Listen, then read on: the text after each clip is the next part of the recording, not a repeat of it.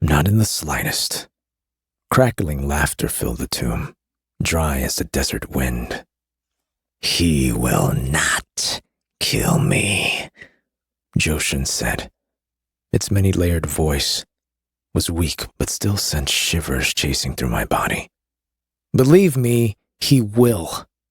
Carrion kicked away a scorpion that was trying to scale the toe of his boot, stomping on it.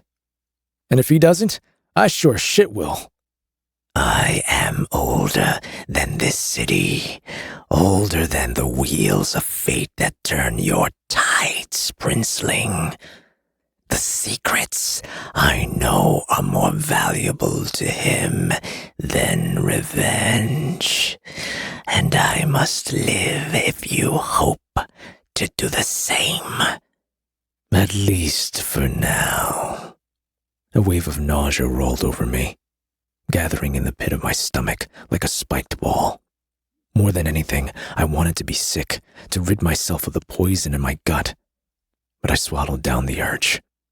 It's right, I admitted. We need it alive. Bullshit, we do!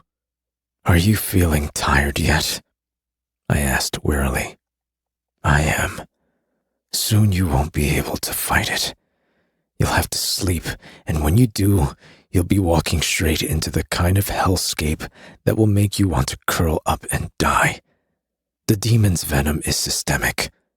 It'll stay in our bodies for the rest of our lives if we don't get rid of it. We'll wake from our sleep, yes, but from this point onward, every time we pass out, we'll be thrust back into that hellscape. The nightmares will get longer. Eventually, either we won't wake up, or we'll go mad and kill ourselves. Is that what you want? Sure. Sounds like a vacation in paradise. Sarcasm dripped from Carrion's words, but there was fear there too. We need to make an anti-venom. Gods, it would be so easy to sit down, to fall asleep right here, right now. I breathed deep, blinking hard. And to do that, we need a dose of venom from the demon.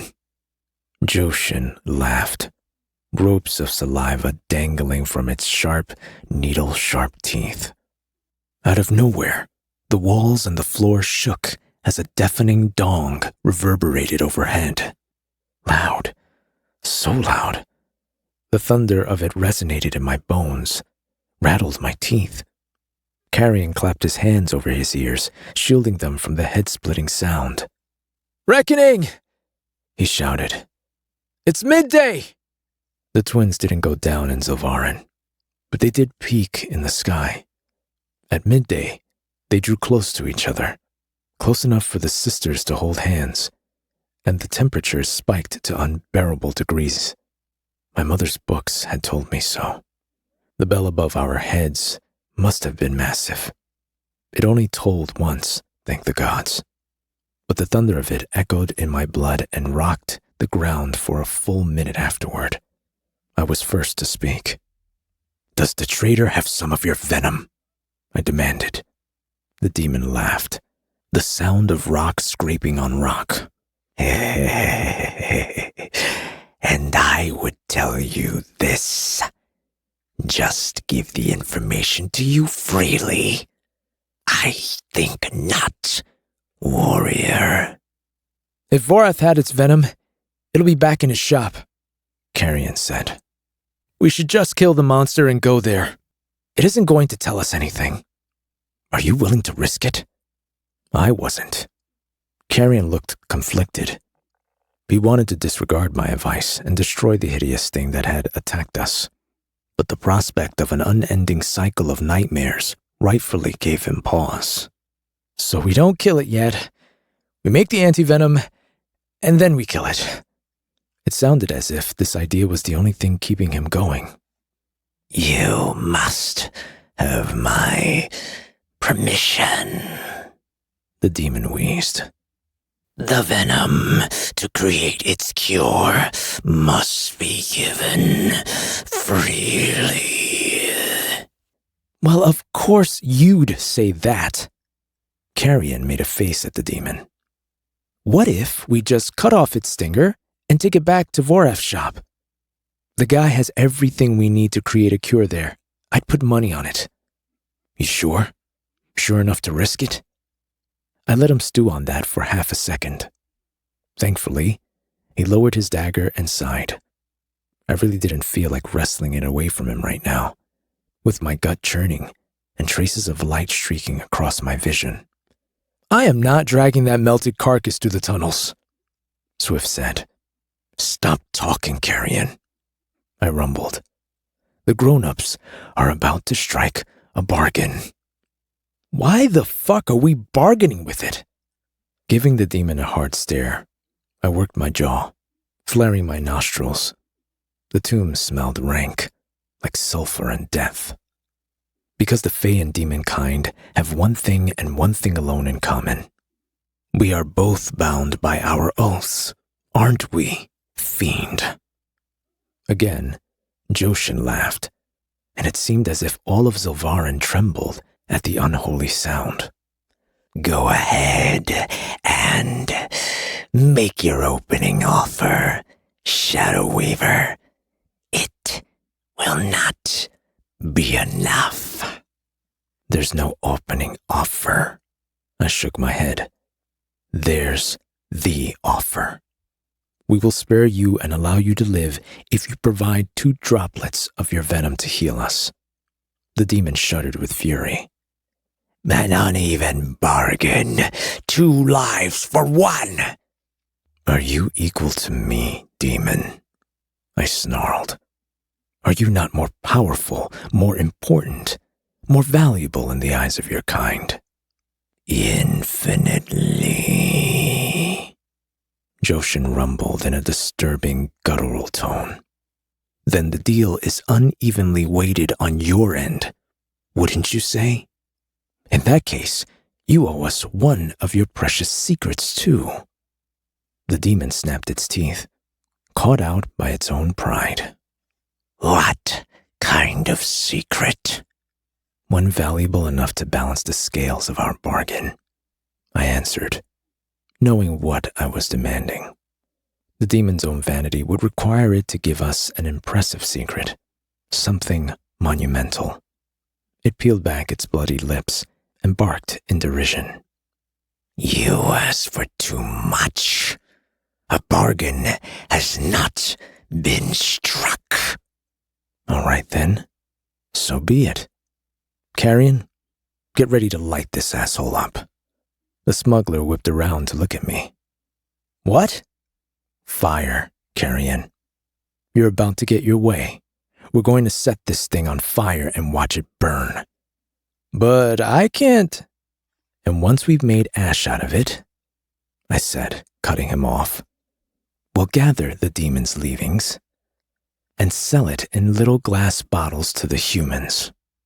We'll tell them it's seasoning for their gruel. Sacrilege! Joshin roared.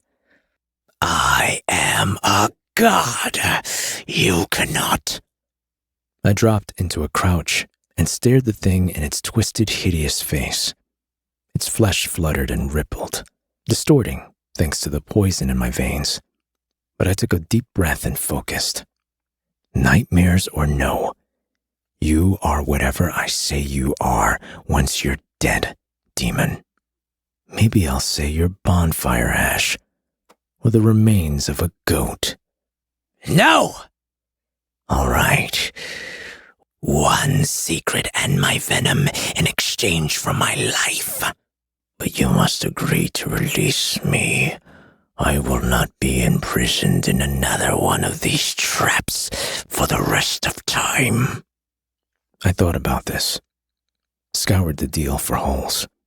It didn't take long for me to find numerous ways to manipulate the bargain to my own advantage. All right, I said. Bleed for it and be done.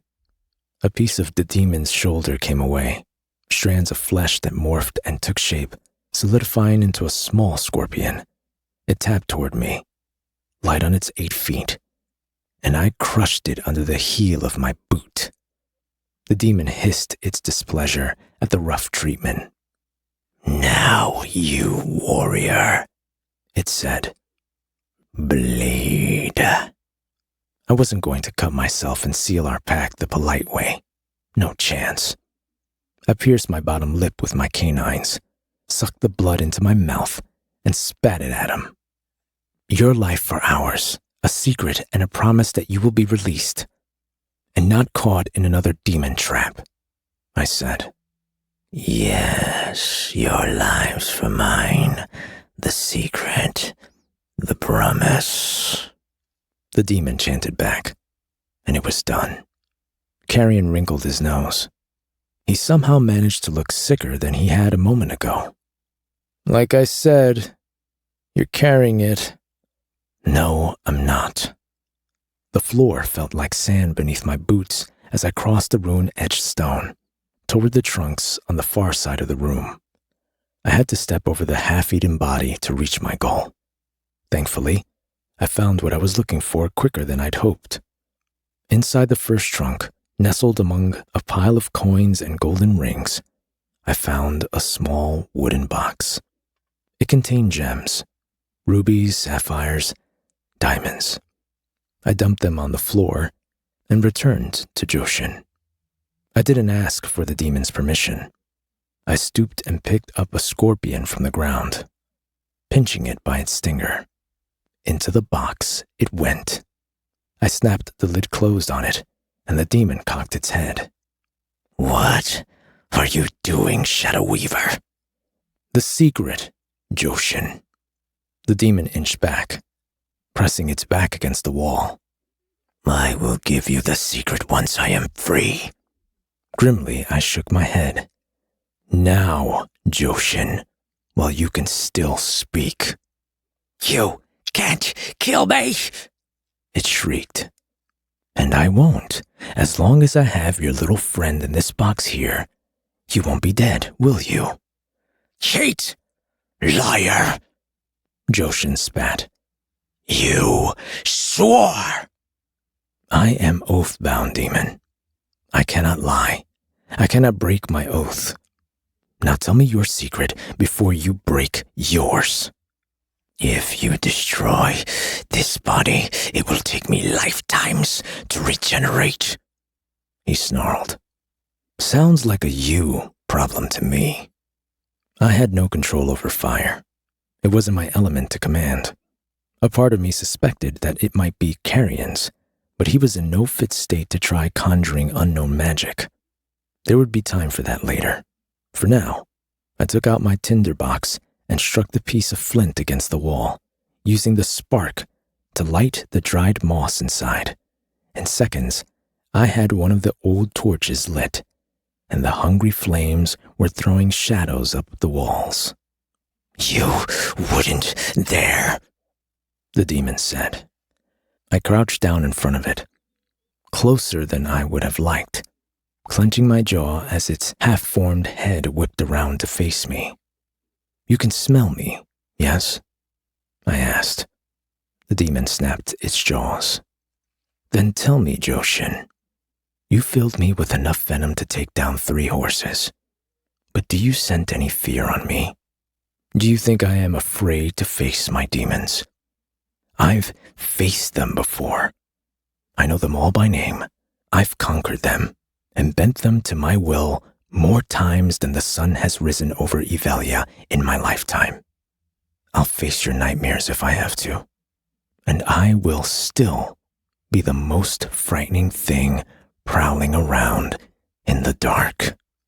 The slits in Joshin's face flared, quivering as the demon tentatively sniffed and then snarled, pulling away. The secret, Joshin, I repeated. It's now or never. The demon let out a cry of frustration, but then it said, Where there is light, there is always darkness, Shadow Weaver. To kill a queen, you will need to visit the darkest of all places. You will need to strike a deal far more costly than this one if you hope to succeed.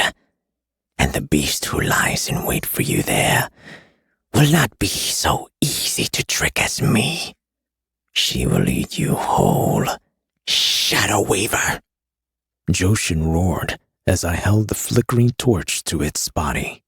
She will tear away your soul and feed on it for decades. The demon lit up like a beacon. With a woof, the flames swallowed what was left of its mangled torso.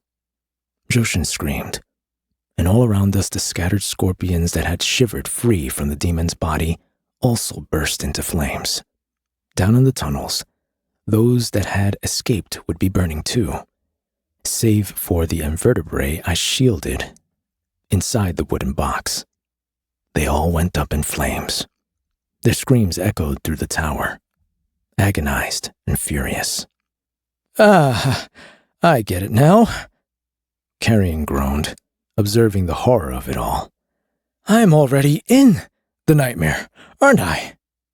I surprised myself by letting out a harsh bark of laughter. No. Unfortunately, that part is only just beginning. Chapter 18. Brother. Saris. Loreth's leathers creaked as he shifted, staring at the vampire. "I never thought I'd see you again."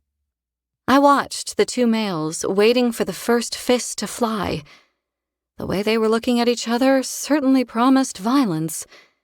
Leaning back against a pillar, Loreth folded his arms casually in front of his chest.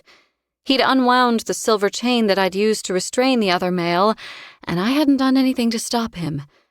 If Loreth deemed it safe to release him, who was I to say otherwise? Foley, this stranger with blue-black hair, pale, soulful cat eyes, and gold that flashed in his mouth every time he spoke, glowered up at my friend from under drawn brows. "I didn't think I'd ever see you here, Loreth, walking around in the open like you're on a god's cursed vacation." He spoke the words without emotion, but there was an anger behind them that ran deep. It charged the air, making the hairs on the back of my neck prickle. Loreth huffed down his nose, looking down at his boots. "It's not like I want to be here, brother," he said. "If you two aren't going to draw blood, then I have a cat to find," Algat sniped. The look she sent me could have killed a dead man twice. "Here, the book that was promised." She held up the tome with the faded black cloth cover that she had stabbed at me earlier. "I can't guarantee you'll find what you're looking for inside it, but then again, what do I care? I'm here from an hour after dusk until an hour before sunrise. Do not return during those hours. You may peruse the shelves, but do not remove any other books from the library without written consent." She held out the book across the reading table. I went to take it, but she snatched it back at the last second. "Do you understand?" She squinted at me through narrowed eyes. "Do I understand that I'm only permitted to enter the library for an hour in the evening and an hour before dawn? In my own court? Yes, I understand perfectly." "Good." Algat shoved the book at me and left. As soon as the stooped Lord of Midnight was gone, Foley rose from his seat. "She's a vampire, Loreth. She's wearing Fisher's dagger like she didn't have to pry it from his cold, dead hands. And the way you're angling your body right now tells me you'd stand against me if I went for her throat again." Loreth looked over his shoulder at me, raising both eyebrows in query. "He went for your throat?" he asked. I shrugged, nodding. "And you don't have a mark on you? Impressive." Foley made a sound of annoyance. "That really isn't the point.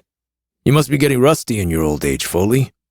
Or perhaps you're just out of practice because you've hidden yourself away in a fucking library of all places." The vampire's hands curled into fists, tension drawing his shoulders up around his ears. "No one comes here," he said. "No one apart from that old witch. This is the only place I can be without causing friction." I held up a hand, laughing quietly. I'd say you just caused plenty of friction." Foley rounded on me, features drawn into a sneer. I wasn't talking to you. It happened fast. The chair behind Foley flew into the air and then crashed down onto the reading table. The vampire was lifted off his feet and flung backward.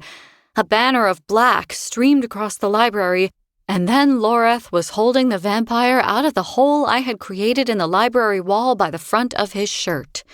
You'd be wise to adjust that attitude, he said. In a flash, I was at his side. Loreth, it's okay. Pull him back in. But Loreth didn't obey. She is a vampire, half vampire, but she's also half fae, and she did not pry that blade from Fisher's cold dead hand. He laughed, shaking his head, as if he couldn't even believe what he was saying himself. He gave it to her. Bullshit. He would never do that. The male was angry, yes, but otherwise appeared unconcerned that he was being dangled precariously over the side of the building.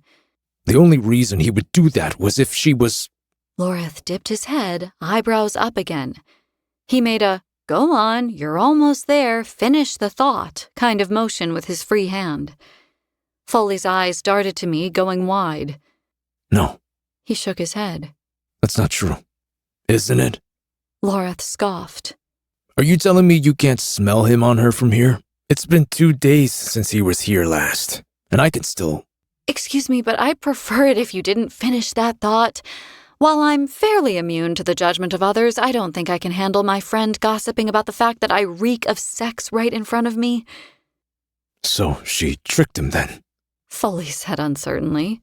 She found a way to control him, but that doesn't explain why you're protecting her like this. She's the enemy, Loreth. The dark-haired warrior glanced back at me again, a crooked smile taking over his handsome face. She's my drinking partner. And since you're the one who left that spot wide open, you don't get to complain about someone else filling the role. She's their queen. He hissed. And apparently, you're a vampire now too, but you don't see me trying to kill you. Really? You're holding me over a 100-foot drop! He cried. Ah, right. The warrior snorted sheepishly, pulling in the other male and setting him back down onto his feet. I'll rectify that, but don't think for a second that I won't launch you back out of that hole if you try to pull anything, he said.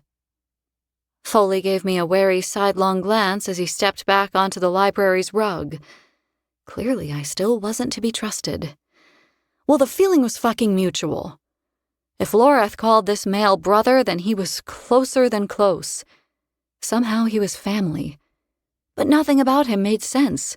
For starters, he was a vampire who hated vampires. I had too many questions to count, and I wanted answers. You look at me like I'm a monster, but I smell blood on you too, Foley. You're just like me. His eyes glittered with malice as he stalked around the table. Not so, he whispered. No? Explain yourself then. How do you know my mate? How is it that you live within this court and yet are not a part of it and not bound by its rules? Foley looked to Loreth, a question on his face. You're telling me she is Fisher's mate, and she doesn't even know who I am? Apparently Loreth had decided that the danger had passed and his friend no longer posed a threat. He sat down heavily in a seat at the head of the reading table, holding out a hand and gesturing to me to hand over the book Algat had given to me. I gave it to him. A lot's been going on lately, he said, cracking it open. Frowning down at the pages, he scanned the text on the front page and then began leafing through the book's subsequent pages. And I hate to break it to you, brother, but you've been gone a long time. We've written to you, sent messengers, tried to visit, and our attempts to make contact have been rebuffed at every turn. So no, you haven't been at the forefront of conversation lately. Foley stood at the end of the table, resting his splayed fingertips against its surface.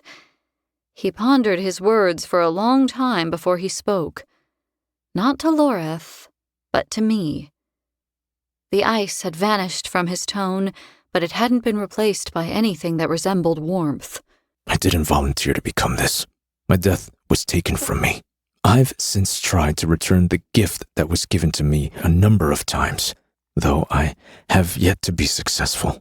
I came to Amontreath when I transitioned because there are no living creatures here for me to endanger, or rather, far fewer warm-blooded folk who might tempt me to give in to my lesser instincts. In answer to your first question, I know your mate. He heaped emphasis on the word as if he still didn't quite trust that the information Loreth had given him was true. Because I once considered him family. He trained me to fight. He saved my life more times than I can count. You saved his life once too, remember? Loreth interjected. Foley bowed his head, waving the memory away as if it didn't matter. In answer to your second question, I'm not bound by the rules of this court because, as Loreth said, I'm not a part of it.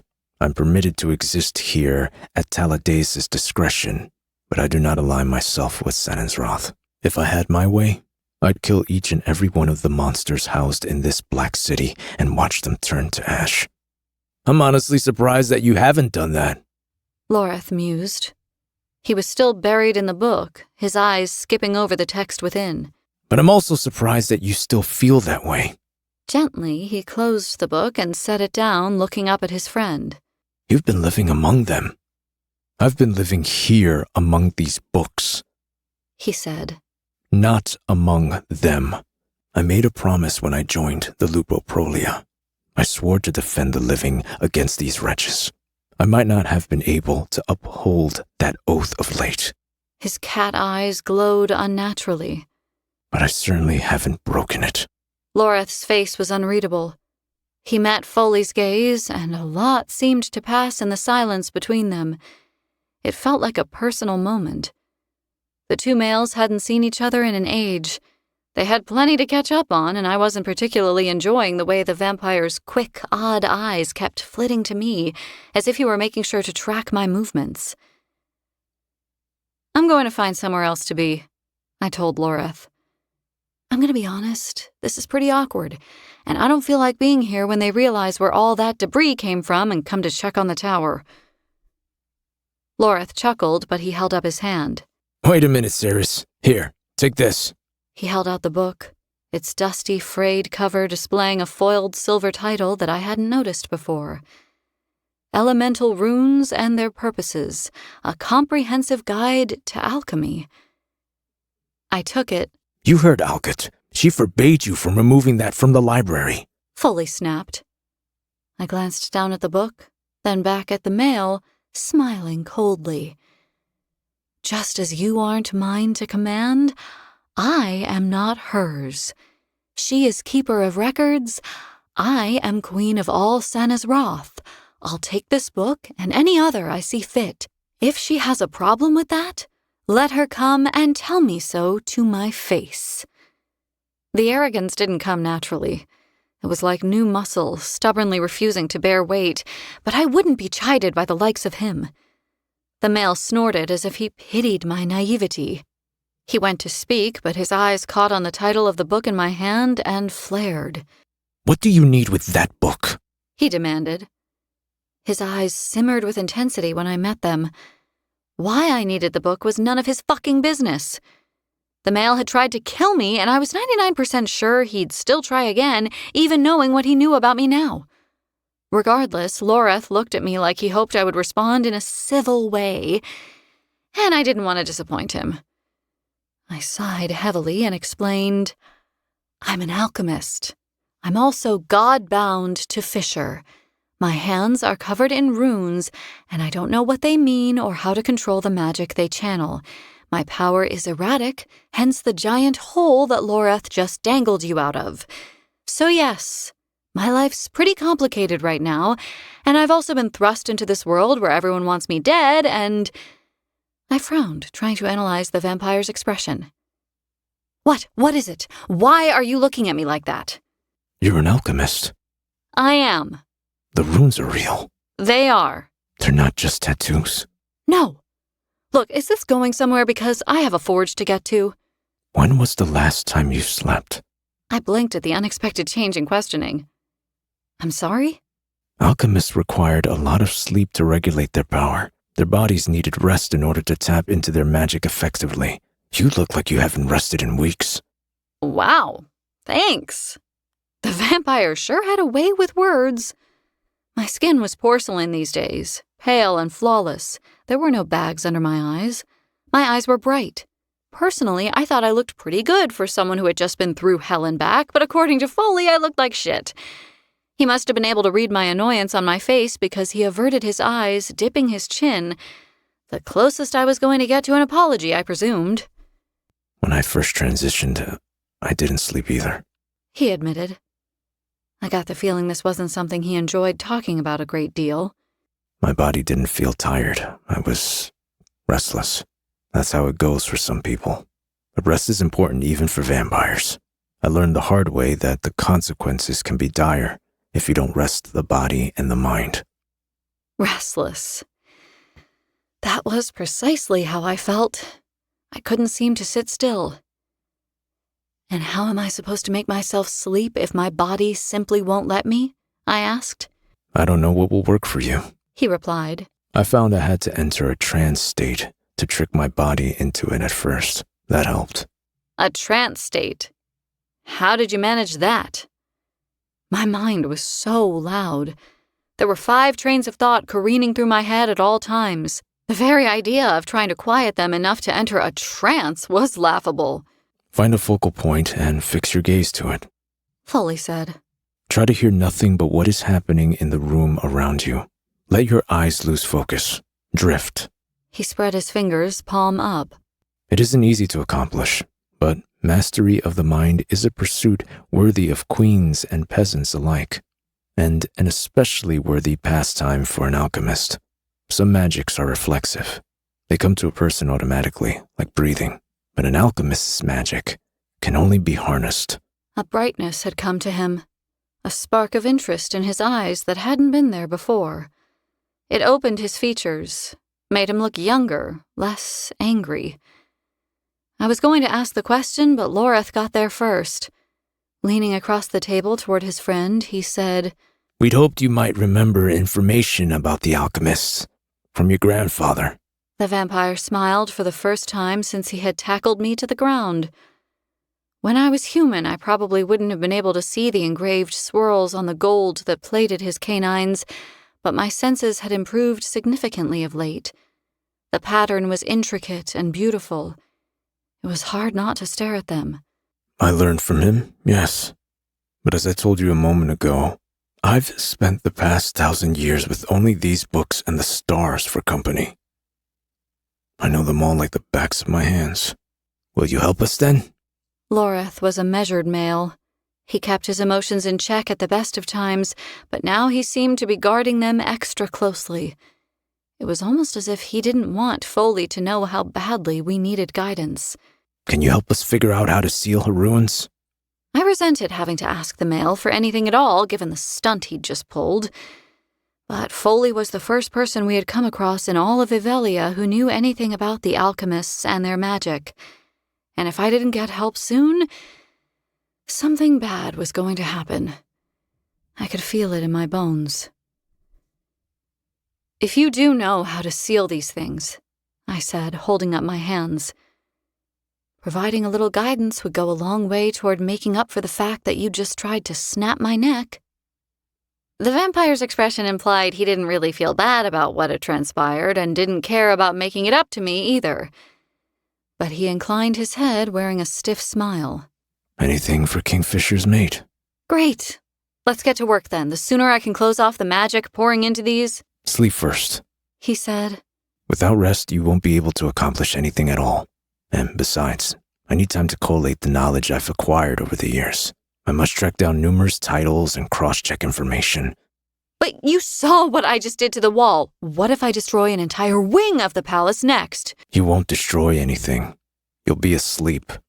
He was firm in his answer, but I tried one last time just in case. Foley...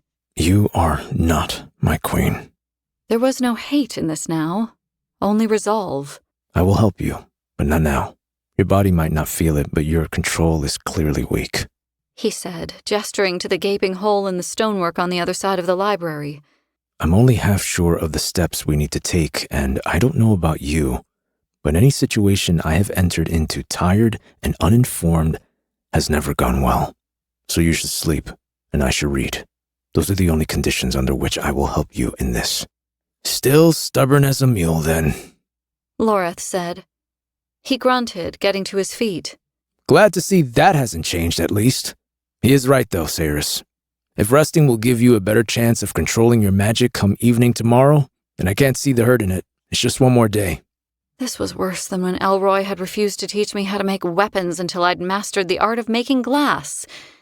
The old man's words damn near rang in my ears even now.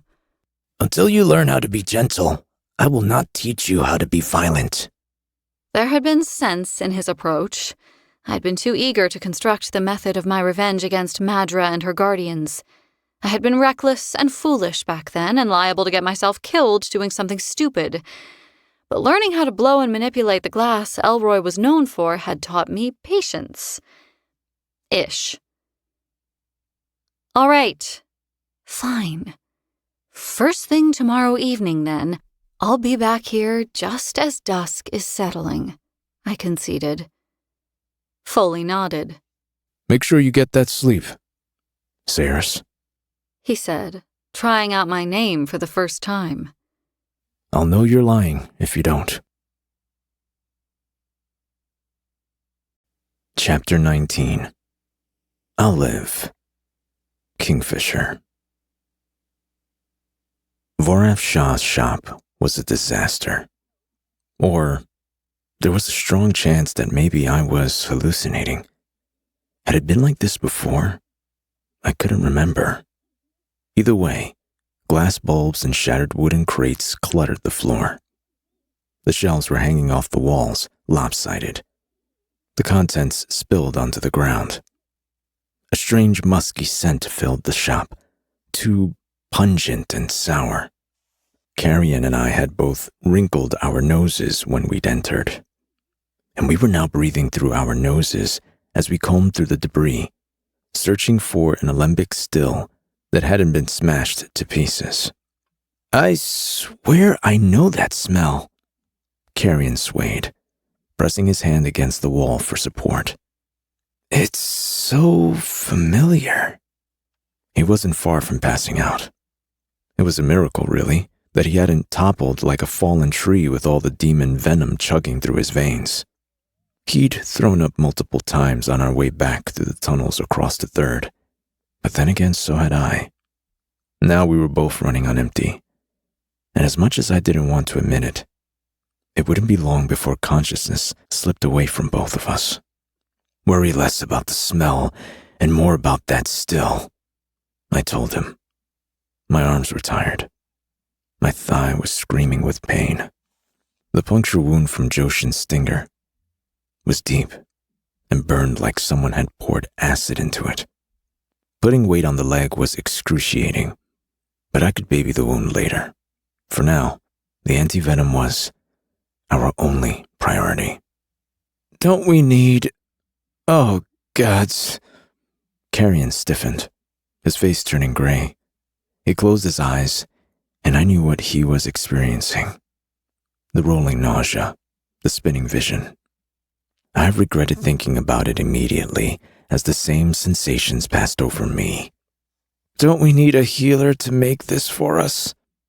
He gritted out. This anti-venom? I kicked a plank of rotting wood out of my way, scattering shards of glass and a pile of fine bluish powder, frustration building as my eyes didn't alight upon a still. No, all warriors know how to make anti-venom. We learn basic healing skills before we even learn how to wield a sword. There are plenty of things that want to poison a person in your kingdom, Your Highness. A warrior needs to know how to reverse a toxin when they find themselves in the frozen woods of Evalia. They won't get very far if they don't. I don't like that, the smuggler groused. Really? I'd say it's really fucking handy that I'm trained in plant medicines. No, not that. He had to take a breath between words. Your Highness, I don't like it when you call me Your Highness. I snorted. You are the true heir to the Winter Throne, are you not? All right. I'll start calling you Lord Collish then, shall I? Not if you want to keep your fucking tongue, I growled. Carrion straightened, looking up at the ceiling as he thought about this. Yeah, I kinda need my tongue. He took a deep breath and then sighed it back out. People do seem to like it. I almost laughed. Almost. Gods, I was losing my mind. The mail was ridiculous. Just keep searching for the still, Swift. For the first time since we'd arrived in Zilvarin, luck decided to favor us.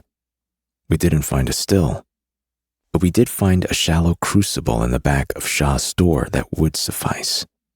The black market trader had a full distiller constructed back there, out of sight from prying eyes, where he had clearly been up to no good. I broke down most of the setup, lit a taper beneath the burner, and got to work. You're too late. Why even bother? My mother was back. She sat on the end of Voref Shah's bench, swinging her legs beneath her long skirts, eating an apple. Her long black hair swirled around her head like she was underwater. You're just like your father, aren't you, darling? Always too late. She took a huge bite of the apple, offering it out to me. No. I shook my head. I don't want it. Is a dead person talking to you right now? Carrion asked. He was bent over by the door with his hands on his knees again. It was probably the only position that helped with his nausea. Yes, I told him. Oh, good, he said in a high-pitched voice. I thought that was just me. Whatever phantoms were haunting Carrion, he chose not to share, and I chose not to pry. A male's ghosts were his own business, and I was having enough problems with my own. Well, look at you, putting people in the line of danger again. I cut the palm of my broken hand, 2 inches long, at least half an inch deep, and clenched my hand into a fist as best I could, grunting through the pain. Blood welled in the crucible's bowl, gathering quickly.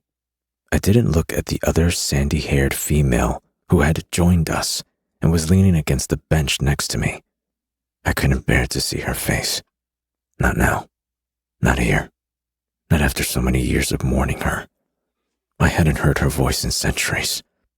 The sound of it now, familiar, knocked the wind out of me. It hurt more than everything else I'd endured today combined.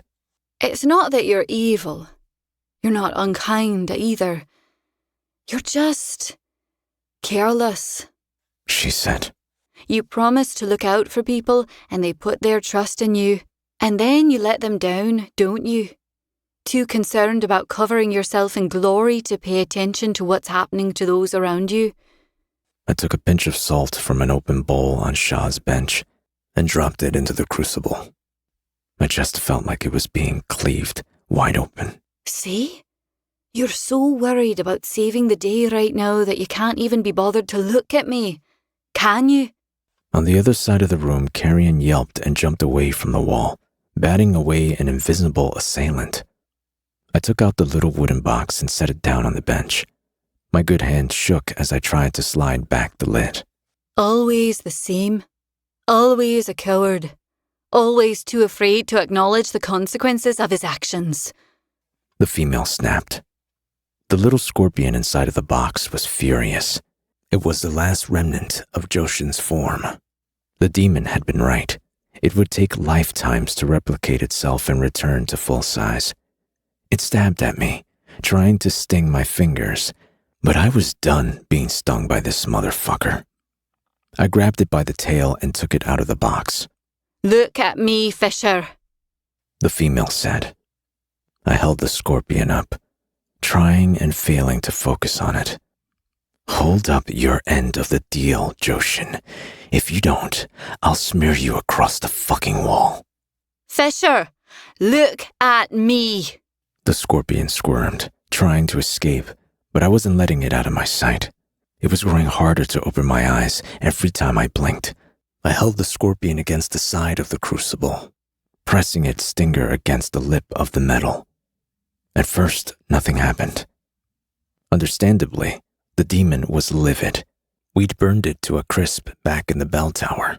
Its true form had died screaming, and this little piece of the demon had felt it all. It didn't want to oblige me by producing some of its venom, but it would die for good if it didn't. Petulantly, the scorpion struck the side of the crucible at last, and a thin stream of clear liquid beaded and rolled down into the blood and salt. As soon as the task was done, I shoved the scorpion back into the box, careful not to let it escape. Back into my pocket it went. Kingfisher, look at what you did to me. I spun without thinking.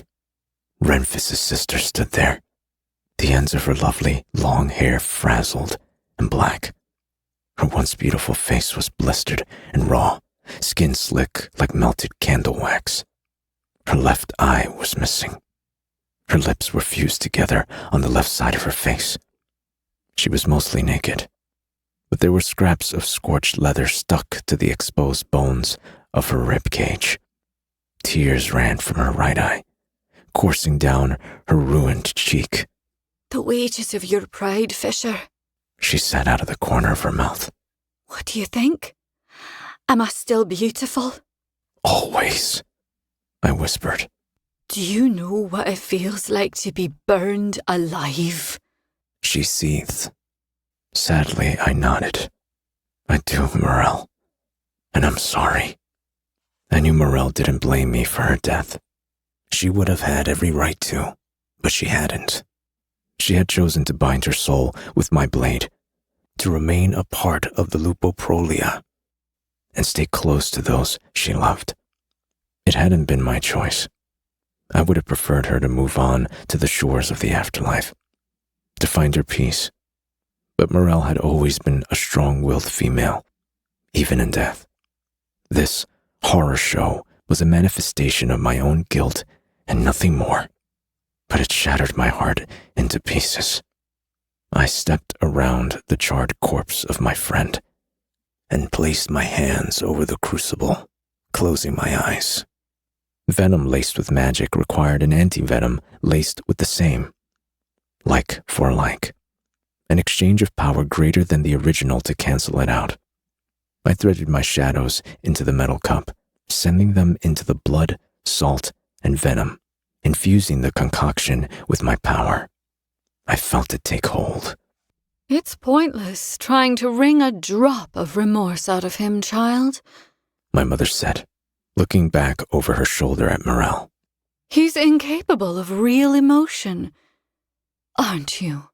This wasn't going to be pleasant, but it would work. I collected the crucible and tipped its contents into 2 dusty cups. That's what you're afraid of, isn't it? My mother spat. That you'll have to truly feel the weight of everything you've done if you really want to love her. The hate, the shame, the horror. She didn't say Cyrus's name. Didn't need to. The female eating the apple on the bench was me. I knew exactly who she was talking about. I faltered, suddenly unable to lift my own feet. I know I'll have to do that, I muttered, but I'm not afraid. She's worth it. I walked through the image of my mother, leaving her behind as I crossed the room. Stop! No! Don't! She's sick! Please, please, please don't take it. I can't help her without it. I'll do anything, please, I promise. Carrion's eyes went wide when I put my hand on his shoulder. His pupils refocused. Whatever he had been seeing vanishing as he realized I was standing in front of him. You've done it? He panted. I have. He took the cup I handed to him, peering suspiciously at the liquid inside. I've never considered drinking your blood before now, Fisher. But I've got to say, I'm pretty fucking excited about this. I clinked my cup against his. You're welcome, Swift. We both downed the concoction, it immediately began seizing. My bones were broken. All of them. They had been badly set, their edges scraping against my flesh. My stomach churned with acid, my eyes burning so badly that I almost wished I was blind. But I was alive. Do you ever wake up sometimes and think, gods, wouldn't it be nice if I hadn't just gone toe-to-toe with the scorpion demon from hell? Carrion croaked. Ha! I pressed my good hand against my solar plexus, curious to see if the pressure might ease the stabbing pain there. It did not. More often than I'd like. We were sprawled on the floor, lying among the broken glass and destroyed furniture. We'd been here for at least an hour, twitching and spasming and foaming at the mouth. The fates must have been feeling particularly vicious today, because we'd been conscious the entire time, as the antivenom had wrought its work. Slowly, I closed my eyes. How do you feel? Shitty? Carrion answered. His voice was stronger now, though. His breathing didn't sound as labored as it had 20 minutes ago. You? He asked. Shitty, I agreed. Are you still seeing dead people? I took a moment to answer. Then, no. Me either. Congratulations. Thanks, appreciate that. He shifted the sound of broken glass crunching underneath him. If I lie here for much longer, I'm going to pass out. And I do not want to pass out here. Me either. Carrion made a pained sound as he slowly dragged himself up into a sitting position and then miraculously up onto his feet. Come on then, let's go.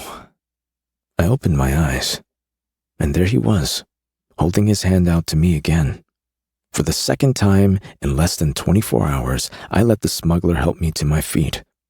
But this time, I was too tired to scowl at him all that much. Careful, last time I was home, there was a bartender in my bed. There's a good chance she still might be here. Carrion ducked his head, scooting through the window he'd just jimmied open, disappearing into the darkened room beyond. I was drenched in sweat. According to Swift, reckoning wasn't as hot as usual today, but the heat was hellish. Moving through the Third's deserted streets had been easier, though. The people of Cyrus's ward knew to find shade during the hottest part of the day, when life slowed and those who were smart found a place to rest for a few hours. I followed Carrion, vaulting through the window and immediately wishing I'd taken it slower, cradling my broken hand to my chest. The rooms were quiet. Still, there wasn't much by way of furniture within. A chair, a desk, a bed. The kitchen was small, but there were pots stacked, neat and clean on the counter.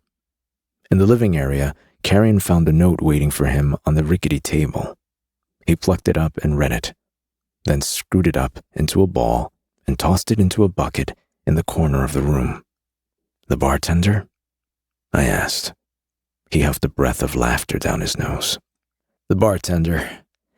I am now officially banned from the Dusty Crab. Shame. Olive, the smuggler grunted. They do have the best whiskey in the ward, though. Speaking of which, he headed into the kitchen. Cupboard doors squeaked open and thunked closed. When he came back, he was carrying 2 cut glass tumblers half full of pale amber liquid. He didn't ask if I wanted the drink. Even a priest chained tight to his morals would need one after what we'd just gone through. I accepted the glass and threw back the liquor inside, and Swift did the same. The alcohol burned, much like Joshin's venom, but this time, the sensation was self-inflicted, so it didn't count. I considered the glass, processing the past few hours. We had our silver, bags of it, courtesy of the trunks stowed in the bell tower. But gods above, it had cost us. She made that, you know? I looked up. Carrion was propped up against the side of his small dining table. leaning his hip against it. He gestured tiredly toward the glass. You had her hammering out Quicksilver, but she made other things before. The man who gave her work after her mother died, Elroy, he makes incredible etched glassware. Delicate. Sells them to the people in the hub. The stuff Saris made was never fine enough for the likes of them, but they were more than good enough for the people of the Third. Suddenly, the glass in my hand became brand new. It was a lovely thing. Small. The rim was embellished with a wound glass rope. A pattern was engraved into the sides of the glass, depicting a tower that looked an awful lot like Madra's palace being engulfed in flames. Dogs with curled tongues chased each other around the glass's base. She had made this. When I'd found her, I'd been full of panic. How was this woman, this human, the person I was supposed to fall in love with? How was I going to protect her from the kind of life I lived? She had surprised me. Where I had thought her weak, she was strong. Her heart was bigger than the horizon half the time, too big for her own good. I'd misjudged her. She was incredible. For 25 years, she had survived this harsh place and still had fire enough in her soul to create the kind of art that would undoubtedly have cost her life were it to end up in the wrong hands.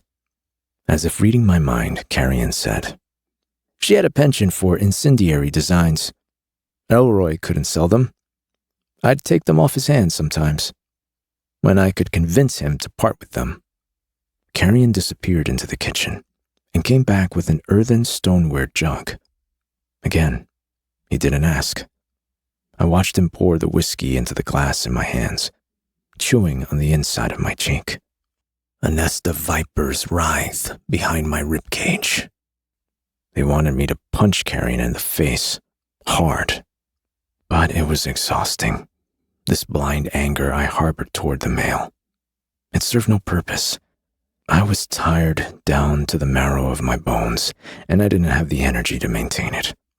I knocked back the shot and set the glass down carefully, still staring at it. Her hands had touched it. Her hands had made it. That made me feel... fuck. I just ached for her. I wanted her here, next to me. I wanted to hold her.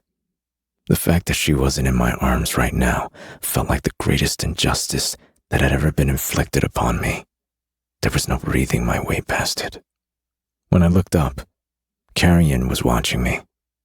Go on, he said. Ask. It was beneath me to pretend that I didn't know what he was talking about. So, I asked, are you in love with her? He let his head drop, laughing quietly as he pulled out a chair at the table and sank down heavily in it. Stretching his legs out in front of himself, he rested his hands on his stomach, one on top of the other, and he looked up to meet my gaze. No, he said simply, and then immediately, yes? Heat flared up inside me, making my throat close. It's not a simple thing, Fisher. She's, well, spectacular, I whispered. The smile that spread across his face was sad. Right, exactly. She always has been. When other people are full of the kind of fire that burns inside her, it eats them alive. It hollows them out until there's nothing left inside them but the fire. They burn everyone around them with it, until all that remains is scorched earth. But not Saris. Her fire keeps others warm in the cold dark. It's a strength, not a weakness. Being around her reminds you that you're alive. It made me want to vomit, hearing him talk about her like this. But he wasn't saying anything that was untrue. If I could see how incredible she was after knowing her for such a short time, then how the hell could I expect him to be blind to it when he had known her for years? No, I couldn't blame the male for seeing what was obvious. I could only pity him that she wasn't his and be fucking thankful that she was mine. I could have loved her, truly. Carrion said softly. But this place broke me centuries before Ceres was born. I made the mistake of letting myself fall for a human once. And believe me when I say that once was enough. A long time ago, someone told me that the pain of loss was a temporary thing, that it would soften as the years went by, until the ache became an old friend that felt comfortable to be around. But the person who told me that was human. He sighed the kind of sigh that had been held in for 1,000 years. I didn't have much to go on when it came to my kind, but it always seemed to me that the Fae must experience grief differently from humans. Humans live for such a short time. It made sense that their pain visited them and left soon enough after. It would be cruel, would swallow up their entire lives otherwise, but for me, he shook his head, looking down at his hands. Every year that I live, seems the magnitude of my loss eclipses the last. So, yes, I love Ceres Fane, because she's electric and fierce and loyal, and being around her brings the world back into focus. But I'm not in love with her, Fisher. I tried, but my heart was just too full of sorrow to make room for her. The fire in my chest had gone out as the smuggler was speaking. Renfis would have had something profound or comforting to say in this situation, but I knew the eternal well of grief, how deep it ran, on and on forever, so I just nodded. It was all I had to give to him, my understanding and my presence. I dragged myself over to the chair in the corner of the room and sat, my broken hand singing with pain as I tried to hold the glass that Ceres had made in it. "You barely even flinched today," the smuggler noted. "The pain of that venom, the pain of your dead." He didn't say anything for a moment. But then he asked, "Will you show me?" "Show you? How to close it off? To shut it all down, so I don't have to feel it anymore?" Sinners. I puffed out my cheeks, unable to look at him for a moment. "No, Carrion, I won't." "Why not?" He sounded like I'd just kicked him. "There's only one way to learn how to endure pain the way I have. You have to suffer through it, again and again and again. It galvanizes you, tempers you like steel, but I wouldn't wish the kind of pain I've lived through on anyone. I've borne it because I had to, and for no other reason. Feel the pain you've been given, Carrion. Don't be fool enough to ask for more. It's a curse I would spare you from. Believe me." Chapter 20. Huntsman. Ceres. There was a crack in the wall. A tiny one, only an inch long or so. I stared at it until my eyes played tricks on me and the marbling in the obsidian walls began to melt. 5 feet away, in front of the fire, Onyx was curled into a little ball, snoring loudly. He didn't have any trouble passing out, of course. Life was simple for him. His brain didn't have countless questions and concerns bouncing around inside it. An hour passed. Another. I was ready to sob when at last my restless exhaustion finally pulled me under. Falling asleep didn't feel the same as it used to, though. This was more like consciously stepping from one room into another. One moment I was sitting on the floor of my rooms, resting against a mountain of cushions, and the next I was somewhere else. It was snowing. The light was waning, the same kind of half-muted dusk that washed the walls of Kalish a pale gray right before evening fell. The air was thick with pine and smoke, so cold that it stung the inside of my nostrils. I found myself overlooking a narrow valley blanketed with snow. A shallow stream cut through it, only a couple of feet wide, the water burbling and flowing swiftly. On the hillside, halfway up the valley side in a clearing, stood a small cottage with white painted walls and smoke trickling from its chimney. Thwack, thwack, thwack. To the left of the house, a figure moving in a repetitive, jerking way. Thwack. It was Fisher. I knew it was him the moment I saw him. I set off running without a second thought. The cold pierced my lungs and bit at my cheeks. I skidded in the snow, losing my footing again and again, but I scrambled up and kept running. I couldn't breathe by the time I reached the pathway to the cottage. Thwack, thwack. He was there, up ahead. It was freezing, but my mate apparently wasn't affected by the cold. His black pants were slung low on his hips, his feet bare. He was shirtless, too. Black ink swirling across his sweat-slicked shoulder blades as he swung an axe around, one-handed, bringing it over his head and down onto a block of wood, splitting it into two. Thwack! His hair was damp, wavy and thick, brushing the tops of his broad shoulders as he kicked aside the split wood and collected another large piece from a stack next to the cottage. Setting it down, I watched the muscles in his back shift and move as he brought the axe up and swung it around and down again, splitting that piece too. Thwack! I spoke his name softly inside my head rather than out loud. Fisher? My mate stilled. His shoulders tensed, head angled slightly, tipped to one side as if he were listening. Ceres? I couldn't help myself. I started to run again.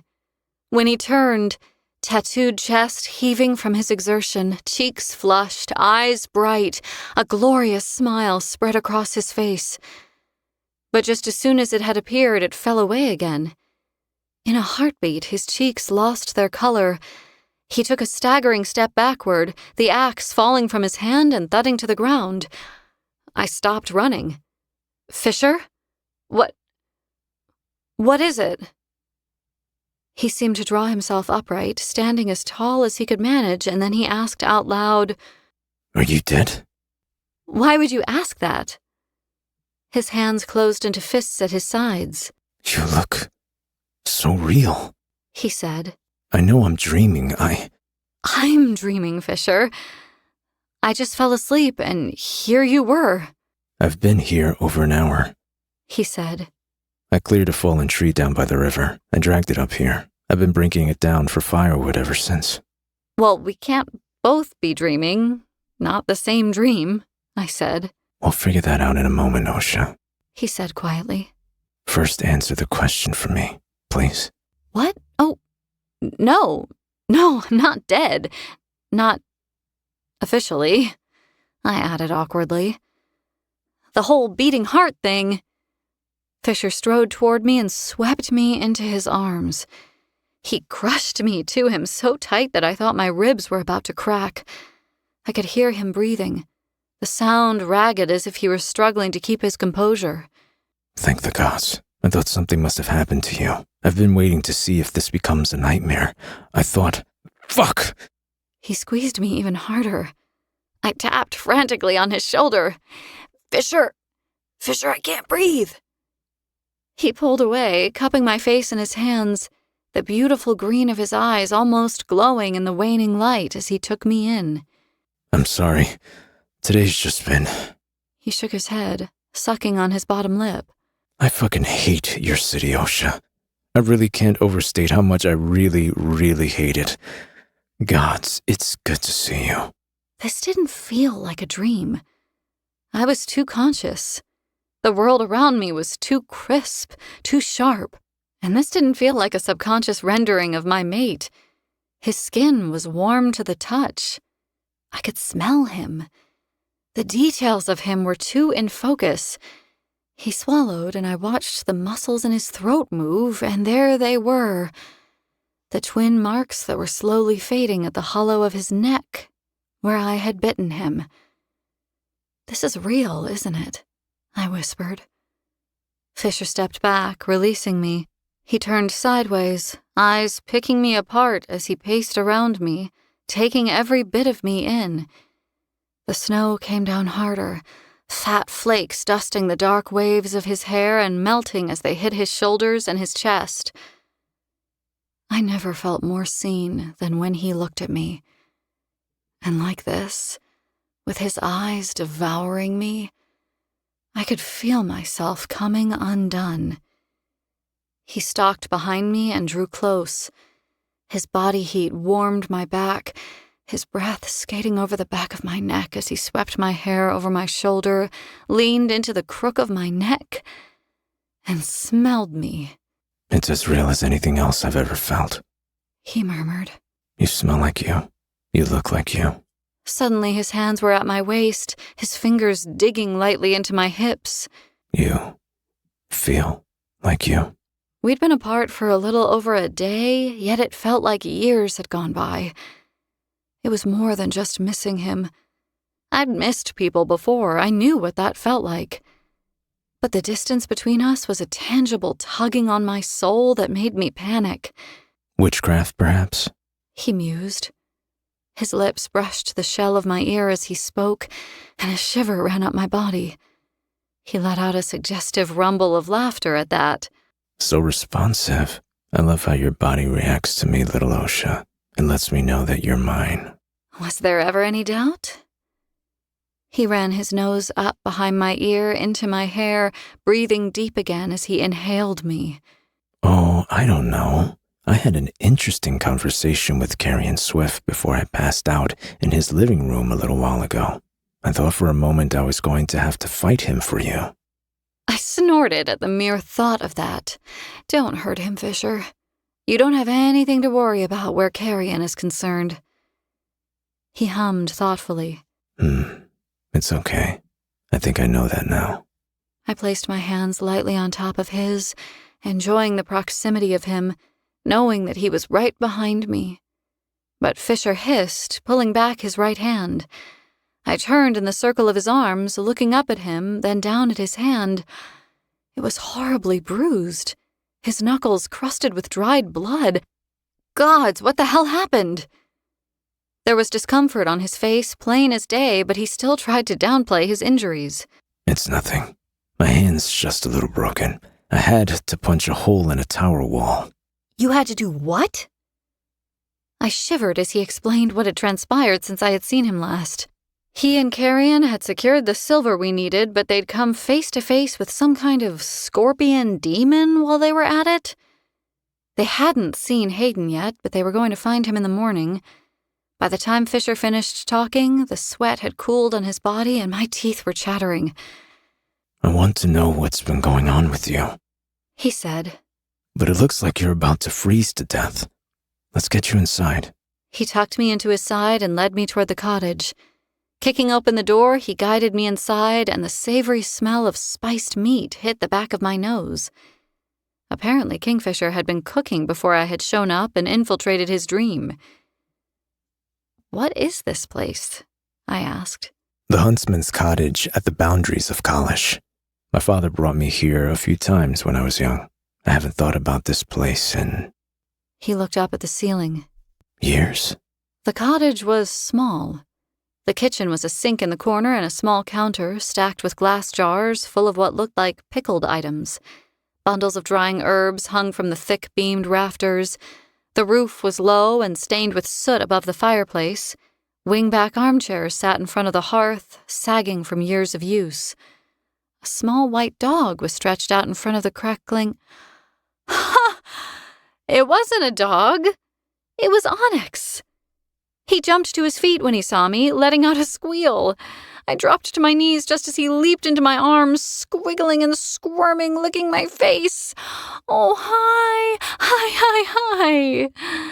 I'd been with him just minutes ago when he was reacting like he'd been waiting for me to show up for years. How... His tongue went into my ear. I pulled back, trying to block him with my shoulder, but he quickly skirted around it and did it again. Ah! How is he here, too? I laughed. Onyx bolted across the room and snatched something from the armchair by the window. He shook his prize as if it were a squirrel he'd just caught, then deposited it into my lap. A length of green silk ribbon. A present, it seemed. Still hovering in the doorway, still unbelievably shirtless, my mate sighed, folding his arms across his chest.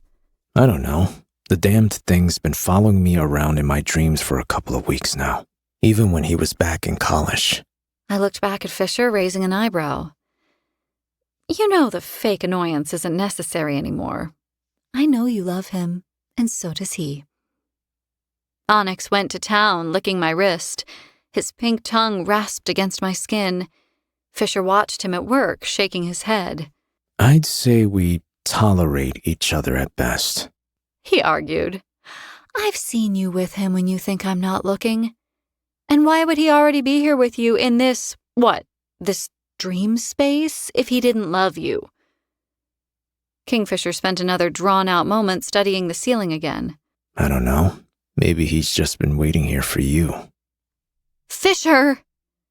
Onyx jumped up, putting his paws up onto my shoulders and started rubbing the top of his head against my jaw. Just accept it. My fox is your fox, too. He didn't say anything, just growled, making a face as he kicked the cottage door closed. The simple act of him crossing the room to stand by the fire had me holding my breath. How could you fall in love with someone because of something so simple as crossing a room? Was it because of the way his skin was dotted with goosebumps now? Was it the way the muscles clenched in his jaw as he stooped down to tend to the pot that was bubbling over the fire? Or the small lines that formed between his brow when he was concentrating? Or the way he caught me watching him and gazed at me over the top of his shoulder, smirking? Holy shit. I was so fucked. Every single thing this male did made me want him. Made me want to scream, made me want to... Haven't you learned your lesson yet, Osha? Fisher rose from the fireplace and slowly paced across the threadbare rug toward me. He stood before me, his powerful thighs at my eye level. I looked up at him, trying not to get caught up in the fact that I had to bypass the wall of muscle that made up his stomach and his chest before I could reach his eyes.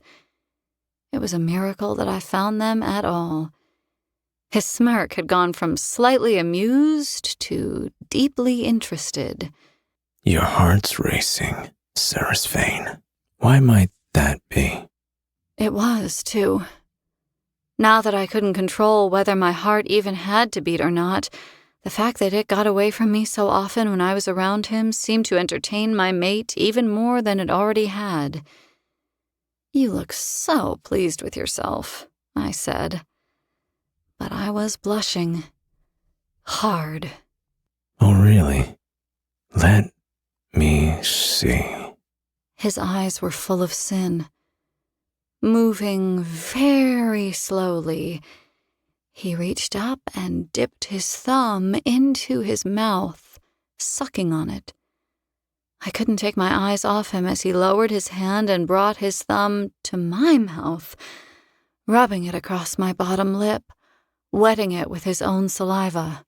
The most unique, most beautiful creature in the entire realm, on her knees in front of me, looking up at me like she's feeling feral and might just like to fuck me.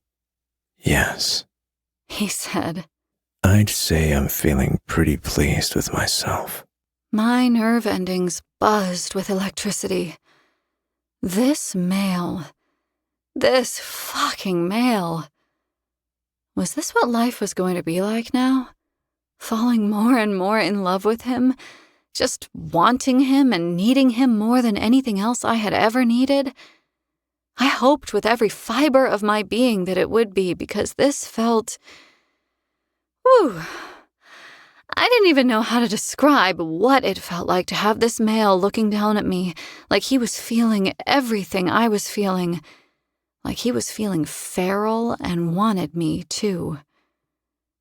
Onyx saw a moth and darted from my lap, pouncing after it, forgetting me for the moment. I reached out for Fisher, wrapping my hand around his ankle, just needing to feel his skin against mine. His pant legs were wet. The tops of his feet were cold. He studied the point where I held him, smiling softly as a tendril of black ink swirled down my fingers and pooled on his skin, twisting and turning as it chased around his ankle and then disappeared underneath the cuff of his wet pants. I looked up at my mate in amazement. What the hell was that? Did I just give you a tattoo? He smiled, arching a dark brow at me. Looked like it. I thought... Wait, so that doesn't only happen when we're having sex? Fisher chuckled as he tugged the bottom of his pants up as high as they would go over his muscled calf, revealing half of what appeared to be ornate inkwork of a dagger. He nodded approvingly, shooting me a wink. Nice. Fisher! Is this going to happen every time we touch each other? The bastard was trying not to grin. There was really no need for him to be so goddamned smug right now. He stroked his fingers along my jaw, curling his index finger and using it to lift my chin higher so that my gaze met his. No, it won't happen every time, Osha. His smile grew in size despite his visible efforts to leash it. It'll only happen when you're thinking. He ran his tongue over his bottom lip. Very bad thoughts. After everything we'd done with and to each other, how was it that he could still make me blush like a little girl? Why did I want to hide from the suggestive, raw lust on his face? I wasn't thinking anything, I protested. I just touched your ankle. Hey, it's okay. Some people have a thing for feet, and mine aren't as hairy as most people's. The wicked glint in his eyes let me know that he was teasing me and loving it, but I couldn't let it stand. I do not have a thing for feet. It's okay, Cyrus, really. I could understand how touching any part of me would drive you to distraction. Gods! I tried to slap his leg, but he darted out of my reach, flashing sharp canines as he laughed. You can stop being so arrogant, too. I was both vampire and fae. I had excellent vision now, but all I saw was a blur of shadow and light as Fisher sped forward and took me by the throat again. His fingers pressed into the side of my neck ever so slightly as he rubbed his thumb back and forth over my jawline. He was all seriousness now, his smile gone. I'm not arrogant. I'm fucking proud. I hear how your pulse quickens when you touch my body, and it makes me feel fucking invincible. You can hear my pulse do the same when I touch you, can't you? Holy fuck. He was trying to kill me, I swore it. His grip around my throat tightened a fraction. Stop protesting. Own it. All right, yes. I can. I do. Fuck. He had me breathless and back to front for him, and he knew it. His eyes simmered with desire as he crouched barefoot in front of me and cupped my face again with his uninjured hand. I don't know what this is right now, he said, gesturing to the cottage around us. But it feels like a gift. We're alone. It feels safe. It's snowing out there. We have the fire and food is cooking, and the fox is chasing insects. This is all I need, Cyrus. Something simple. And you. I'm claiming you, Osha. Come on, you're coming with me. The bedroom was nowhere near as luxurious as his room at college. The bed barely looked wide enough to fit the both of us, but that didn't matter. There were plenty of sacrifices I would willingly make to spend time naked with this male, and a decent-sized bed was the least of them. He was already half naked from his wood-chopping adventure earlier, which meant that most of the undressing needed to happen on my end. Kingfisher took care of that. He'd used his shadows to divest me of my clothes in the past, but not now. He used his hands, and he damned well savored the task. He flinched every once in a while, his broken hand causing issues, but he wouldn't abandon his mission no matter how hard I objected. When he pulled my shirt over my head and then leaned into me, he wrapped my braided hair around his good fist and pulled my head back so that my mouth tipped up to meet his. If you think a broken hand is going to stop me from fucking you properly, Osha, Then please. He spoke against my mouth, his lips brushing mine, his breath fanning over my face. Let me disabuse you of that notion. He fell on me with a snarl that made the air rush out of my lungs. He lifted me off my feet and slammed me up against the cottage's wall. A portrait of a very dour-looking fey female wearing a black high-necked dress fell to the ground, its frame splintering at Fisher's feet as he pushed his way between my legs and settled himself between my thighs. I could spend the rest of eternity right here and die happy. He rumbled. I could fuck you and feast on you until the ages turned and the suns all died and burned out in the skies, and I still wouldn't have had enough of you. He hiked me higher up the wall, bowing himself over me so that he could kiss the hollow of my throat. I hissed through my teeth when the heat of his tongue met my skin, trailing upward toward my ear. When he caught my earlobe between his teeth and tugged, my back arched away from the wall, and I was suddenly very, very aware of how hard he was between my legs. Could this kind of thing happen in a dreamscape? Was it even possible? It certainly felt like it. If Fisher could chop wood and he could hold me and kiss me here, then it stood to reason that he could fuck me here too. Thank the gods, I chanted in my head. Thank the fucking gods. Don't thank them, came Fisher's low, resonant reply. Thank me. I'm the one who's about to make you scream. His hands were in my hair. He bared his teeth, flashing elongated canines as he knocked his injured hand again. But when I tried to take it in my hands to look at it properly, he breathlessly shook his head. Not yet. I need to feel it a little longer. It didn't make sense to me, but I shrugged, letting him have his pain. Fisher cradled my lower jaw, gripping my face between his thumb on one side and his index and middle finger on the other. You're so fucking beautiful, he whispered. You've existed in my mother's drawings for most of my life, but you were never real to me before. I didn't believe. His eyes were wide and full of awe. I had no idea what you would mean to me. I had no idea what I would do to keep you safe. When I close my eyes, you are all I fucking see, Saris Fane.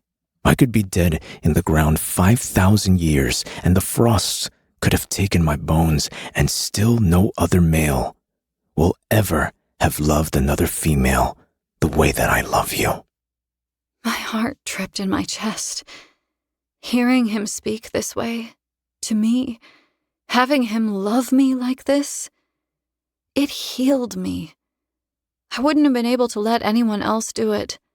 The intensity of the emotions I experienced whenever I was with him would have terrified the hell out of me. I would have run. But it was different with him. He was larger than life, stronger, more powerful. He was bigger than the swell I felt in my chest whenever I heard him say those 3 words, I love you.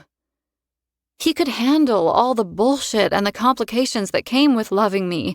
He knew me, saw me, was capable of holding the both of us together if it all became too much.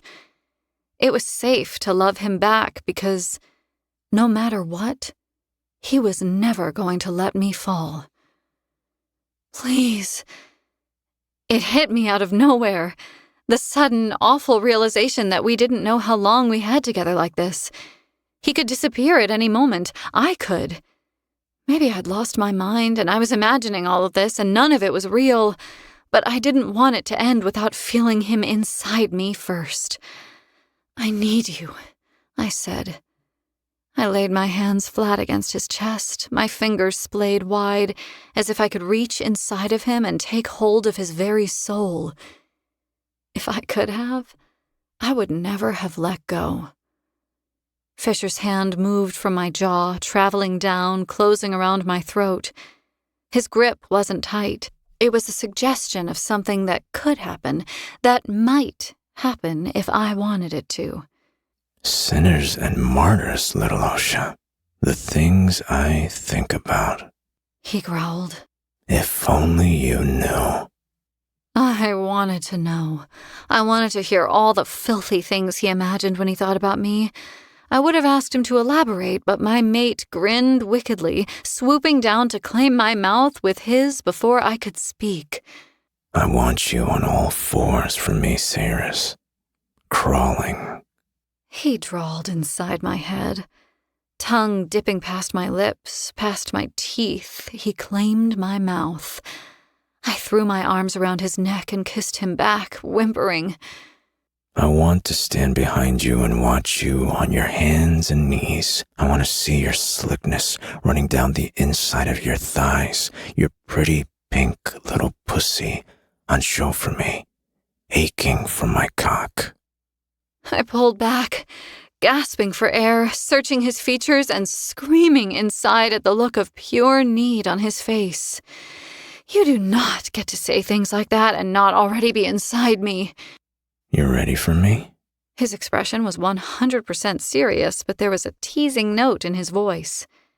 Yes. Are you aching for me, Osha? Yes. He grinned then, his whole face lighting up. It was like the sun breaking through the clouds. Good girl. Don't worry. You won't have to wait much longer. Heat filled his eyes, the tiny sliver of quicksilver rimming his eyes, shifting frantically as he ripped down the front of my shirt, exposing my right breast, then the left. He cupped the swell of me in his uninjured hand, kneading my flesh, pinching my nipple. Taking my other nipple into his mouth, he sucked, licked, bit, sending me hurtling toward the gates of insanity. I threw back my head and cracked my skull against the wall. It didn't matter. My blood pounded in my ears. It roared. I need you. I want you. I need you. I want you. The tides of our desire crashed together, consuming us both. Quickly, he set me down and dropped to his knees, ripping off my boots. My socks went next, and then my pants. The second he had them past my hips, he buried his face between the apex of my thighs, groaning as he drove his nose and his mouth into my folds, biting at me softly and breathing me in through the thin fabric of my panties. Sweet fucking mercy. He panted. Kill me. Sit in my face and ride my tongue until I fucking die. I can't take it anymore. Fisher. I threaded my fingers into his hair, pulling him down onto me. I was vaguely aware that he had dragged my pants the rest of the way down my legs and was yanking the material off my feet, but I didn't care about that. I cared about the soaking wet material that he was sucking into his mouth. His heart rate spiked, thumping loud enough for me to hear it. Fuck, Cyrus. The way you taste. I can't get enough of you. His hands found the backs of my calves, the backs of my knees, the backs of my thighs. I was hyperventilating by the time they reached my hips. Not many males could have lifted me from this position, but Fisher picked me up and shrugged my legs over his shoulders without a second thought. Holy gods! I wrapped my legs around his head and Fisher leaned in, tearing my panties with his teeth. When the heat of his mouth met my slick core, I cried out so loud that my long-dead ancestors now knew my mate's name. Fisher! Fuck! Gods! I want you inside me. Please. Please. Breathe, love. I've got you. But when he went to slide his fingers into me, he let out another sharp hiss, his pain catching up with him, and I had finally had enough. Bite me, I commanded. Heal yourself. For the love of the gods, just do it. Fisher growled unhappily into my inner thigh. He drove his tongue between my folds one more time, flicking my clit. So damned cruel. All right. Fine. I'll drink from you, Cyrus. But not out of any love I have for the gods. I'll do it to make you come on my tongue and my fingers. I'll do it to make you scream. The bright zip of pain fired from my inner thigh straight up into my brain. It was staggering, so sharp that I couldn't breathe. But then it became bliss. Fisher didn't drink right away. He locked his arm around my leg, holding me in place. Vivid, bright green eyes met mine as I looked down my body, over the rise of my breasts, to find him watching me. His mouth kicked up at the corner, a ruinous smile that would be the end of me, as he took his other hand, the uninjured one, and he began slowly rubbing circles over my clit with the pad of his thumb.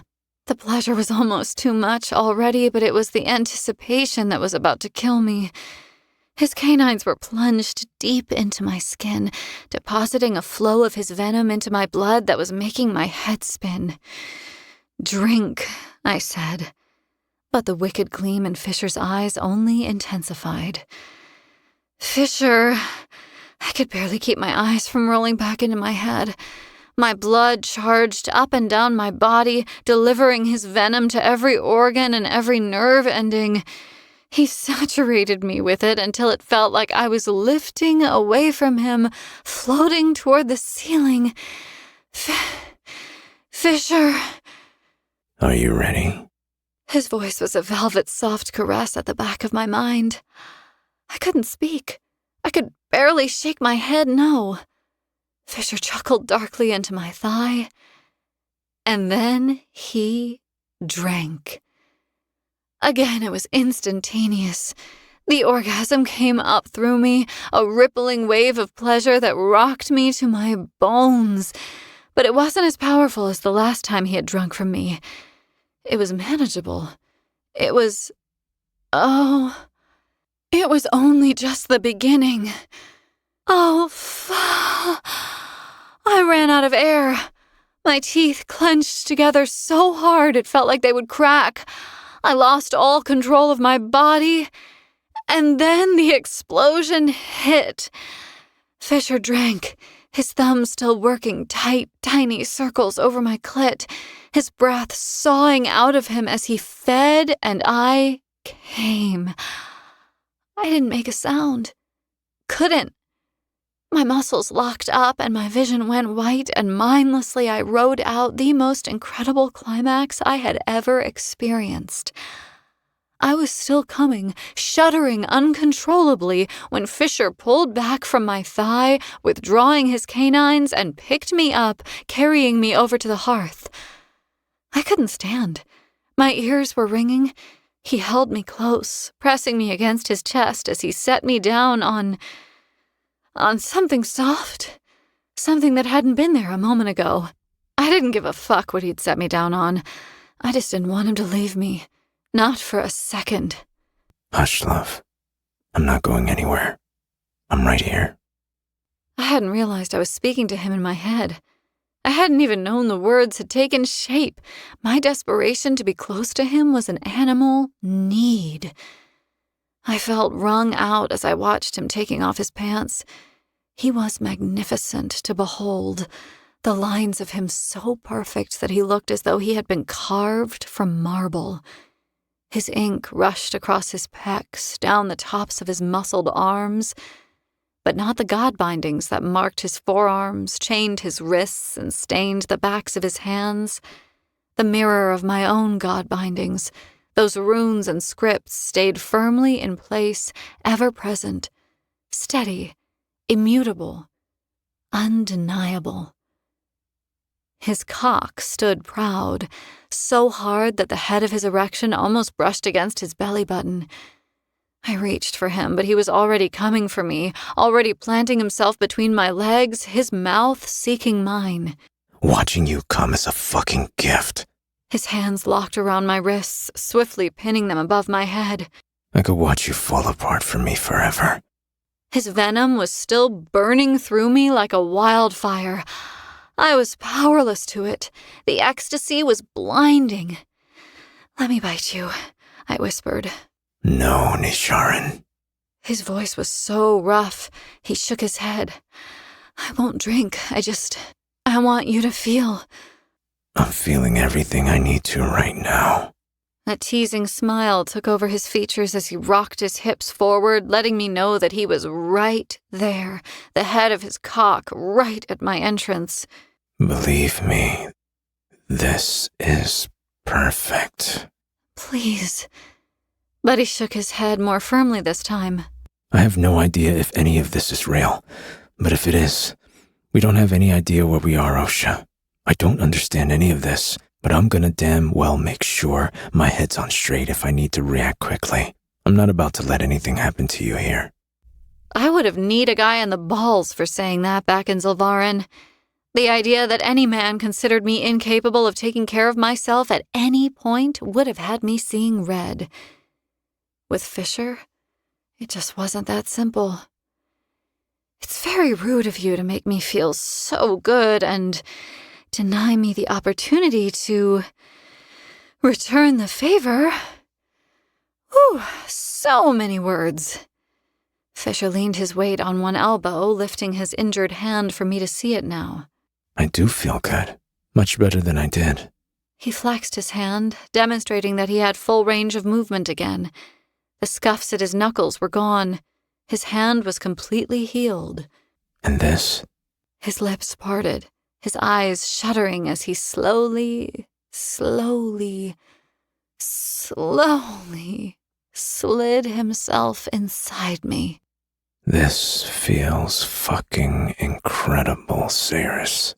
I don't need to be bitten to enjoy this.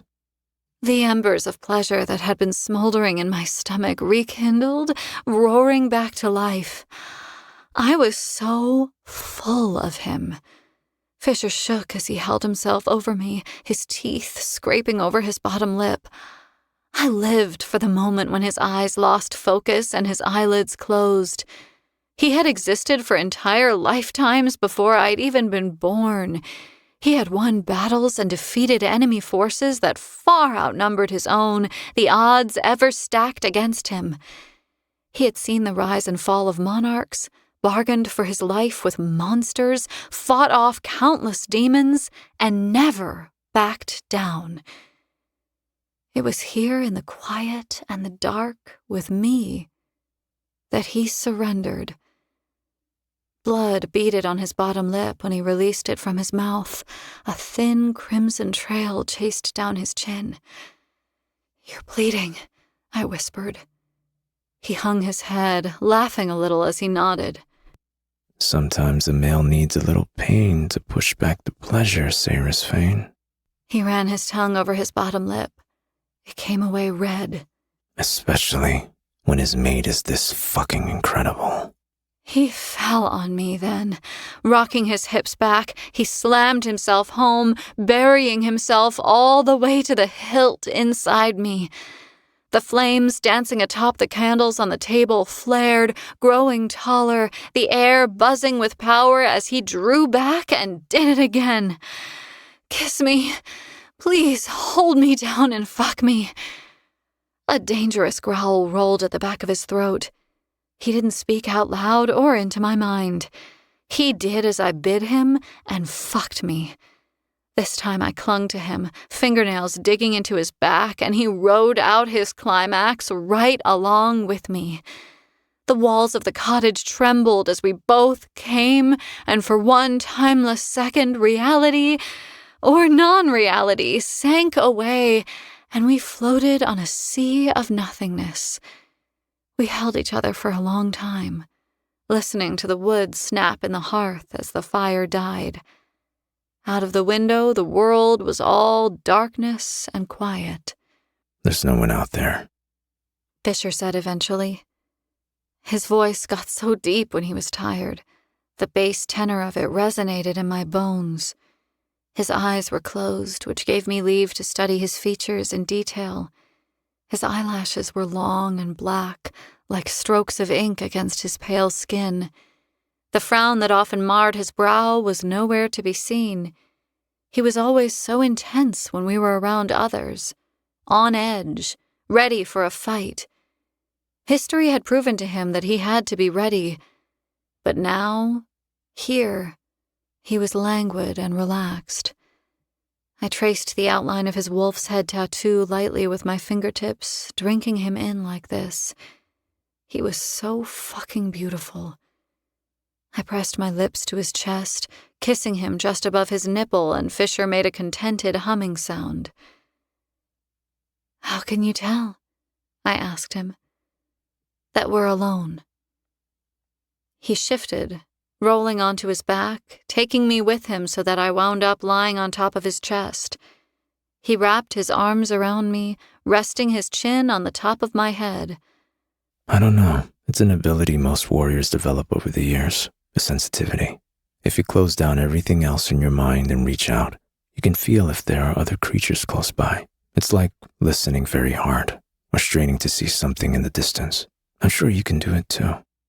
I couldn't say that I'd ever noticed that sensation, but it sounded easy enough. Fisher stroked his hand absently up and down my side, breathing softly into my hair. His heart beat out a slow, reassuring rhythm beneath my ear. This was the most relaxed I had been in my entire life. I knew that with a certainty. Even in Ballard, the outside world had intruded upon our time together in the little apartment above the square. The smell of roasting coffee and buttery pastries had been divine, but it had also signaled that there were others out there in the bakery below, roasting the coffee and baking the bread. For now, I couldn't scan the valley the way Fisher could. But I knew that he was right. The world was ours, here in this place, and I did not want that to end. Strange how we can be tired here while we're already asleep, Fisher said drowsily. To fall asleep within a dream is to commune with the gods. Is that true? He laughed quietly, his breath stirring my hair. Evelia is full of strangeness. Who knows? Maybe it was once the way of things. But now, I don't intend on finding out. I've had enough run-ins with those bastards. I don't need to spend a single second more with them. Thank you very much. He took a deep breath, his rib cage lifting me as it expanded. Are you hungry, little Osha? I groaned in protest as he rolled onto his side, setting me back down again onto the welter of blankets. Yes, I suppose so. I hadn't drunk from him tonight, but he had drunk deeply from me. The loss of blood made me hungrier than I had felt since I'd woken up in Amontreath. But I'd rather just stay here curled up with you, I mumbled. Ah, come, Osha. He peppered the side of my face with light kisses. What kind of mate would I be if I didn't tend to all of your appetites? You could feel my stomach growling, couldn't you? I groaned. Mm-hmm. Gently, he swept my messy hair out of my face, tucking it behind my ear. I still need to hear what's been happening back in Amontreath. He reminded me. You can tell me all about it over a bowl of stew. So right about the time I was punching a hole in the third bell tower, you were blasting a hole in the side of the library in the blood court? Kingfisher nodded, smiling at this as if he found this symmetry between our days pleasing. I had told him about my meeting at the Fool's Paradise with Taladeus, and while Fisher hadn't said much about the fact that Tal wanted to publicly denounce me in front of the whole court, I could tell that he was both a little surprised and confused at the same time. His emotions over the news that Foley had been located at last were more difficult to read. Fisher swirled his spoon in his bowl of stew, studying it hard. He sat cross-legged on the floor in front of the newly built fire, Onyx curled up into the triangle of space made by his legs. He hadn't tried to stop the little fox from hopping into his lap. I'd caught him feeding him some of his stew earlier as well. Fisher frowned, wearing a curious expression when he looked up at me. How did he look? Foley. Is he well? I didn't know what he looked like before, I guess. He's pale, but then he is a vampire. His hair is cropped short. His canines are plated with gold. A tightness formed at the corners of Fisher's eyes upon hearing that. He ran a hand over Onyx's head, absently scratching him behind his ears. The sign of a shunned vampire. He explained. The court rips out their fangs if they won't swear allegiance to the crown. It's a dark judgment, being consigned to a slow and miserable death. Without fangs, a high blood can't feed. At first they starve, and then they go mad. Then they wither away to husks. Malcolm told me he ripped Foley's fangs out personally. He'd like to find me in the maze and tell me how he was keeping him alive just to torture him. I hadn't believed him, but... He sighed. Most shunned vampires end up out on the dead fields, trapped between the Amontreath and the Darn. If a high blood comes across a vampire with missing teeth, they're encouraged to execute them on sight. It must have been excruciating having his teeth ripped out like that. And not to be able to feed? That really would be a slow death. But Foley had been at Amontreath for centuries. There was no way he was still starving to death. He looked fit, healthy enough. Which begged the question, if they shunned him and Malcolm removed his teeth, then how is he still alive? Fisher set aside his stew, his appetite gone. I'm assuming Tal has kept him fed. He wouldn't have let them banish him to the dead fields. So Malcolm let Tal save him? Malcolm let Tal keep him as a pet, more like. Foley disrespected the crown when he wouldn't kneel. But Taladeus was always Malcolm's primary project. He probably let Tal keep Foley as a way to mess with him, or to use as a bargaining chip in exchange for Tal's obedience. There are a million ways he could have used Foley's presence at Amontreath to his own purposes. Malcolm had forced Tal to do unspeakable things. He had held him close, his cruel eye fixed upon him. But for more than 1,000 years, the vampire hadn't broken. He'd found subtle ways of rebelling against his master. He'd been a force for good wherever he could. He had saved Foley's life and mine. And yet, why does Wren hate him so much? Tal, I asked. Anytime anyone mentions his name, Wren gets up and leaves the room. I'd seen it happen more than once. Fisher sighed. It's complicated, but the short version of it is this. Everlane was in love with Taladeus once. They were betrothed. And the night before they were due to be married, Tal fled the Winter Palace against his father's wishes and his king's command, and he knelt at the feet of Senazra's throne. Willingly? Kingfisher nodded. But why? If he hated Malcolm and all he stood for, then why would he have done such a thing? Why does any male act recklessly, Sayers? He did it because he was in love with someone else. He did it for Zovina. Chapter 21. Dianthus. Kingfisher. Once there had been a pirate named Jackin Prost. The male had resembled a wind-blown tree. His gnarled hands had been made of knots, the veins snaking up and down his arms proud and twisted, like thick roots in search of good soil. I had punched him once, when I'd caught him cheating at a game of cards. This was before Gilthry, of course. Before many things, back when I still knew what laughter was, and all my friends were still alive. But that was beside the point. The point was that I had punched him and shattered my hand in the process. The broken bones had taken a full week to heal, and even then, a dull ache had persisted in my tendons for almost a month, thanks to that cheating bastard's thick skull. When I awoke from my sleep, I braced myself, waiting for the familiar starburst of pain to flare through my right hand. But no pain came. It was raining. The soft, rushing noise I could hear outside sounded like rain, but no. I was in Zilvarin. The sound wasn't rain at all. It was sand tinging against the window and making shushing sounds as it slid off the slate roof overhead. I listened to the sand, slowly remembering what had happened in my dreams.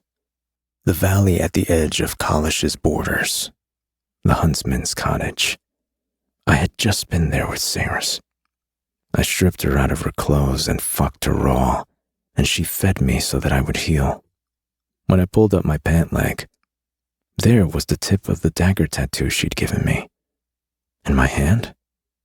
I held it up in front of my face, turning it this way and that.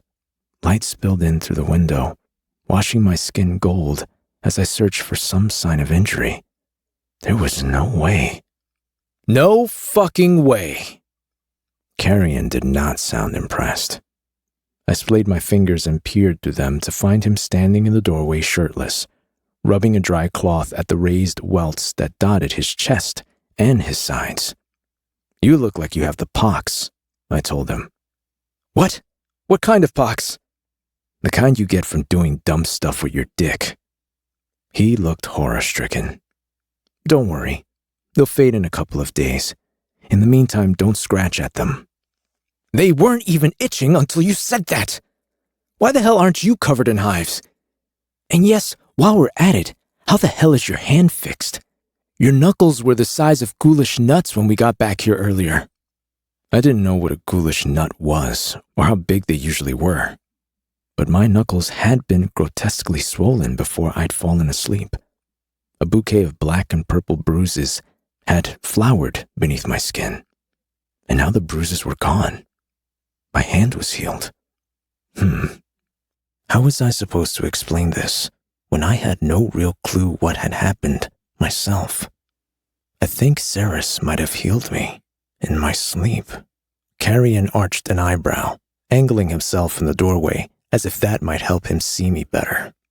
Is that why you reek of sex? He asked flatly. I rolled my eyes, hauling myself up and out of the chair. And with that, this conversation is officially over. Carrion threw the cloth he was holding onto the table beside him. The injustice! You dream of your girlfriend, you're healed by her, get laid, and wake up brand spanking new. Meanwhile, I dream that I've been turned into a goat and wake up with a mouth drier than the glass flats, covered in suspect pox marks. She isn't my girlfriend, Carrion. He gave me a pointed, very unimpressed look. Your relationship status with Ceres Fane was the least important thing I just said, Kingfisher. I rocked my head from side to side, trying not to crack a smile. Was it, though? I beg to differ. He stomped from the room, muttering under his breath. When he came back, he had a pile of folded clothes in his hands. We may be glamored, but we have to move above ground today. And you're covered in blood. Here, you should change into these. I eyed the stack of clothes Carrion held out to me with healthy suspicion. They were an off-white gray color, loose-fitting by the looks of things. I couldn't remember the last time I'd worn anything other than black, or maybe dark green. I could just magic the blood away, I said dubiously. Or conjure up a new set of clothes. Swift gave me a look that suggested I was stupid.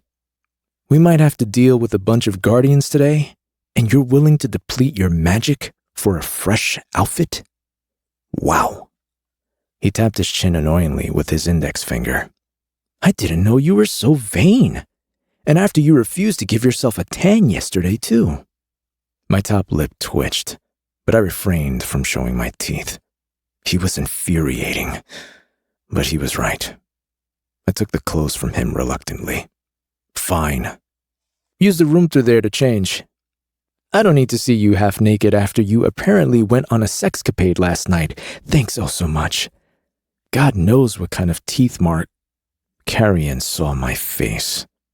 Carrion stopped talking. He smirked as if he knew how close he'd come to losing his life. Never mind, he said. Just go get changed. I'll wait for you out here. I passed him and entered what turned out to be his bedroom. The space was small in the grand scheme of things, but it was comfortable. There was a bed large enough to fit at least 3 humans in it, shoved up against the wall by the window. A chipped dresser was placed on the adjacent wall, with a few knickknacks lined up neatly on top of it. A small mirror hung on the opposite wall, surrounded by sheets of paper tacked to the stonework. I got changed quickly, pleased to note that Ceres's blood had also healed the gaping wound in my leg and the other smaller sting sites that had covered my body too. I spent a full second feeling sorry for Carrion, knowing how uncomfortable he must be. But then I remembered how annoying he was, and my pity went away. I was on my way to the door, leathers folded in my hands, when one of the sheets of paper on the wall caught my attention. It was a drawing, the style similar to the way my mother had loved to sketch when I was a child. A woman stared out of the yellowed piece of paper, eyes intense and bright.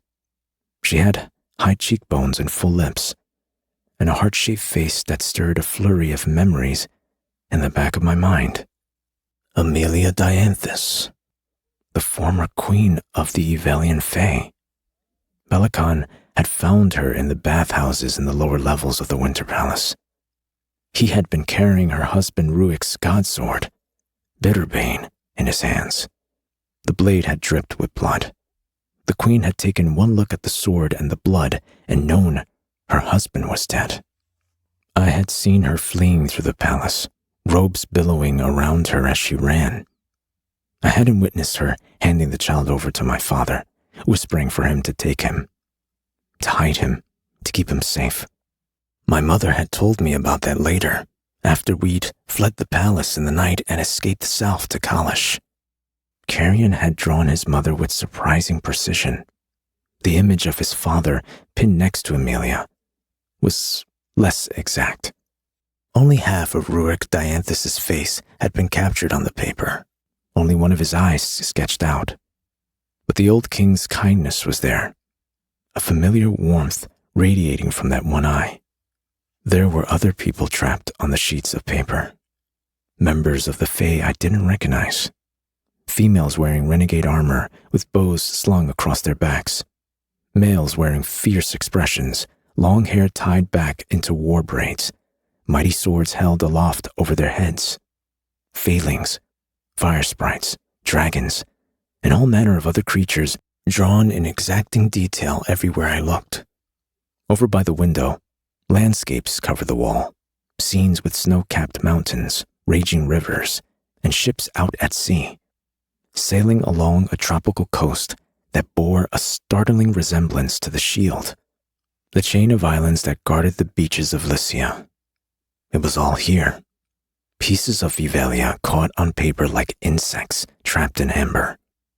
There were so many drawings, layered one on top of the other on top of the other. It must have taken Carrion a long time to create all of this. Years. There were more illustrations of his mother, though those pictures were less faithful renderings. Her eyes were slightly too wide apart, perhaps. The end of her nose was a little too upturned. I know what you're thinking. I let out the breath I'd been holding, still staring at the wall. I didn't look at Carrion, though I could feel him hovering there in the doorway behind me. And what's that? I asked. You think I'm pathetic, obsessive? You think I was stupid, sitting here every night, copying all of this out of a book like some kind of heart-sick moron? It's okay. You can say it. I have very thick skin these days. It doesn't bother me. Not anymore. Slowly, I shook my head, scanning the images. My eyes landed on a surprisingly accurate illustration of the Winter Palace, its soaring tower scraping a clear night sky. And I couldn't help it. I reached out and plucked it from the wall. That's not what I'm thinking at all, I said quietly. There was a defensive light in Carrion's eyes when I faced him. He was always so easy, so unfazed by the chaos that surrounded him. Had there been a time when I'd caught him looking like this? Caught out? On the back foot? If there had been, I couldn't remember. Go on then, he said coldly, gesturing to the wall. Tell me what you see when you look at all of this. I thought for a moment, long and hard, staring down at his drawing of the Winter Palace. At the top of the turrets, he had drawn banners unfurled and waving on the wind. Not Debarra banners. Dianthus banners. I see a male longing for a place and a people he has never known. I said simply. That's all. I gave him the drawing as I passed him, leaving his room. You should keep hold of that, Carrion, I told him. Bring it home with you. Chapter 22. Stargazer. Ceres. There they were. 2 puncture wounds on the inside of my left thigh. The cottage had been real. I didn't remember leaving the dream. I recalled eating the stew, talking some more with Fisher, and curling up in the blankets by the fire with Onyx. Things grew hazy after that. Fisher had said he was going to step outside to get some more wood for the fire. He had opened the cottage door and stepped out into the night and... that's when it had happened. He'd walked through the cottage door and everything had gone black. I had woken up on the floor, lying on a stack of pillows with a blanket draped over me that hadn't been there when I'd set my mind to go to sleep. My body had ached deliciously from the night's adventures, and I had found the 2 small marks on the inside of my thigh already half healed, but definitely still there. It was still early, or late in the day, depending on how you looked at it. The shutters were drawn to keep out the fading afternoon light as I hurried through the halls of Amontreath, still wrestling on my clothes. I was approaching the foot of the stairs that led up to the library when my name echoed down the hallway after me. Ceres Fane! Where in all 5 hells do you think you're going? Loreth's shirt was damp with sweat across his chest, his dark hair fully bound back for once as he jogged after me. I think you're forgetting something, he said when he reached my side. I'm sorry, but I think training might have to be postponed today, don't you? My wildly dangerous magic might just need to take priority. Unless you don't think anyone will mind if I blow up Amontreath? I personally wouldn't mind. Loreth slapped his hands down on top of my shoulders and bodily turned me around. He gave me a shove, pushing me back in the direction I had just come from, away from the library. The rest of the court is still sleeping, Ceres. No one else is awake, and that includes Foley. He won't be able to help you for at least a couple of hours, which means... He sniffed and immediately took a step back. I'd been waiting for him to notice. I had my explanation ready. Something strange happened last night. I went to sleep like Foley told me to, and Fisher was there. Okay.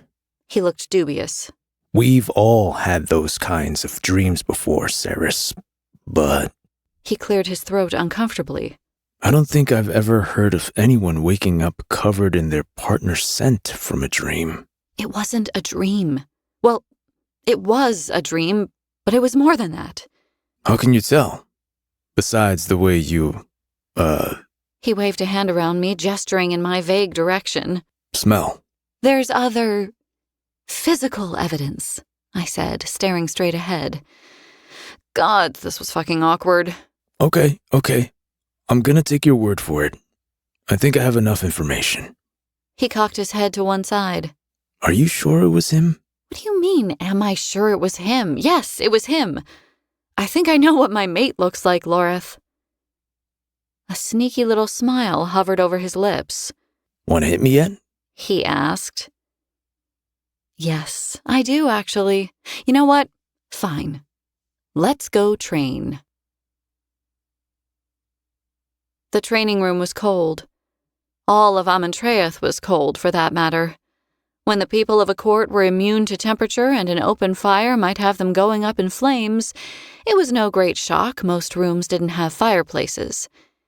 It had been enough of a problem in my own personal chambers that I'd had a fireplace constructed. I was the queen, after all. But the vast, windowless obsidian box where Loreth brought me to train was freezing. There was nothing on the walls, nothing on the floor. A soft white light glowed from a recessed gap that ran around the perimeter of the ceiling, but other than that, there were no torches of even light flickering in the sconces. The room was featureless, the air oddly still, as if it had stagnated here for many years. Loreth tossed me a staff, and the sound of the wood hitting my palm made a dead, unnaturally flat sound that quieted as soon as I curled my fingers around the weapon. I considered the length of wood briefly. No swords today? Loreth shook his head. A staff has its uses. You may find yourself without your sword one day. In a bar, for instance. He said, waggling his eyebrows. Your asshole friend might be having a bad day, and he might start a fight with two knucklehead leeches for no good reason. A tavern will always have a broom, Ceres. A mop. Something with a long handle. It's smart to know how to utilize the items you have around you, lest you need to come to a grumpy friend's rescue. The context of his comments was loud and clear. He was feeling a mite foolish over what he had done at the Fool's Paradise, and this was his roundabout way of letting me know that he wasn't feeling so great about it. Who was I to judge, though? I'd caused plenty of scenes at Kala's whenever I'd had a shitty day, which was most days in the third. I spun the staff, rolling it over the back of my hand, giving Loreth a sideways grin. There was never enough metal to forge weapons out of back home. In the desert, wood is a scarce commodity too, but it's easy enough to lay your hands on some if you know who to ask. I moved fast, light on my feet, taking the warrior by surprise. He still had hundreds of years' worth of experience on me, though. I wasn't too shocked when he swung his staff around his head and brought it around his shoulder, blocking my blow before it could land. Faster this morning, he noted, his dark eyes gleaming. Great. If this is what a good night's sleep can do for you, then I'd say you're going to be in good shape with a staff. Oh, I won't be in good shape with a staff. I'm going to be in excellent shape. The next hour whipped by in a blur. My reactions were stunningly fast. I knew where Loreth was going to be 3 seconds before he got there. Not only did my blows land, but they landed hard. I felt stronger than I ever had. The training space filled with the hollow slap of our feet against the obsidian and our muted grunts of exertion, and by the time Loreth held up a hand and announced that we were done for the day, I wasn't the only one who was sweating and sore from the blows I had taken. Loreth was too. He pointed the end of his staff at me, eyebrows raised as we headed for the exit. If you can do what you just did wielding Solace, then your enemies don't know what's in store for them. Tomorrow, we'll go back to the swords. About the sword, I said, wiping sweat from my brow. How attached is Fisher to Solace? Loreth pulled up short. Well, pretty attached, I'd say. It was his father's weapon, but... He shrugged. Solace is yours now, Ceres. You can do whatever you want with it. Fisher isn't going to mind. I believed that. I had just wanted confirmation. I'd struggled with the blade and knew how to wield it well enough to take off a feeder's head, but it was just so big. It had been forged for a full-blooded Fey warrior, and even though I wasn't human anymore, I hadn't gotten any taller. My arms were still the same length they'd always been, and carrying a sword around that was 2/3 of my body long was tricky sometimes. In that case, I'm going to consider my options. I have relics to make today. After we're done with Foley, I'll head to the forge. While I'm there, I might just have a little chat with my sword. A flurry of paper stargazers greeted me when I entered the library. Their wings rustled as they flitted around my head, darting this way and that, inspecting the newcomer who had entered their sanctuary. One of them hovered in front of my face, its tiny paper head tilting left and right as it took me in, waiting to see if I posed a threat. "Good evening," I told the paper bird. "Are you friendly?" I held out my hand, extending a finger to see if it would land for a moment, but an emotionless voice spoke from above, startling the little thing away. I wouldn't do that if I were you. Foley stood at the top of a small set of stairs over by the window, a window that had not been there yesterday. It was circular, around the same diameter as the hole I'd blasted in the wall, as coincidence would have it. Whoever had come to fix the damage I'd caused had been quick about it and had done an excellent job of the repair. The stargazers might seem harmless, but Interacting with them can be quite hazardous. Foley descended the stairs slowly, his pale hand resting lightly on the banister rail. I hadn't paid too much attention to his attire yesterday. Today he wore a plain tailored black shirt and plain black pants with black boots that laced high over his ankles. He carried no weapons that I could see, but that didn't mean he didn't have a thin blade secreted away on his person somewhere. They like to steal strands of people's hair for their nests, He explained as he reached the bottom step. but a piece of hair can be used for many nefarious purposes. In the wrong hands, a single strand of hair can be a male's or female's undoing. Bargains? I asked. Foley shook his head. Witchcraft. A faux witch would do terrible things to lay their hands on a strand of your hair. There's no saying what they would be able to accomplish with it. These birds, Foley said, gesturing to the swarm of stargazers overhead. they're pure, trusting. They have no concept of right or wrong. If a wayward witch were to compel one of them to bring her a strand of your hair, they wouldn't know to refuse. The paper birds wheeled high above, zipping from one end of the library to the other. They were graceful, beautiful, silent apart from the quiet rustle of their wings. Still staring up at them, I said, "Loreth is on his way. He just went to get changed." He's coming here again? Why? "Because Loreth's supposed to be your friend," I answered tartly. "He wants to make sure we don't get into another fight, and I don't kill you. Plus, I want him here to make sure you're not lying about whatever you've found in these books." There were a lot of books. A lot. The sight of them was cheering. If Foley hadn't found anything to help me with my conundrum, then surely he wouldn't have bothered to gather so many of them. I tossed a net over my emotions, caught them on a line, trapping them tight. The vampire had been a member of the Lupoprolia once. He'd also been Fisher's friend. There was no denying either of those facts, but I had no reason to trust him. Plenty had changed during the years Foley had been sequestered away in his high tower. He was a shunned member of the Blood Court, yet he had remained here, reading books for hundreds of years, with no one for company but a Lord of Midnight he resented, a Lord of Midnight who ignored him, and a salty cat made of shadows. Who knew what kind of person he was now after so much time and torment? The chances of you killing me are nil, Your Majesty. And Lorth won't be able to tell if I'm lying. He isn't my maker. Even Tal can't read me like that anymore. I had used that same sour tone whenever I'd kowtowed to a guardian back home in Zulvarin. My disdain had been a blunt instrument that had lacked finesse, but Foley's was a subtle knife. It cut. He denounced me and rescinded his claim on me. I'm sure he's proposed the same to you as well by now. I ran my fingers lightly over the spines of the first stack of books. He has, I confirmed. Foley processed this. So Tal doesn't want you either. He must see you as the rest of us do. Weak, vulnerable, naive.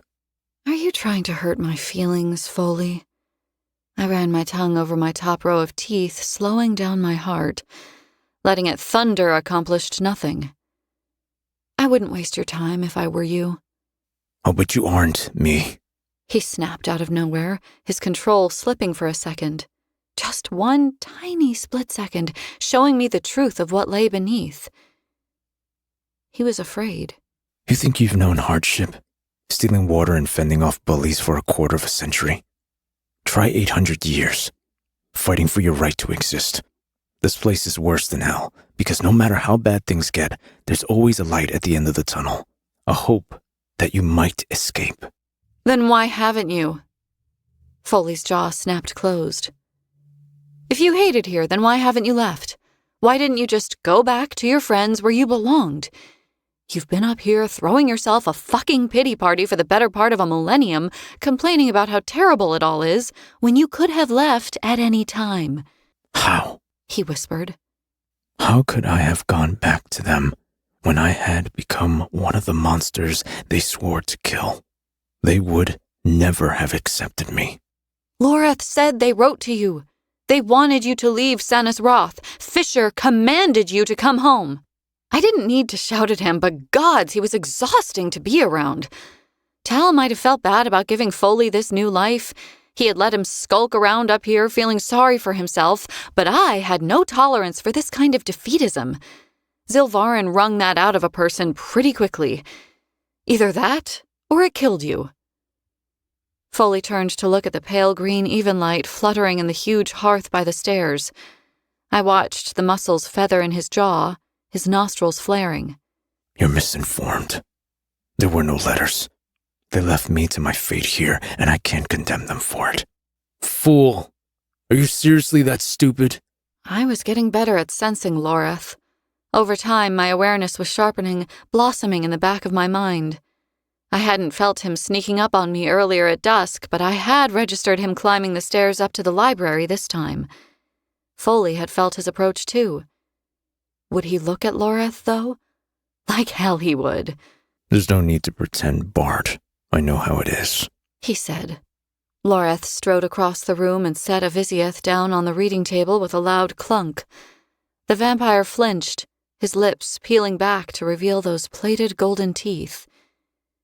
He had his fear well under wraps again now, but his discomfort was harder to conceal. Avisiath had plenty of silver folded into its blade, but it wasn't just that. Avisiath was a god sword. The magic of the gods ran through it, magic made to undo the likes of Foley and the other members of the Blood Court. It seemed unkind of Loreth to have tossed the blade down so carelessly, considering the effect he knew it would have on his old friend.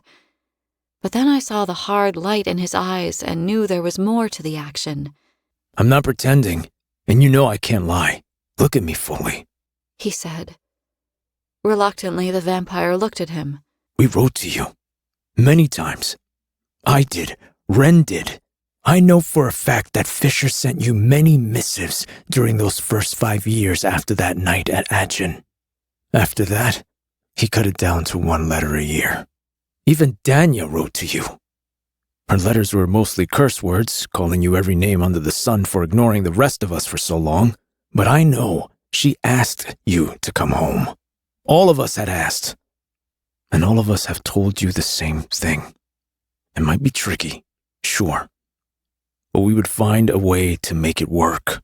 For you to have a place in college. With your family. Foley had set his jaw defiantly as Loreth had been speaking. So many letters, he mused. And yet none of them reached me. For the love of the gods, I snapped. Look, neither of you can lie, so you're both telling the truth. There are plenty of ways that can be true. The letters could have been intercepted and stolen, for one. In fact, that seems like a reasonable assumption given that the vampires of this court are nosy as all hell and spiteful to boot. Now can we please put this Ceres? aside and move on because— Ceres. Loreth said more firmly, speaking over me for a second time. Your hands. They were glowing again. Fuck. I'd worn a new pair of leather gloves today. I still didn't want my runes becoming a major talking point in the halls of Amontreath. It was bad enough that I kept catching my friends staring at my hands, and besides, the gloves made me feel powerful, capable. They were a part of the costume I'd donned when I'd walked down those stairs into the coronation hall and declared myself queen of this court, and right now, they were smoldering. Gods fucking damn it! I bit out the words, my canines lengthening with frustration. I ripped off the gloves. The pain wasn't so bad right now, but it was getting worse. The backs of my hands blackened as the runes throbbed with power, embers of fire flaring just below the surface of my skin. Does it hurt? Foley asked curiously. I gave him a look. What do you think? He snorted, peering over to study the smoke curling away from my burning skin. The tendons in my hand looked like they were lit up from the inside. Yes, that does look painful. He conceded. He picked up a quill from an ink pot in the middle of the reading table, using its sleek black feather to point out the lines of one of the runic shapes in particular. This one seems especially inflamed, he observed. This. He cast a wary glance at Avisiath. He'd had to come closer to Loreth's sword to reach me. You see this rune here? The one that looks like an arrow bisecting a circle? This is one of the most important alchemical symbols. I saw the rune he was talking about, all right. The shape had already burned through my skin and was weeping plasma. The clear liquid ran over my hand and dripped from my wrist. What does it mean? I asked. Foley's eyes snapped to mine. I think you can probably guess that one, he said. That rune is so predominant because you've already been utilizing its magic for some time. It's the rune for Quicksilver? Foley nodded. The Quicksilver's sentient. It pulls power to it.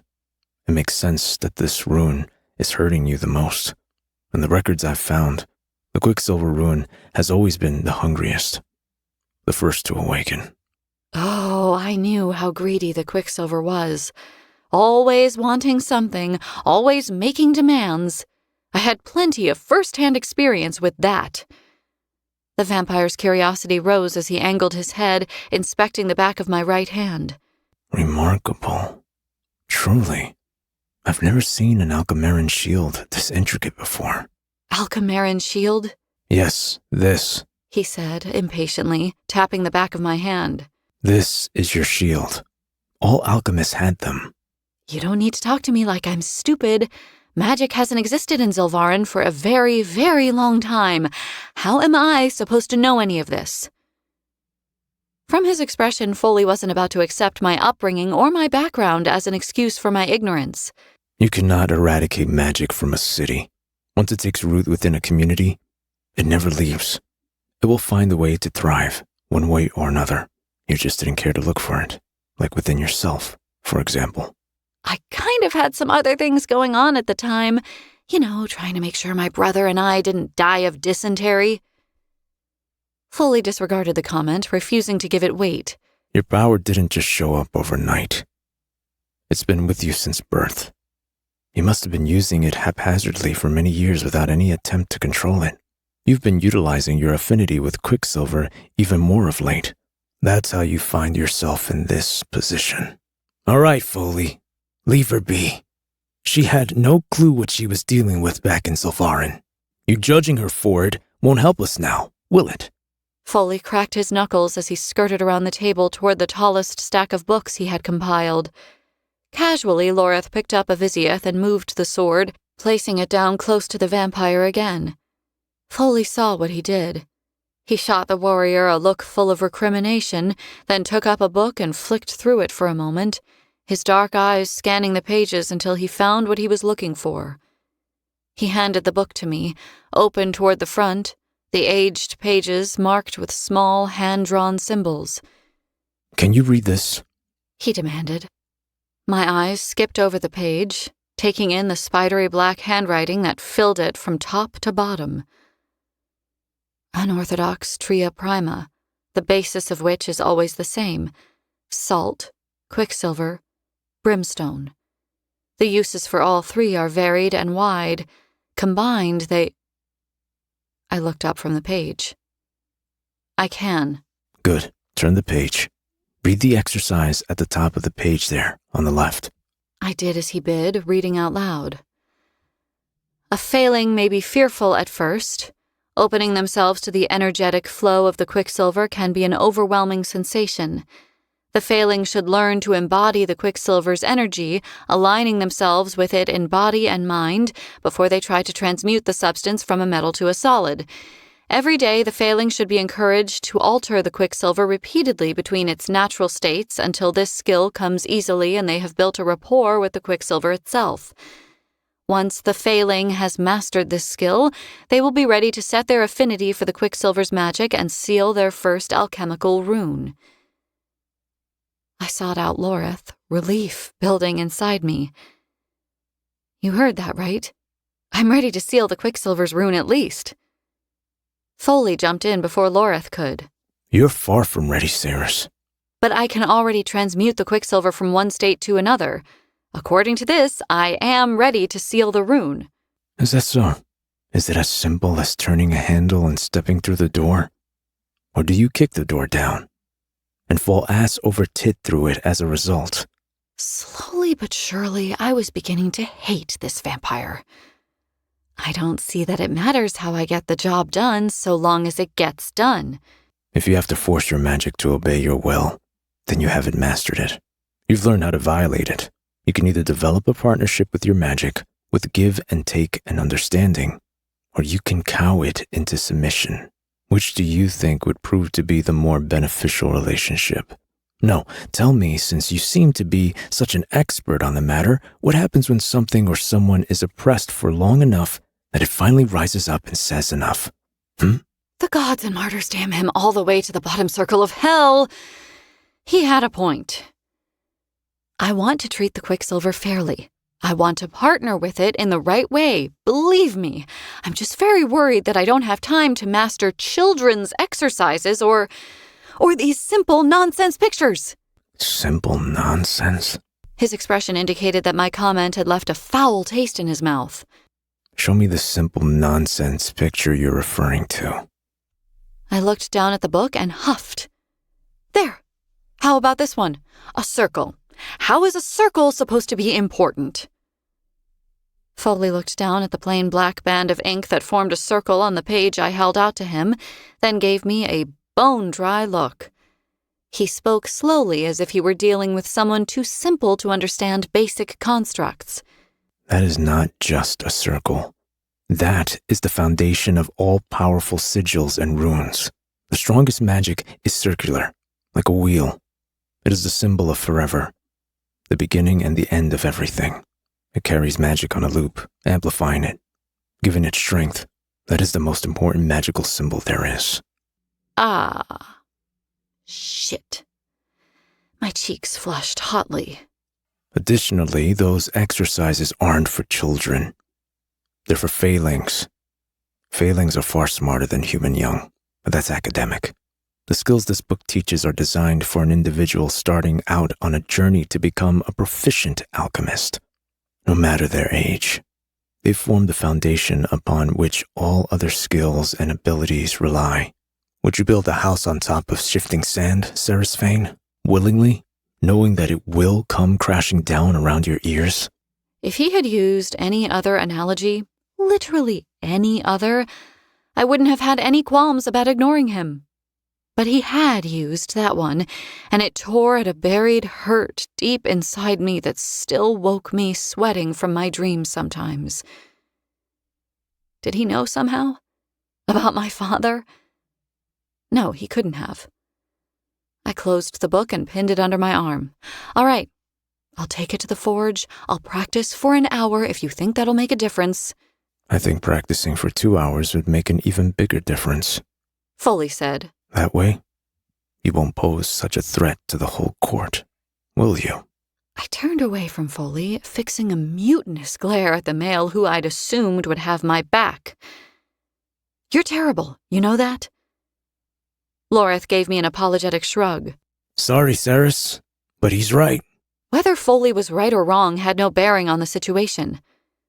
I set my jaw and made for the stairs that led back down into Amentraeth, fuming under my breath.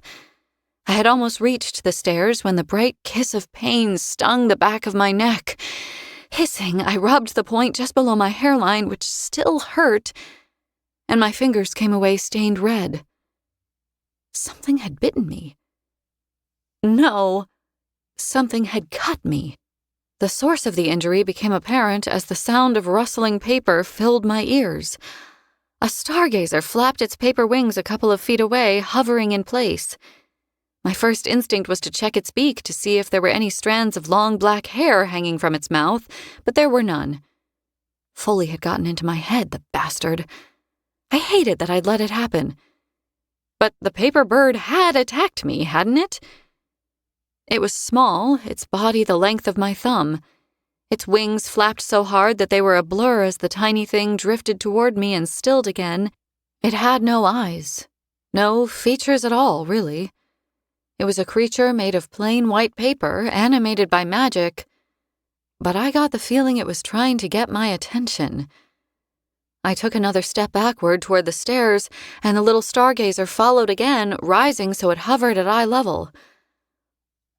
What? You want something? I asked it. Over on the other side of the library, Loreth and Foley were locked in a tense conversation. Neither noticed that I was still loitering at the top of the stairs. The bird zipped forward and plucked at the front of my shirt with its tiny beak. It wasn't very strong. It barely had the strength to lift the fabric. "You cut me," I told it. "That wasn't very polite." The bird rose above my head, executing a tight roll in the air before it descended back to eye level. Was that supposed to be an apology? I couldn't tell. I didn't have time to hang around and find out, either. "Next time," I told it. "I'll come back and see you tomorrow." If I didn't get to the forge soon, half the night would have passed and I still wouldn't have made any of the relics I'd promised Fisher. I backed away, stepping out of the library down the first step. The stargazer flew right at me. Its wing grazed my cheek, and a second later, a sting of pain lashed across my cheek. Ow! What the fuck? The bird's momentum carried it forward through the library's door, where it fell out of the air, dead. It landed on the fourth step of the stairs, stark white against the black stone. I picked it up, turning it over in my hands, marveling at the transformation that had taken place. As soon as it had left the boundaries of the library, it had been severed from its magic. I cradled it in my hands, suddenly feeling terrible. It had wanted something from me. Wanted that something bad enough that it had left its sanctuary to get it, and it had lost its little spark in the process. Quickly, I stepped back into the library, holding up my hand, holding in my breath, waiting for the creature's little paper wings to stir back to life in my palm. But the stargazer didn't move. The little bird was gone. With a pang of sadness, I slipped it into my pocket and left. Chapter 23. Your Mistake. Kingfisher. He was taller than her. His hair was blonde and was curly. Not an uncommon trait in Zelvarin, it seemed. As we stalked the boy's movements through the streets of the Second Ward, I studied the slope of his shoulders, his gait, the way he left his hands in his pockets, like he had no idea they should be out and free, ready to hold a knife, and I couldn't do it. I could not find a scrap of his sister in him. If I'd passed Hayden Fane in the halls of the Winter Palace, I would never have known he was related to my mate. Not on a surface level. But then there was the matter of his blood. I'd failed to sense it the last time I'd come here at Ceres's behest. I'd forgotten how weak the familial scent smelled between humans, or maybe I'd never even known.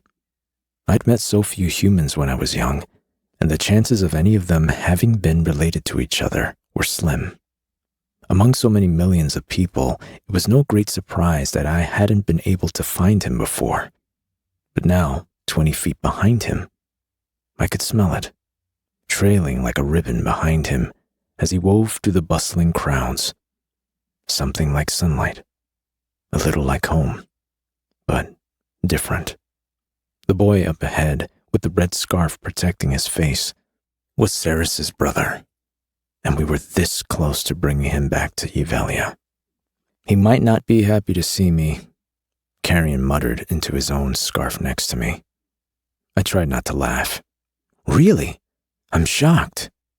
You know, sarcasm is a form of humor. The lowest basis form, yes, but it still counts. If you're not careful, I'll start to think I'm rubbing off on you. Don't use the word rub and then refer to me in the same sentence, please. I volleyed back at him, but there was no sharpness to the retort.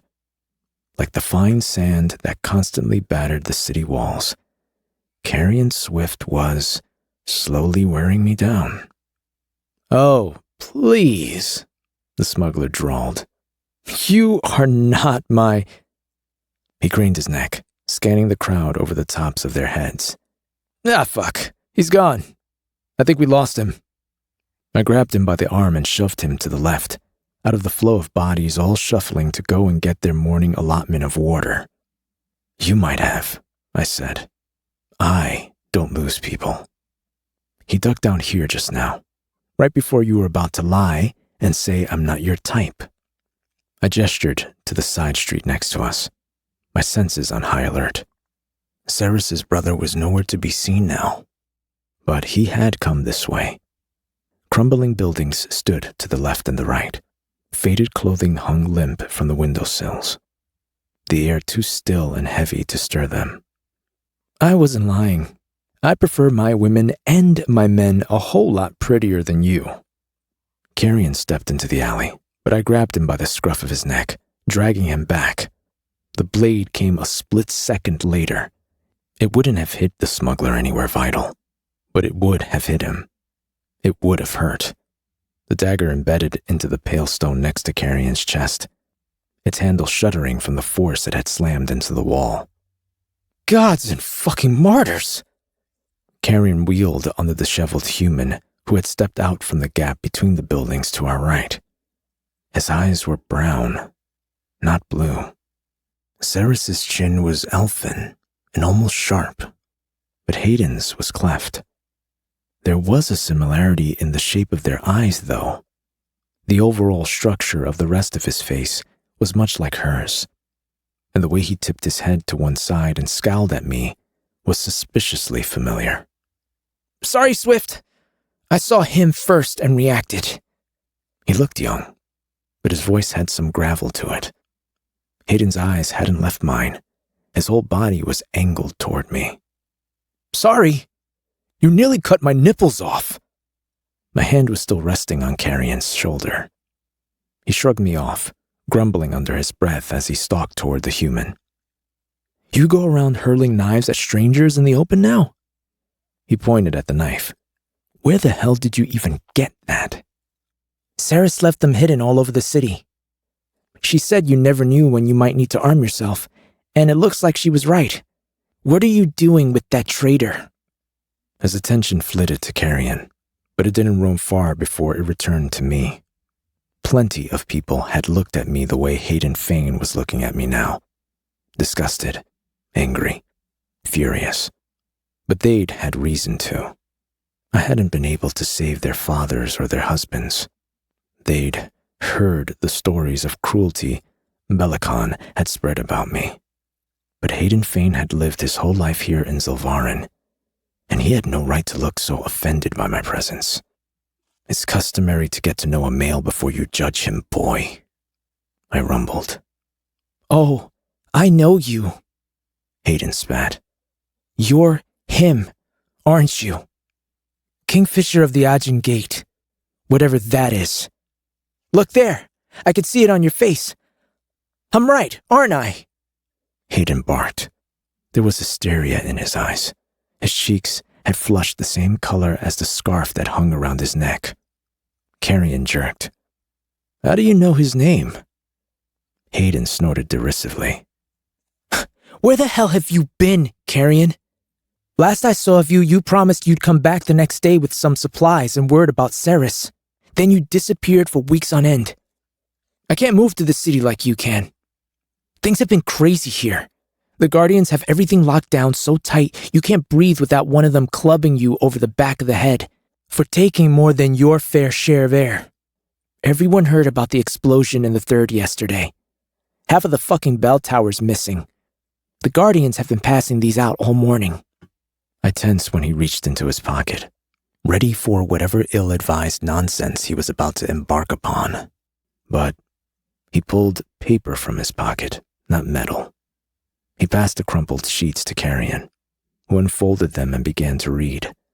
His eyes skipped over the printed text, sifting through the papers with the shadow of disbelief growing on his face. That fucking asshole, he muttered. Which one? We've been dealing with a lot of assholes lately. Carrion gathered the papers back into a pile and turned them around for me to see the image that was printed on the top one. My face, crudely sketched, my eyes a little too small, my nose a little too sharp, my lips drawn back, teeth dripping blood. It was clever, really. The caricature was clearly me, but the artist had exaggerated my features. I looked sinister, bestial, but familiar enough that I would be recognized in the streets if someone saw me. Below the drawing were the words, "The Butcher of Zilvarin." They had to get a little more creative when coining villainous names for me. There were only so many places I could butcher. Madra's telling people that you used magic to break into the palace. She's saying that you murdered a bunch of people who were about to be pardoned and released from the cells. She says you're a political zealot from the South. Let me see that. I took the papers from Carrion. It was just as he'd said. They were more fantastical lies on Madra's flyers, each more unbelievable than the last. But the thing about a city full of starving, oppressed people was that there were plenty of people looking for someone to blame for their suffering. And who better for Madra to paint the villain than a male who had promised to step out of the shadows and murder her in her sleep? It made perfect sense. This bastard killed Ceres, Hayden snarled. She was being pardoned, and he slit her throat, Carrion. I haven't harmed your sister.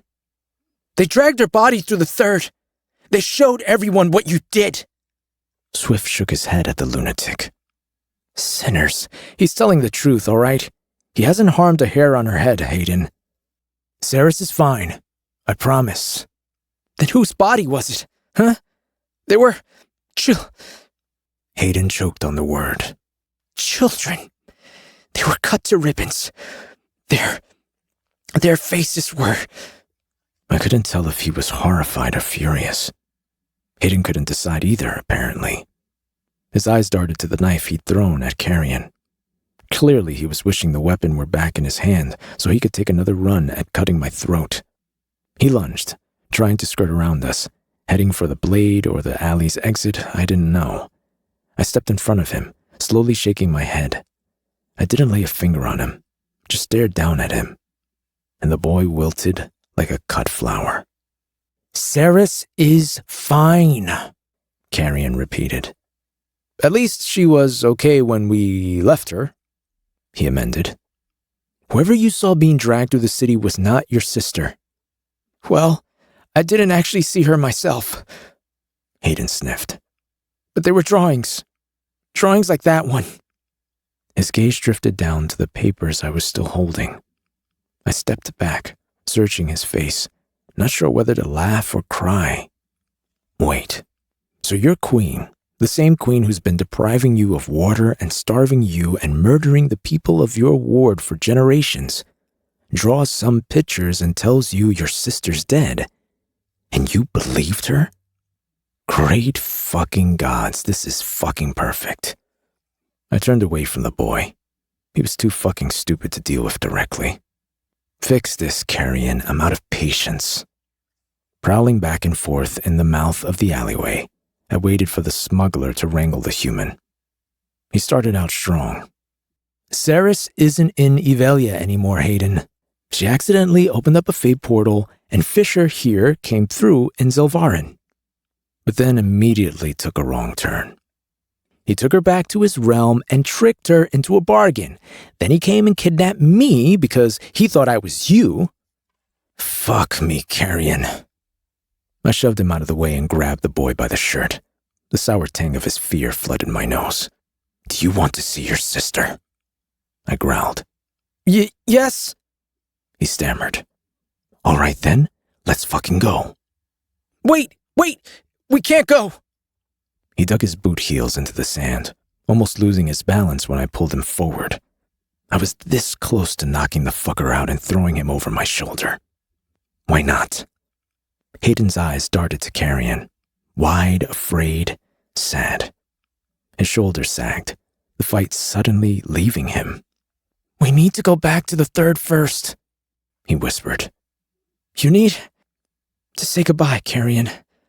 I'm sorry, I watched Carrion's jaw set. He backed away, hands balled into fists, knuckles white. What is it? I asked. Hayden didn't have the heart to answer, it seemed. But somehow, Carrion already knew. Gracia, he said softly. Gracia is dead. A lonely parade of mourners trudged single file up the dunes, their scarves whipped in the wind, streaming westward like prayer flags. Sand stung my cheeks and brought tears to my eyes as I fought my way up the steep incline behind Hayden. Carrion led the way, his gait the resigned lumber of a male headed toward the gallows. He didn't say anything. No one did. The occupants of the third were quarantined.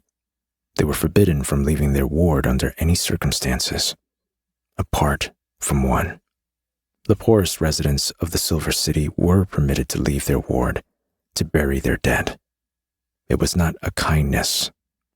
There were no graveyards in the third, no mausoleums or crypts. The corpses of the downtrodden and oppressed had to go somewhere, and Madra made sure that the friends and the family of the newly deceased disposed of their remains in a timely fashion. There would be consequences otherwise. We had left by the south gate. No guardian had stood watch. None was required. Madra knew all too well that those who made the pilgrimage across the blistering dunes would make their way back soon enough. The gateway into the desert might as well have been the gateway into hell. There was nowhere to go, no reprieve to be found out here among the endless haunted dunes. Only death. The people who left to say goodbye to their dead always came back. What other choice did they have? I was soaked with sweat and beginning to feel the first signs of dehydration by the time we reached the pyre site. Impressive, considering it normally took a week or two for a member of the Fae to need water. 30 or more men and women stood in a silent circle around the burning stack of wood. The shrouded figure laid out atop the pyre was already engulfed in flames. A pillar of flames leaped up at the pale sky, making the air shiver with heat. In a city of stone and sand, there wasn't much to burn. Everyone had brought something to feed Gracia Swift's farewell fire. A shawl, a blanket, armloads of straw. The woman from the bar yesterday, the one who had screamed at Carrion for causing a scene, tossed pieces of a broken chair onto the fire, crying softly. When she saw Carrion, she shook her head, tears cutting tracks over her dust-marked cheeks. I'm sorry, Carrion. I would have told you. I didn't know. Carrion didn't see her. He only saw the fire. The woman placed a hand on his shoulder, squeezed it, and left, heading down the dunes back toward the city. We stood there, watched the pyre turn white hot. Eventually, he stepped forward and tossed a book onto the fire. I had seen him pack it into his bag when we'd left his apartment. Had noted its title then, Fae Creatures of the Galarian Mountains. The book had been his only link to his people, his heritage, his entire realm. Gracia's family had safeguarded the book, and Carrion, his entire life. The ancient tome went up like kindling. I should have been here, he whispered. I should have sat with her. He frowned, confusion tugging at his features. I don't even know why we do it. 72 hours. That's how long we sit with them when they die, the people that we love. I tucked my chin, exhaling. Zilvarans do it for the same reason we do it. You sit with your loved ones to make sure they don't rise. After 3 days, the chance of them transitioning ends. The dead stay dead. For us, it's a practical safeguard. It must have become tradition here. Hayden hadn't said much until now. He stared at us both, eyes wide. What are you talking about, transitioning? Carrion didn't reply. He was lost in the fire again. Later, I told him. There'll be plenty of time for explanations once we get back to Evalia. The answer didn't assuage his concern, by the looks of things. But Hayden nodded, his throat working as he swallowed. Somewhere deep in the desert, a haunting, mournful cry went up. Crying? No. It was singing. Beautiful, sad, eerie. The woman's sorrow echoed across the dunes, the melody so haunting and lonely that I knew I would never forget it. We watched the pyre for an hour, until the heat became unmanageable and Carrion's knees buckled. I caught him by the back of his shirt and held him up. The poor bastard's face and neck were still marked from Joshin's stingers. He looked exhausted, ready to give up. He nodded, breathing deep, indicating that he could stand on his own. But rather than letting him go, I pulled him into a hug. Saris wasn't here, but if she was, this is what she would have done for him. Carrion immediately tried to pull away, but I hugged him tighter. Too tight, maybe, refusing to let him go. He sagged, burying a single choked cry into my chest, and that was all I heard out of him. His body rocked with silent sobs for a minute, and I held him, and then he stopped, and it was over. When he pulled away again, I let him go. His face was bright red, his eyes hollow. He nodded, his voice cracked with emotion. Come on, let's get the fuck out of here. This way. This way. This is the way. The Quicksilver was restless today. It whispered in the back of my mind, directing me as we traveled through the tunnels beneath the city, back toward the third. So little of it remained in me now that its voice was singular, almost childlike, easily ignored. It felt different today, though. More insistent. It was happy when we were heading in the direction it wanted us to travel in. But the moment we changed course, it wreaked havoc on my insides. The sensation would have been less infuriating had Hayden Fane shut up once since we'd entered the tunnels. It stinks down here, he mumbled. I bit my tongue. I could barely see. I stared ahead, jaw clenched. There are rats down here. I spun around and pinned the fucker to the wall. Are you done? I seethed. He couldn't exactly reply, now with my hand wrapped around his fucking throat. His eyes rolled in his head, like a spooked horse. I really think you should be, because you're starting to sound like a petulant, spoiled little shit who hasn't had to deal with hardship a day in his fucking life. Hayden's eyes rolled into the back of his head. He passed out. Perfect. Carrion sounded unfazed by the turn of events. You scared him unconscious. That's just perfect. At least he'll be quiet for a moment. The moment didn't last long. Hayden was awake and looking like he shit his britches less than a minute later. I crouched down and shoved a finger in his face. Don't say a fucking word. Come on your feet, move. The rest of the journey back to the tunnels was relatively peaceful. We collected the bags of silver from the abandoned maintenance room where he had stowed them earlier. I was desperate for daylight by the time Carrion launched himself up and out of an access hatch he claimed was close to another apartment that he used. Apparently, he had more than one. The smuggler lifted himself up through the hole and then reached back down again for Hayden. I barely had to help the human up.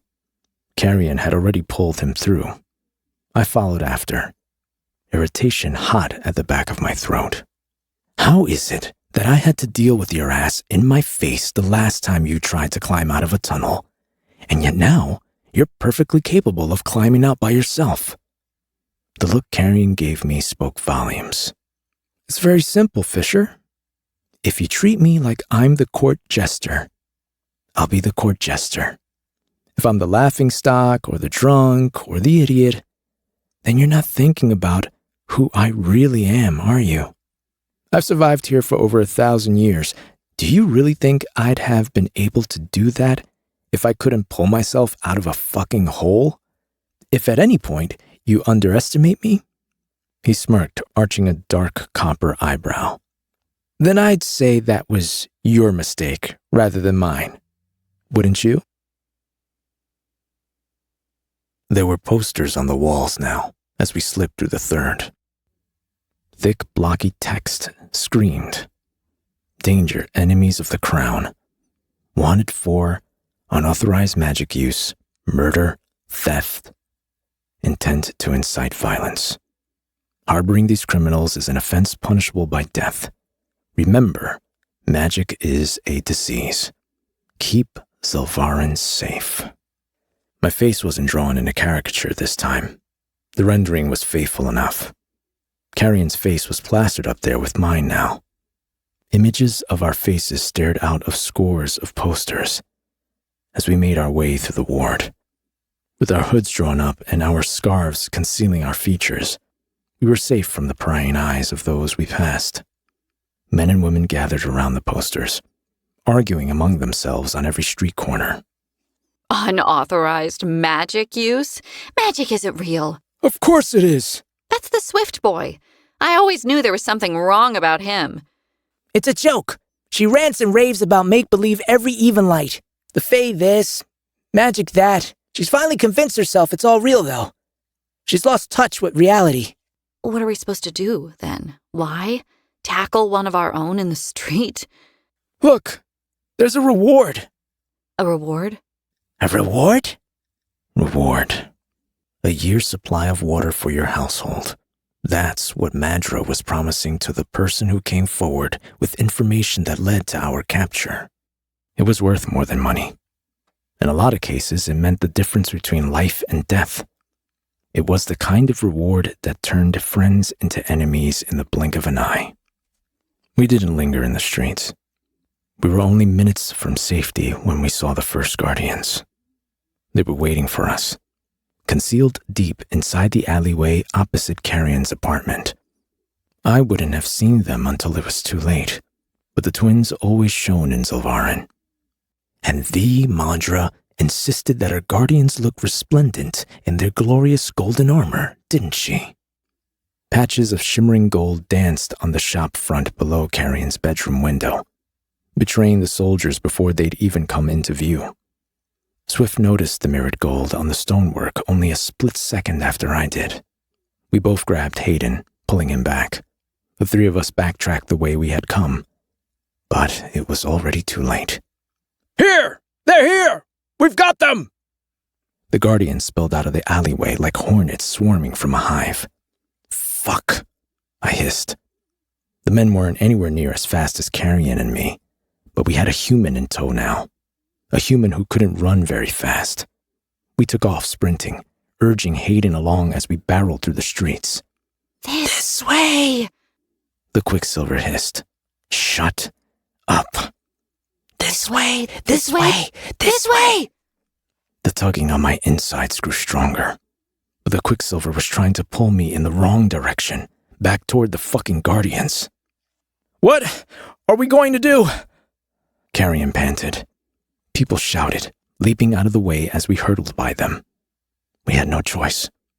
Nowhere to go. The only option open to us was ting. Fuck! An iron-tipped arrow ricocheted off the wall next to my head. They were fucking shooting at us. We have to fight! I shouted. It's our only option, but we need somewhere open, somewhere they can't pent us in. If we kept running through this rabid warren of streets, we were doomed. Fish in a barrel. It wouldn't be long before one or all of us wound up shot. Carrion nodded, quickly assessing our options up ahead. All right, square then. This way, follow me. Ting. Ting. Arrows struck the walls. A woman to my left screamed, a spurt of bright red blood arcing in the air as an arrow intended for my back clipped her throat. Carrion wheeled to the left. I took up position behind Hayden, using my body as a shield, covering him as best I could. Faster, Fane, hurry! I growled. I'm going as fast as I can. This way. Come, find me. This way. For such a tiny fragment of Quicksilver, it certainly had some strength. I found myself veering to the right, my feet carrying me off in a direction I didn't want to go. Left, right, then right again. My pulse thundered behind my breaststone. my heart beating like a fucking war drum. If I die in Zulfarin, I am not going to be happy, I snarled. The square was large. At its center, a huge wooden platform had been erected. I was covered in sprays of flowers, pinks, reds, and purples. I saw immediately that they weren't real. At the center of the podium was a long table, on top of which a line of bodies had been laid out in the baking reckoning suns. Flies choked the air above them, their drone loud enough to hear above the shouting guardians. Stop! Stop those men! A large group of girls stood on the far side of the square. They were young, only teenagers. Their eyes were full of fear. 2 guardians already stood with them, and one of them had a girl pinned up against the wall. She screamed as a male in a black shirt and pants approached and plunged something into her neck. The square might have not been a good idea. The buildings were taller here.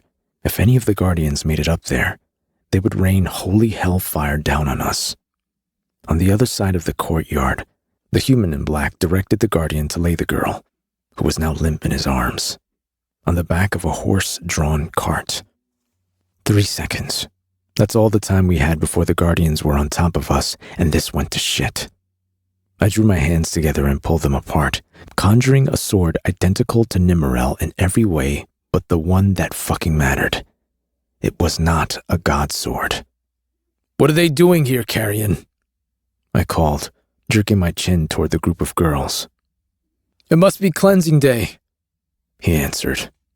Once a month they come and round up the marked girls who've turned 14, 7 out of every 10. They'll sedate them and take them up to the palace. My blood ran cold. Cleansing day. At least 12 girls stood with their backs to the wall. Most of them were crying. The one at the front of the line wasn't crying, though. She glowered defiantly at the man dressed in black as he lifted the cylindrical silver object to her neck. She spat in his face. Here they come, Carrion called. I hope you have a fucking plan. I had one. Put the bastards down as quickly and quietly as possible. Try not to cause a scene. But I wasn't liking that plan very much anymore. No, that plan was no longer viable.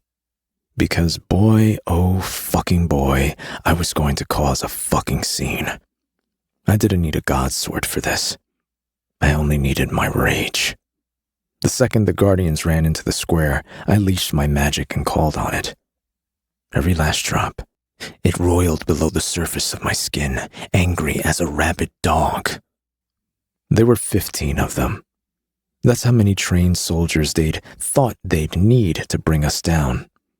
They were going to regret that choice. It wouldn't have mattered, though. They could have brought 10 times as many men with them, and it still wouldn't be enough. The men hesitated a second, taking in the scene, realizing that we were just standing there, waiting for them. I don't like this, Hayden whispered. Get him out of harm's way, Carrion. Now. And then they charged. Swift took my mate's brother. They ran. I didn't see where. Didn't care. These fuckers had rounded up Ceres and brought her here too once. I knew her. She would have stared them down and spat in their faces, just like that girl had a moment ago. She would have cursed them as they stole her choices from her.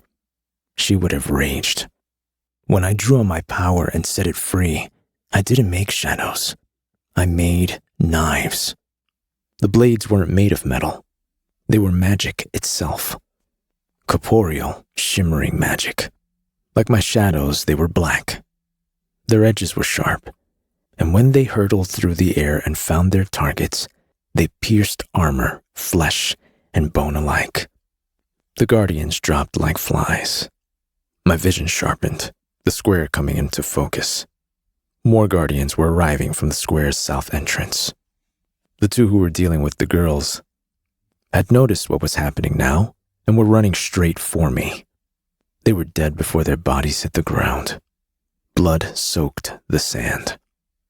The world was all crimson and death, More guardians thundered into the square, their armor clanking over angry shouts and the frightening screams of the young girls. I was deaf to it all.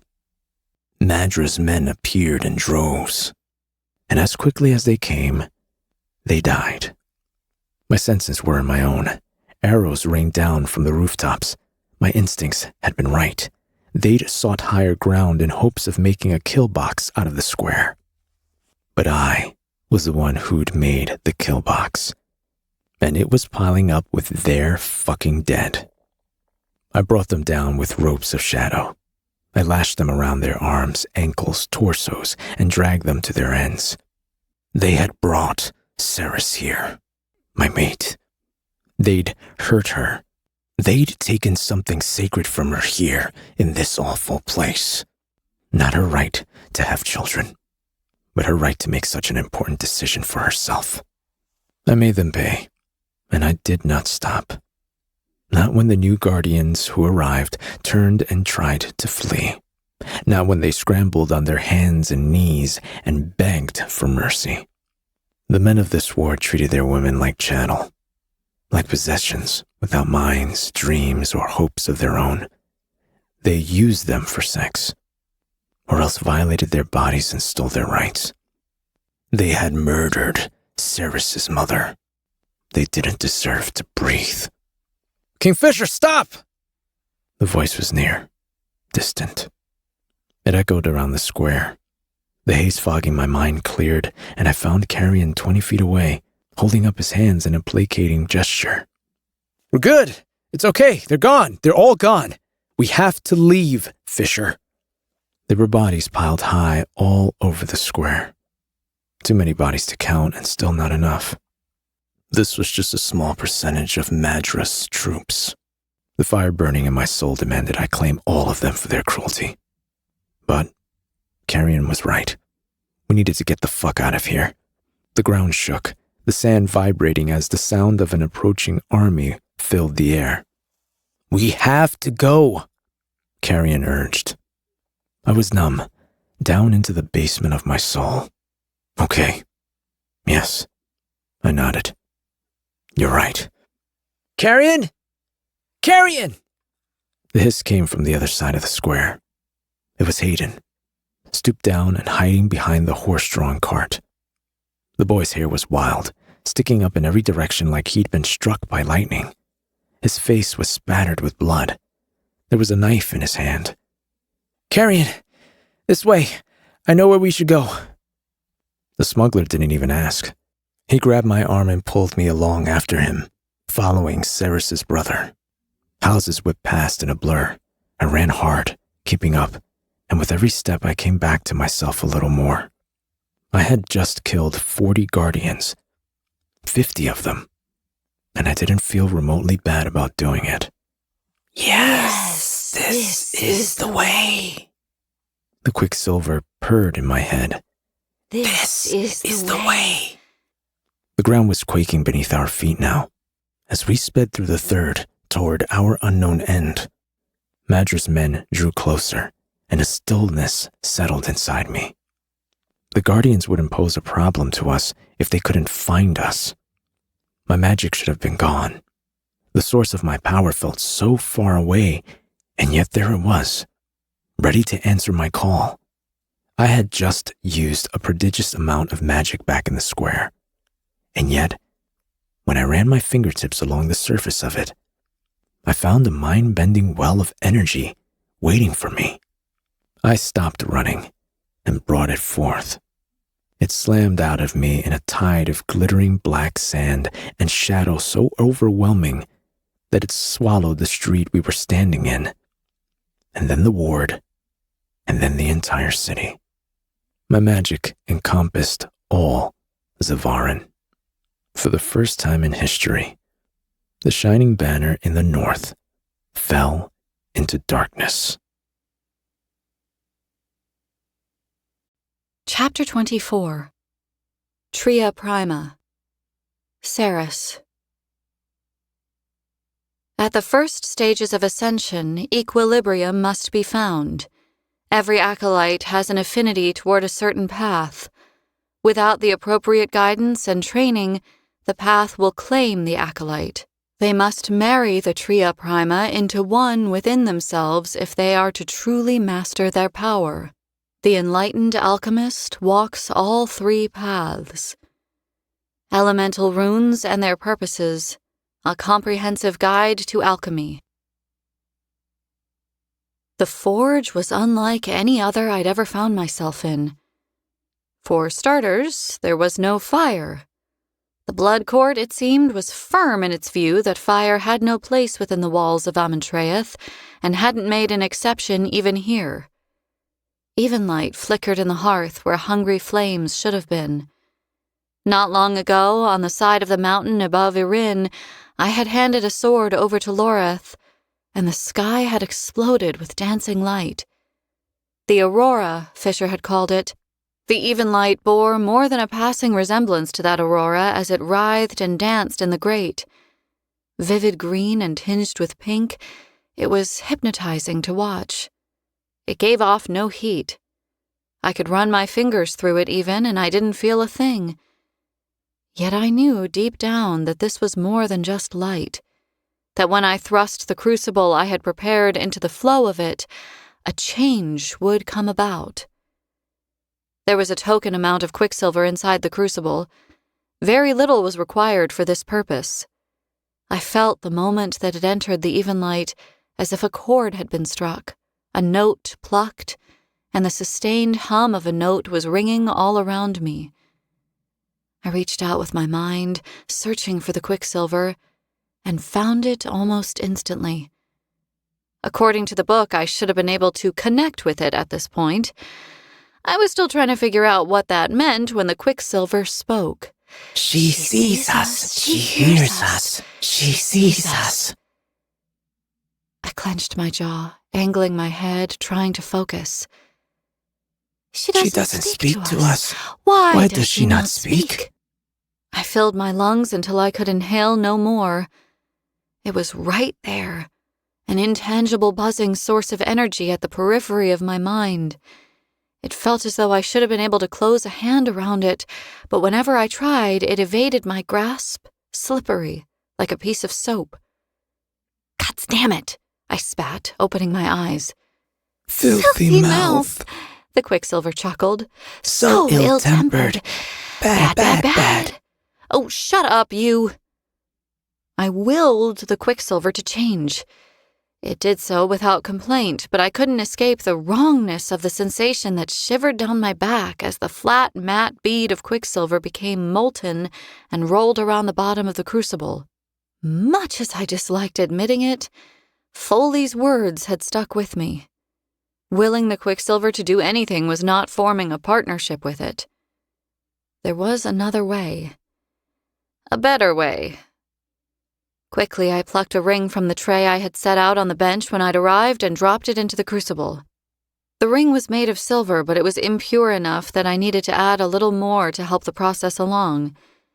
The quicksilver formed a snake-like thread winding around the ring's band, mimicking the tiny vines that were engraved into the piece of jewelry. Pretty. It hissed. A pretty one, yes. Will you bind with it? Will you make it a relic? I half expected it to say no, but I felt the quicksilver's attention prick up at my request. A memory, it purred. We will become a relic in exchange for a memory. Any memory? I asked. The tiny thread of quicksilver thought about this for a second. Any memory will do, it concluded. Any memory. Without thinking, I reached for the most painful one. My mother on her knees, the blade slicing her throat open, her blood spilling into the sand. The quicksilver probed around it, encircling that awful moment in my mind. I felt it tighten around it, felt the memory work loose. Stop! The cry bounced around the windowless forge. Wait! I panted, my heart suddenly beating too fast. Swallowing, I shook my head. Not that one.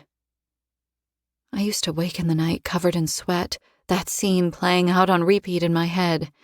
It haunted me. It had been the very last time I'd seen my mother alive.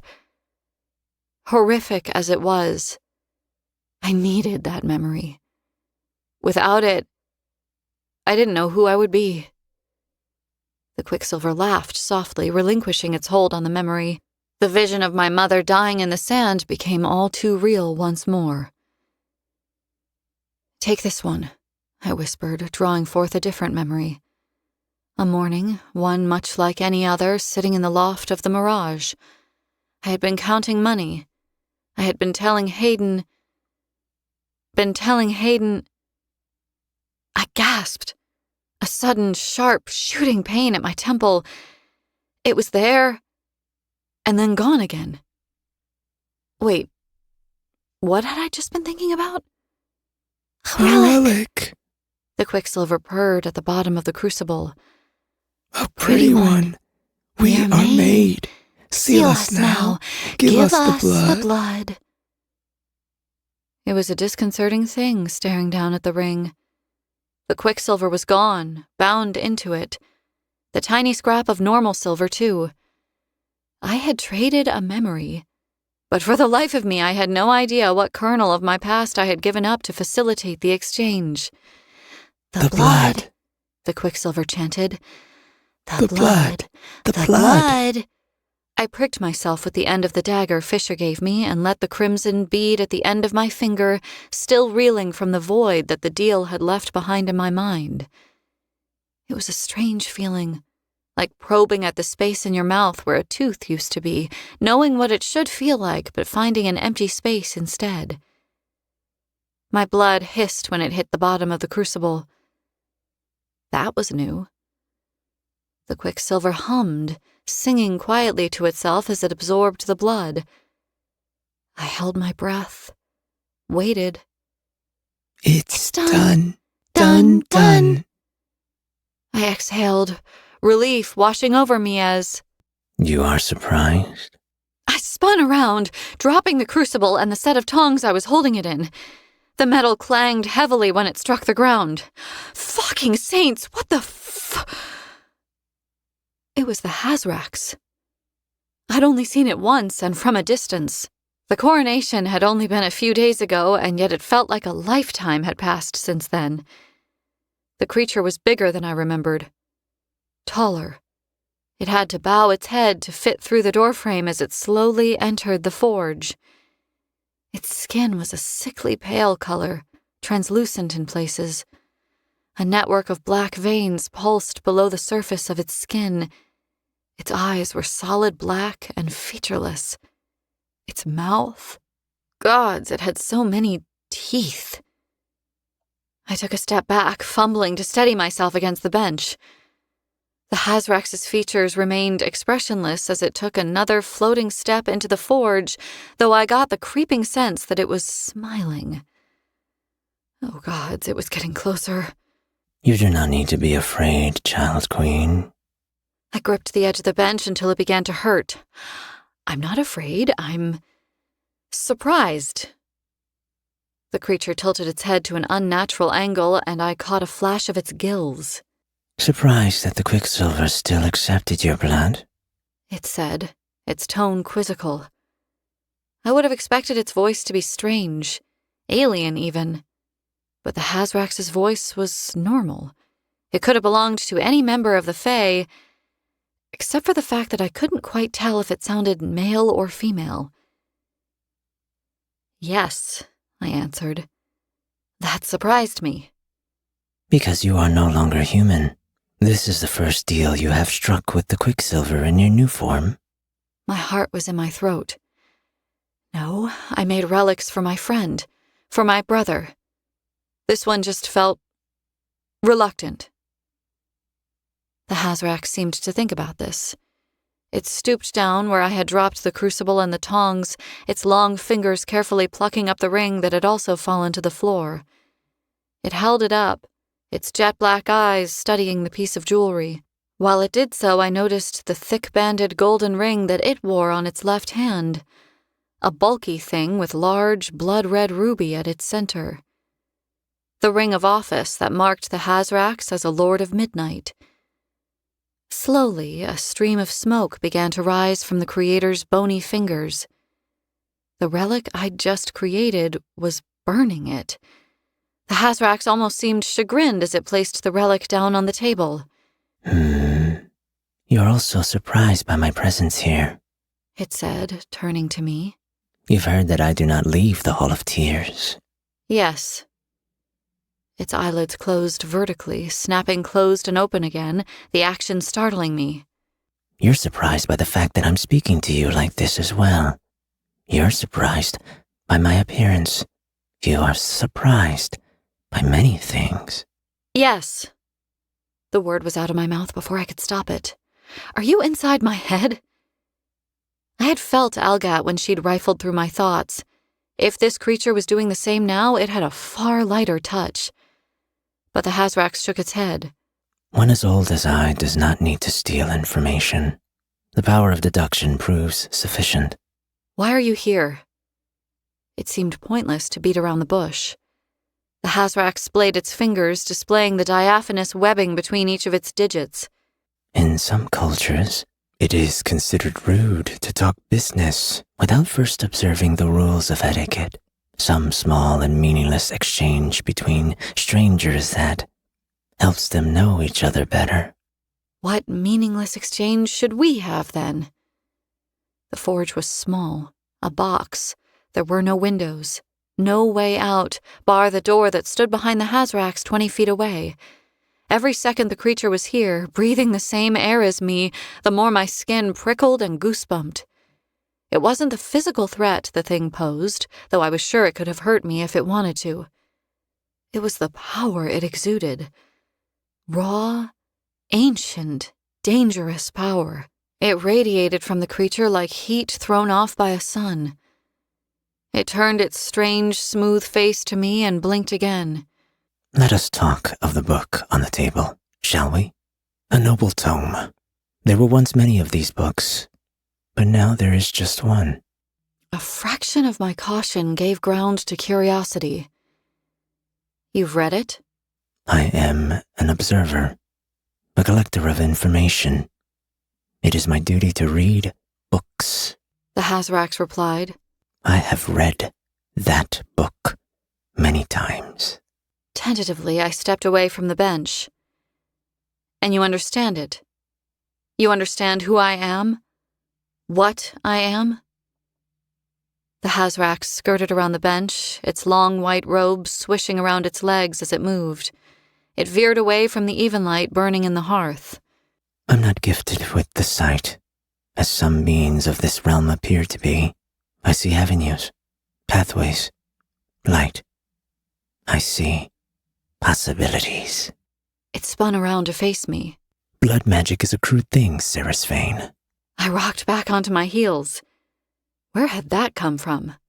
I don't know anything about blood magic. Of course you do. The strange creature drew itself up, tucking its hands into its billowing sleeves. The quicksilver is greedy. You give it whatever it desires. Songs, jokes, memories. It said. Your mate wishes you to create many thousands of these relics, and yet you bargain for each one that you make. You shave off a piece of yourself for each one. Tell me, how will you know exactly what it is that you've forgotten, what you've lost, when your mind is riddled, full of holes? It could hear the quicksilver. That was the only explanation. It couldn't have known that I'd traded a memory just now otherwise. I'm doing what needs to be done, I said. What needs to be done? A statement. And then... What needs to be done? A question. Do those runes on your hands need to be sealed? Does your mate need to be wary of new faces? Do you need to create thousands of relics so that you can whisk the weak and the small away from this place? Does the black rot spreading throughout this land need to be stopped? Tell me, I saw the low blood carrying the message to your chamber earlier this evening. How many have fallen to the infected now? How much land has been lost? Today's numbers sent over from the war camp were branded into my mind. Total known dead, 1,976. Total known infected, 2,409. Estimated infected landmass, 8,162 hectares. We were losing ground at an alarming rate, and there was no hope of the rot's rate of expansion slowing anytime soon. Every time I unraveled a new tally, my hope took another hit. But I wasn't going to let the Hazrax know that. It was toying with me. By peppering me with these questions, hoping for a spark of fear, maybe? A reaction? Inside, I did exactly that, reacted, but I trained my face into a blank mask. Whatever this creature was, whatever its motives were, I refused to play into them. For someone who proclaims they don't have the sight, you sure seem to see a lot. The Hazrax blinked again, its membranous eyelids flicking closed, open, closed, open. Unreadable as its facial features were, I thought I could still feel a flash of annoyance emanating from it as it moved serenely around the forge. It left its comments hanging there between us, the most worrying of which, does your mate need to be wary of new faces, causing all kinds of chaos to unfold inside me, but I did not give in to panic. Fisher was an exceptional warrior. He led armies into battle. He knew how to take care of himself. He didn't need me worrying over vague comments like this. He needed me focused so I could contend with the task at hand. These pleasantries are nice, Hazrax, but as I'm sure you already know, I have a monumental task ahead of me and not much time to accomplish it in. These relics aren't going to make themselves, so... Let us return to the blood, then. Blood magic is artless. It requires no true skill. Do you intend on trading every last drop of blood you have to make your precious relics, Ceres? Or do you have another plan that will not require you to exsanguinate? Yes, it's taking me too long to make a single relic. I can't keep making trades. I can't keep bartering away my blood. Believe me, I get it. Then what else is there, Ceres Fane? I thought this was supposed to be a meaningless exchange. I wanted it to leave. I couldn't help but notice that no matter where it moved, the Hazrax was always in a position to block the forge's exit in a couple of steps. The creature spread its webbed fingers. In the grand scheme of things, yes, this conversation is meaningless. It seems pretty important to me. I can imagine. It smiled at last. Thin, translucent lips peeled back to reveal rows and rows of needle-sharp teeth. A shudder of revulsion started at my fingertips and prickled all the way to the crown of my head. I wasn't going to be able to unsee the sight. If you consider the topic to be of import, then perhaps you should consider my question. No? The Hazrax was supposed to be the keeper of silence. Seemed to me the creepy bastard didn't know when to shut up. I tamped down my rising frustration and analyzed what it had said. If I couldn't rely on bargains or blood to create the relics, then what did I have? The answer was so obvious I felt like kicking myself. The gods' cursed fucking magic. I need to figure out how to activate the Quicksilver rune. I held up my right hand, studying the intricate inkwork there. An impressive shield. The Hazrax noted. Perhaps the most complex shield this realm has ever seen. It will be a formidable weapon if it doesn't kill you before you can seal it. Foley had called my runes a shield. Now the Hazrax had too. I stared at the linework, feeling the steady, quick drumming of an ancient pulse separate from my own heartbeat, beneath the interlocking runes. That's what the book is for, I said. It's supposed to teach me how to make a compact with the Quicksilver. But the book only teaches me how to hear it, how to communicate with it. And I can already do that. The Hazrax made a strange ticking sound somewhere deep in its throat as it thought. I hear the wind. Am I one with the wind because I listen to it blow? Enough, please, just enough. I was so fucking tired of this. If you know something, then please just spit it out. The disturbing ticking sound grew louder. I do not know something. I know everything, Ceres Fane. but it is not my part to reveal truths that must be discovered. How had I known it wasn't going to put me out of my misery? All right, then in that case, I think it's time for you to leave. The Keeper of Silence made a sound that resembled laughter. I fear I must disclose the real reason for my visit before I can do that, child. Heat spiked in my belly, pooling like molten lava. You call me child where others here call me your highness. Indeed, I do. And I mean no disrespect by the title, but much like the friend you have found in the library, I am not a servant of this court. I am a private individual with private interests. I was led to believe you swore fealty to the Blood Court. Slowly, the Hazrax shook its head. A deal was struck between myself and the Vampire King. I was allowed to observe him, and in return, he was permitted one favor for each year that I remained here. What kind of favor? I asked. The Hazrax flashed its teeth again. That was up to the king, of course. If it was within my power to grant it, it was done. And what exactly is the nature of your power? What are you? The Hazrax stepped toward me, its feet silent against the stone floor. Mine is the power to put out a sun, perhaps.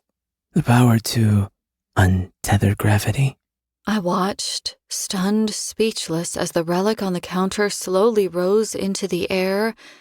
The tongs, the crucible, up they floated, lifted by invisible strings. The loose strands of my hair that had escaped my braid began to float around my face. As for what I am, the creature trailed off. Who knows anymore? This body is just a vessel. My mind is very old. It can be in many places at once. I see through the eyes of others from time to time. These are very useful skills to have. I wasn't listening. A weightless sensation was pulling at my stomach, causing it to roll. The soles of my boots began to lift off the ground, and a bark of panic burst out of my mouth. Stop! Enough! That's enough! The crucible crashed back down to the ground, cracking the stone where it landed. The tongs caught on the side of the bench and then hit the ground, spinning. The relic I'd just made remained suspended in the air, though. It rotated slowly, the light catching on the tiny vines and leaves that wound around its band. I am capable of many things. You just need to know how to ask, the Hazrax said. And so, what? It was a miracle that my voice didn't shake. You want to strike a bargain with me now that Malcolm is dead? There was no mistaking the sound now. The Hazrax was definitely laughing. I would make the same deal with you that I made with Malcolm, yes, it said. And if I refuse? Its lips spread wider, the dark, hollow void of its jet eyes boring into me as it flicked its finger, and the floating relic began to spin faster, faster, faster. I must remain, Ceres, it said evenly. There must be a deal. The threat was veiled, but it was there. I had no idea what the Hazrax would do if I denied its request, but I knew with every bone in my body that it wouldn't be good. If this thing had been human, or fey even, I would have come up with some very colorful language to describe what it should go do to itself. But this was no member of the fey. Despite the position it held, it was no member of the Blood Court either. There was something deeply sinister about the creature, and I sensed that pissing it off might not be the smartest idea. Okay, I said. Fine. One favor a year in exchange for permission to stay and observe. But I want the opportunity to renew the bargain each year. I don't want to be locked into an agreement with you until the day I die. I see no issue with that arrangement. The creature inclined its head. You will quickly realize how valuable my favors are and will not mind honoring my simple request in return. I agree to your stipulation. I wouldn't be queen of this wretched court for much longer. I had no idea what possessed me to make the demand, but some part of me urged caution when dealing with this creature. My gut instinct had proven right many times in the past. I wasn't about to start ignoring it now. The Hazrax had turned and was walking away. It appeared our business was at an end then. Wait, don't we need to seal the agreement in blood? The strange creature did not turn around. I've already told you, Ceres Vane. Blood magic is crude. We have no need for it, you and I. The forge seemed to double in size once the Hazrax had gone. It was suddenly easier to breathe. The relic still hung suspended in the air, spinning fast, a blur of silver and black. I went to reach for it, and it abruptly stopped spinning and dropped like a stone into my hand. The second the cool metal hit my palm, the world pitched on its side. Blinding white light flared behind my eyes. Pain. The gods knew I was familiar with pain, but this was the kind of pain that tore a soul apart. It was everywhere. My hands, my eyes, I couldn't see, couldn't breathe. Ever since I'd woken up in the Black Palace, I'd fought to partition my magic behind a thick, high wall. It escaped often, activating my Quicksilver rune. It had spilled over too much in the library, yes, but this wasn't an overflow of power. The wall inside my head was gone. It was as though it had never even existed, and now there was nothing holding my power back. It blazed through me, all of it at once, lighting me up like a torch and searching for an avenue of escape. Fuck! The silent curse scraped the back of my throat. I was going to destroy Amentreth. Worse, I was going to fucking die, and I wouldn't even get to say goodbye to my own mate. Panic merged my scattered thoughts into one urgent command. Run. Chapter 25. Foundations. Kingfisher. Screams rang out in the darkness. Like a contagion, chaos was spreading throughout the city. Quickly! This way! Carrion led the charge. It had been the work of a second, to give him the sight so that he could guide us through my shadows. He was now one of only 4 people in existence who boasted that capability. A number I hadn't planned on increasing today, but necessity had required it. Around us, crowds of people swarmed out of buildings, their panicked shouts filling the air as they stumbled around, searching for familiarity. Next to me, Hayden tripped on a lip in the cobbled street. I barely had time to catch him before he hit the ground face first. Grabbing a fistful of his shirt, I wrenched him to the left. Just keep running, Hayden. I've got you. This way! Carrion was a head and a half taller than anyone else on the street now. At some point during the assault in the square, I'd relinquished my hold on the glamour that had been hiding our true Fey nature. My canines were sharp in my mouth again. It felt good to be back in my own skin. Like wraiths, we darted through the streets, careening around people as they stumbled blindly, calling out for their loved ones. Take this right! Carrion hissed. Here!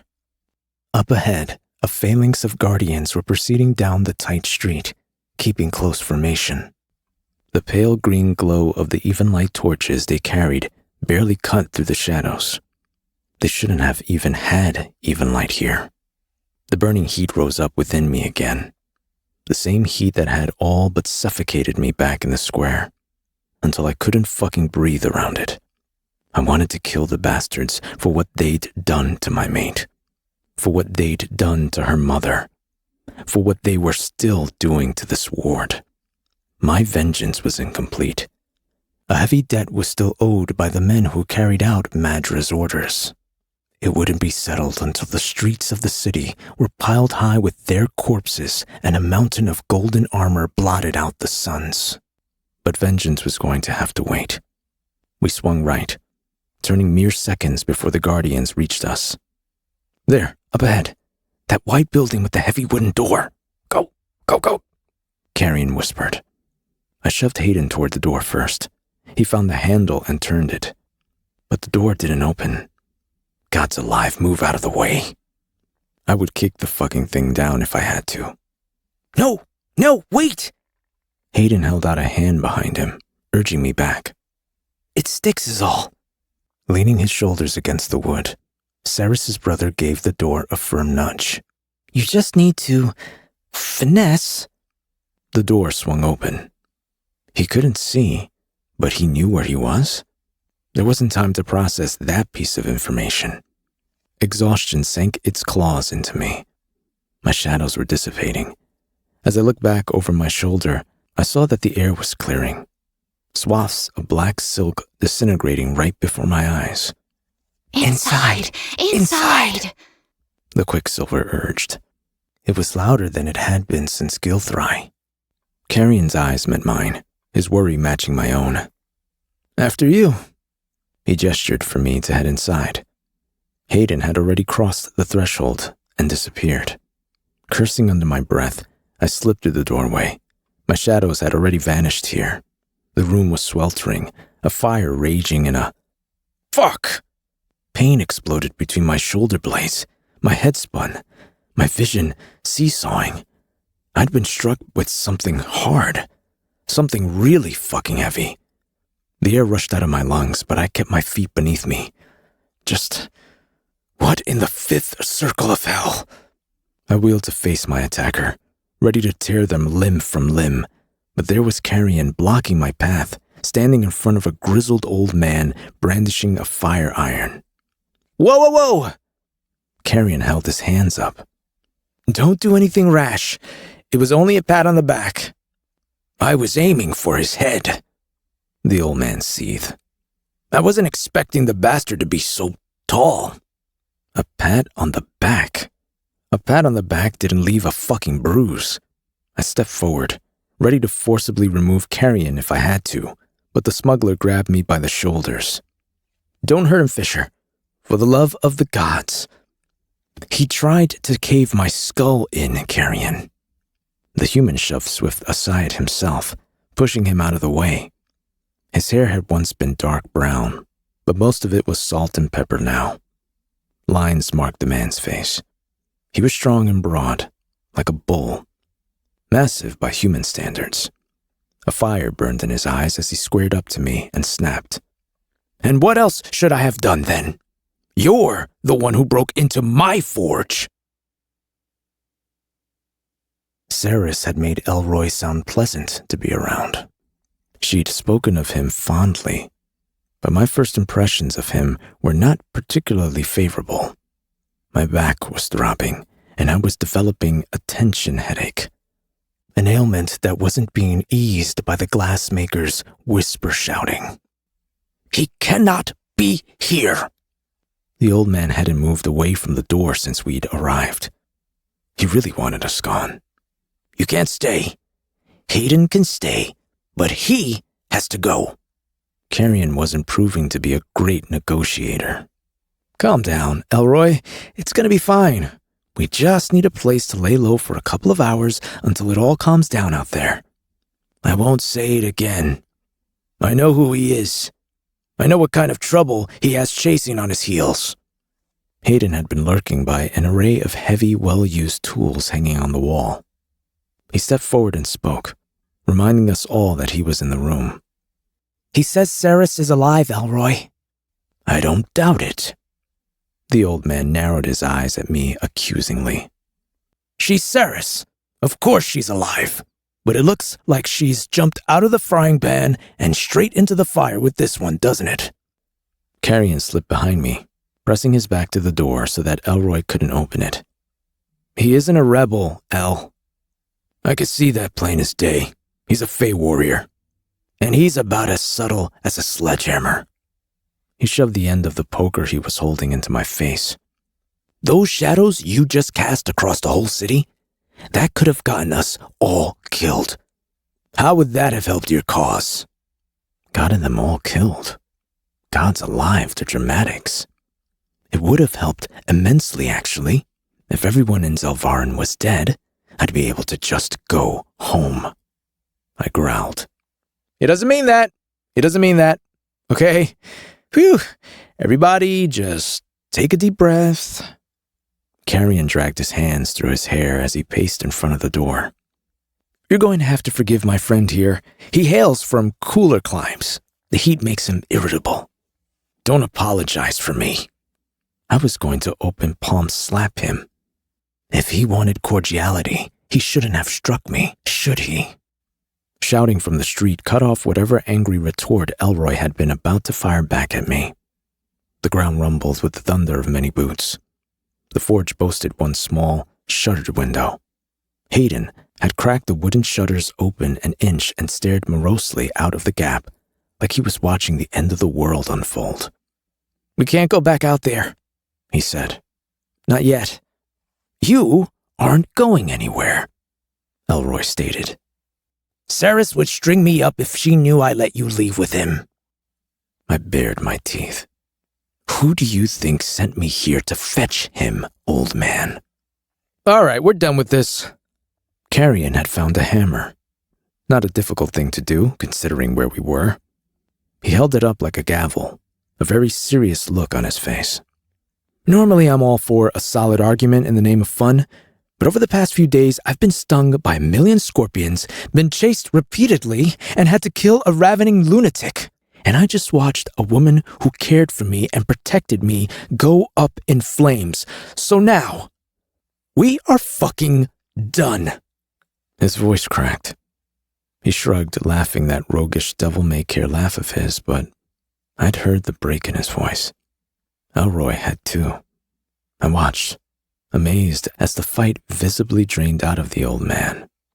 I was heart-sore to hear about Gracia, Carrion. I really was.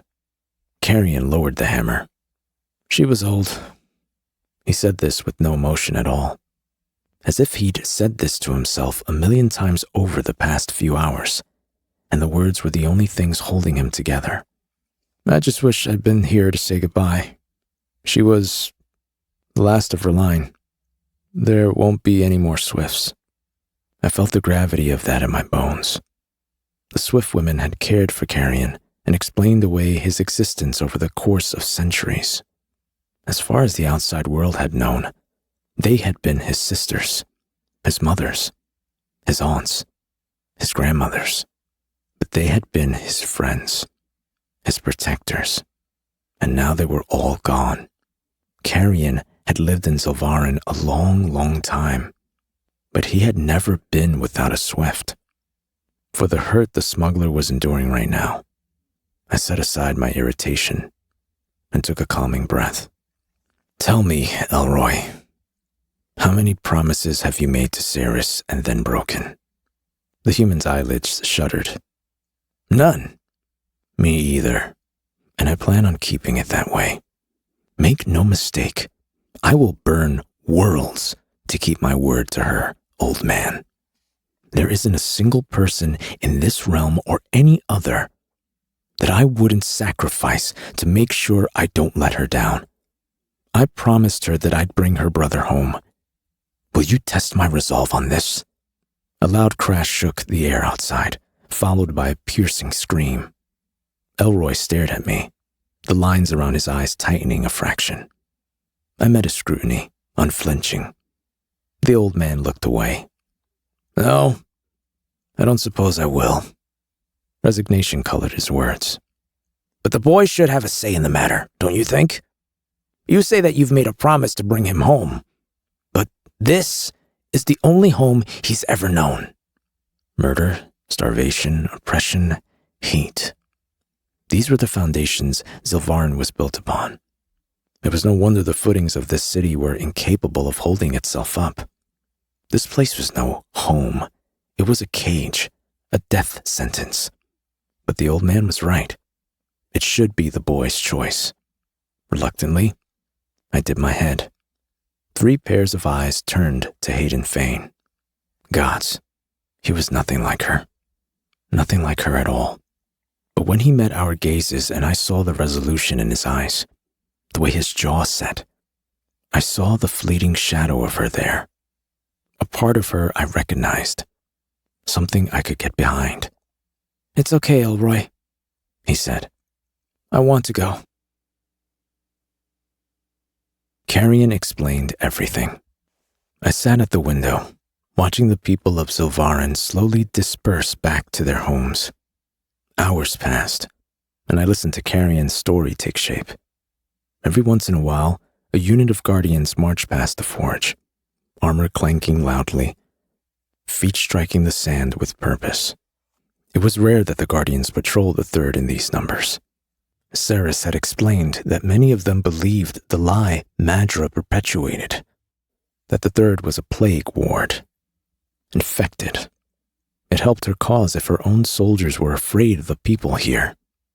An army wasn't as effective if it didn't hate its enemy. Elroy paced the forge as he listened to Carrion speak. Occasionally, he worked the bellows, feeding oxygen to the fire that burned in the hearth. I saw Ceres's movements in him, the way he held his tools, the way he simply moved around the space. But they were his movements, I knew. He had been the one to teach Ceres how to work a forge, after all. He said nothing to interrupt Carrion.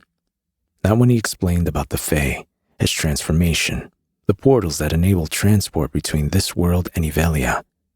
Hayden interrupted plenty, rapt eyes the size of saucers. But not the old man. He took it all in stride. When Carrion was finished, Elroy sat down heavily on a rickety stool that looked older than he was. The weight of the entire realm seemed to be pressing down on his shoulders. I left the window and faced him, arms folded across my chest. "How do you know all about this?" I demanded. The clues were all there. He called me a Fey warrior. He'd known that they were my shadows blotting out the sun's. He hadn't even blinked when Carrion had stormed into his forge, much taller than he'd been before, sporting pointed ears and the kind of teeth that could do some serious damage. He had known. Elroy looked up at me, the truth right there in his eyes. I was right. Plenty of people still tell stories about before, when your kind still visited Zilvarin, he said. I shot him a disappointed look. No, that's not it. Try again. Warily, he shrugged, shaking his head. Fine. You're right. I've known about the Fae my whole life. He nodded at Carrion. I've always known about him, too. I'm sorry, what? Carrion's voice was 3 octaves higher than normal. You've always known about me? Always known about... He threw his hands in the air, staring up at the ceiling. Don't you think you should have mentioned that? You know, during any of the hundreds of interactions we've had over the years? Why? Elroy looked genuinely confused. It wouldn't have changed anything. You would have still been an annoying, loud-mouthed smuggler with a penchant for stealing my glassware. Oh, I don't know. Maybe it would have been nice for me to talk to someone who knew who I really was. Maybe it would have been nice to... Never mind, forget it. You're right. It wouldn't have changed anything. You'd still have been a miserable git with no sense of humor. Elroy leaned his elbows on his thighs, hands clasped together. You had Gracia. He sounded exhausted. I did.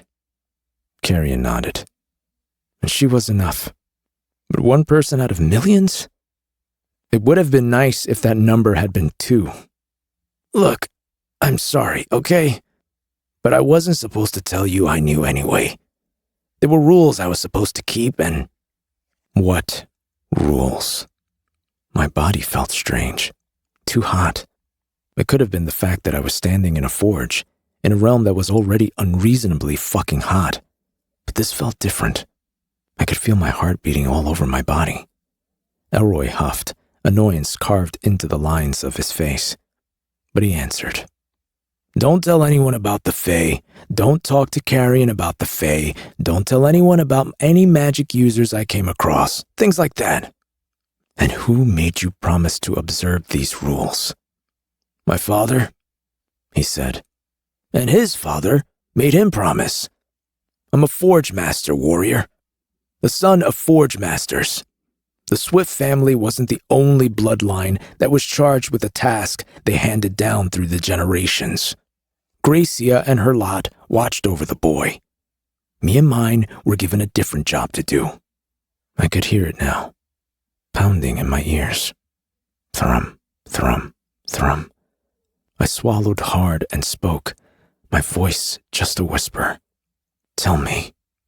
Elroy grimaced, running his tongue over his teeth. Slapping his palms against his thighs, he got to his feet. I think it's probably better if I just show you. I'm not offended, per se, just a little outraged. Carrion hadn't stopped grousing since the glassmaker had yanked back the rug that covered the wall and revealed a secret door. The tiniest scrap of magic, cleverly woven, was all that hid the door. When Elroy had pricked his finger and daubed a small amount of his blood against the wall, the heavy blocks of sandstone had moved back, filling the forge with a grinding sound that had set my teeth on edge. Elroy had grabbed a torch and descended the stairs first, followed by Hayden. Carrion had followed behind me, which meant that I was the one who had to listen to his string of complaints. Centuries! There were Fae plans underway here for years, taking place right beneath my nose, and no one thought to tell me? The only member of the Fae in Zilfarin? Your friend says they had their reasons. I muttered over my shoulder. So they must have had their reasons. I didn't know if that was true. Humans lied all the time, sometimes for no good reason whatsoever. Elroy could have been making all of this up for all we knew. But he had no discernible reason to lie. None that I could see anyway. The stairs went on forever. Down, down, down. The walls weren't made of sandstone here. They were granite. Smooth, cool, and hard. The kind of stone that could withstand the test of time and a shifting sea of sand. Wherever Elroy was leading us, he did so in silence. The back of his head and his shaggy shoulder-length gray hair, the only part of him I could see over Hayden's shoulder. I could feel the tension pouring off him, though. Felt it strongly enough that I confused it with my own. How much farther? Hayden asked softly. He'd intended the question for Elroy's ears alone, but the boy didn't know anything of Fae hearing yet. He sounded nervous. Another 200 steps or so, Elroy answered. How many are there? 1,223. Elroy's whisper echoed off the walls. Eventually, we reached the bottom of the stairs. The space ahead was vast and cloaked in darkness. When I saw what lay before us, I felt like I'd been kicked square in the chest by a horse. Gods and sinners.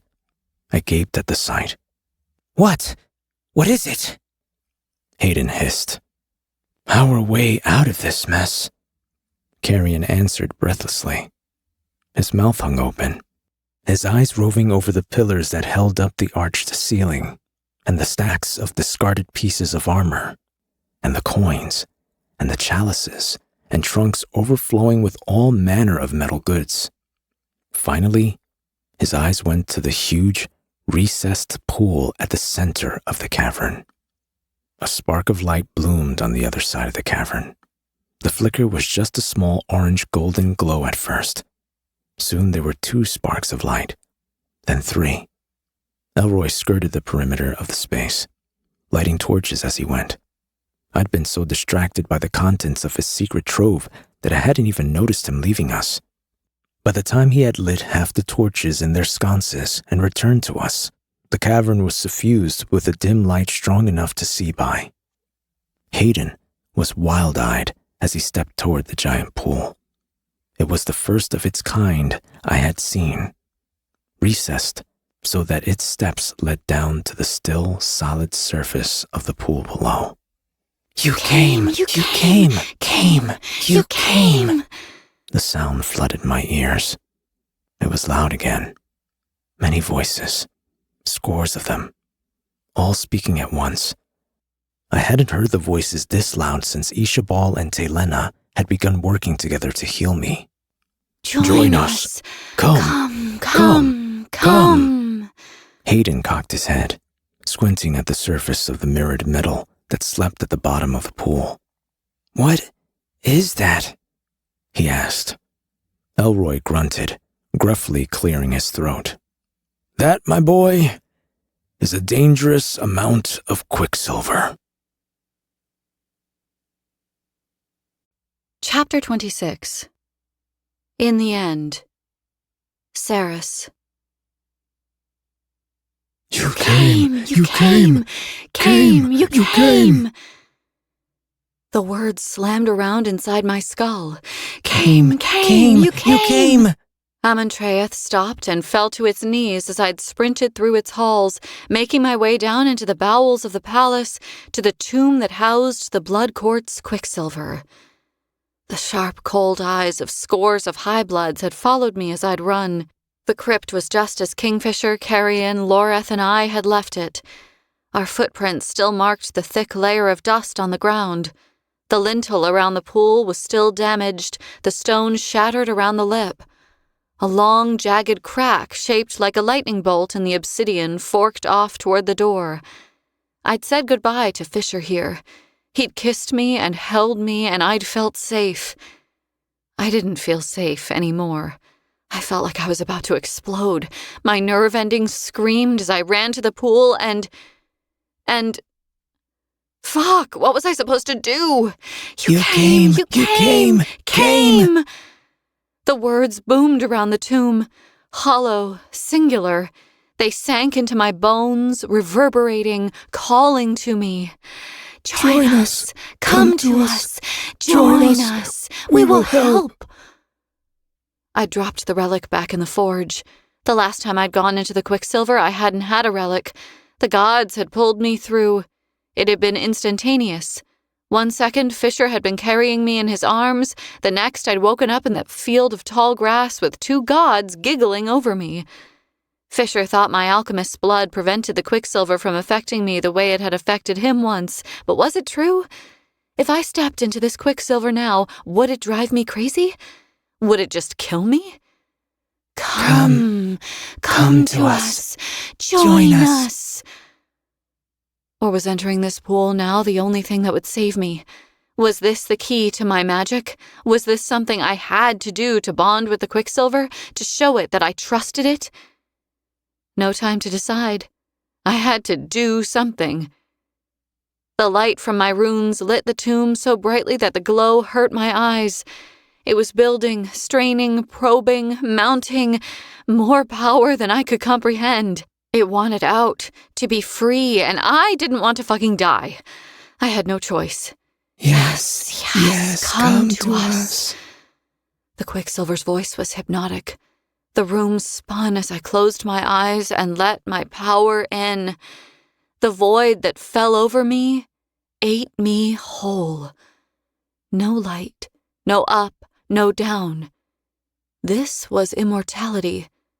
Looking it in the eye felt like staring into a black hole. Fear ran ice-cold fingers through my mind, paralyzing me. Breathe, Saris. Do not give in to it.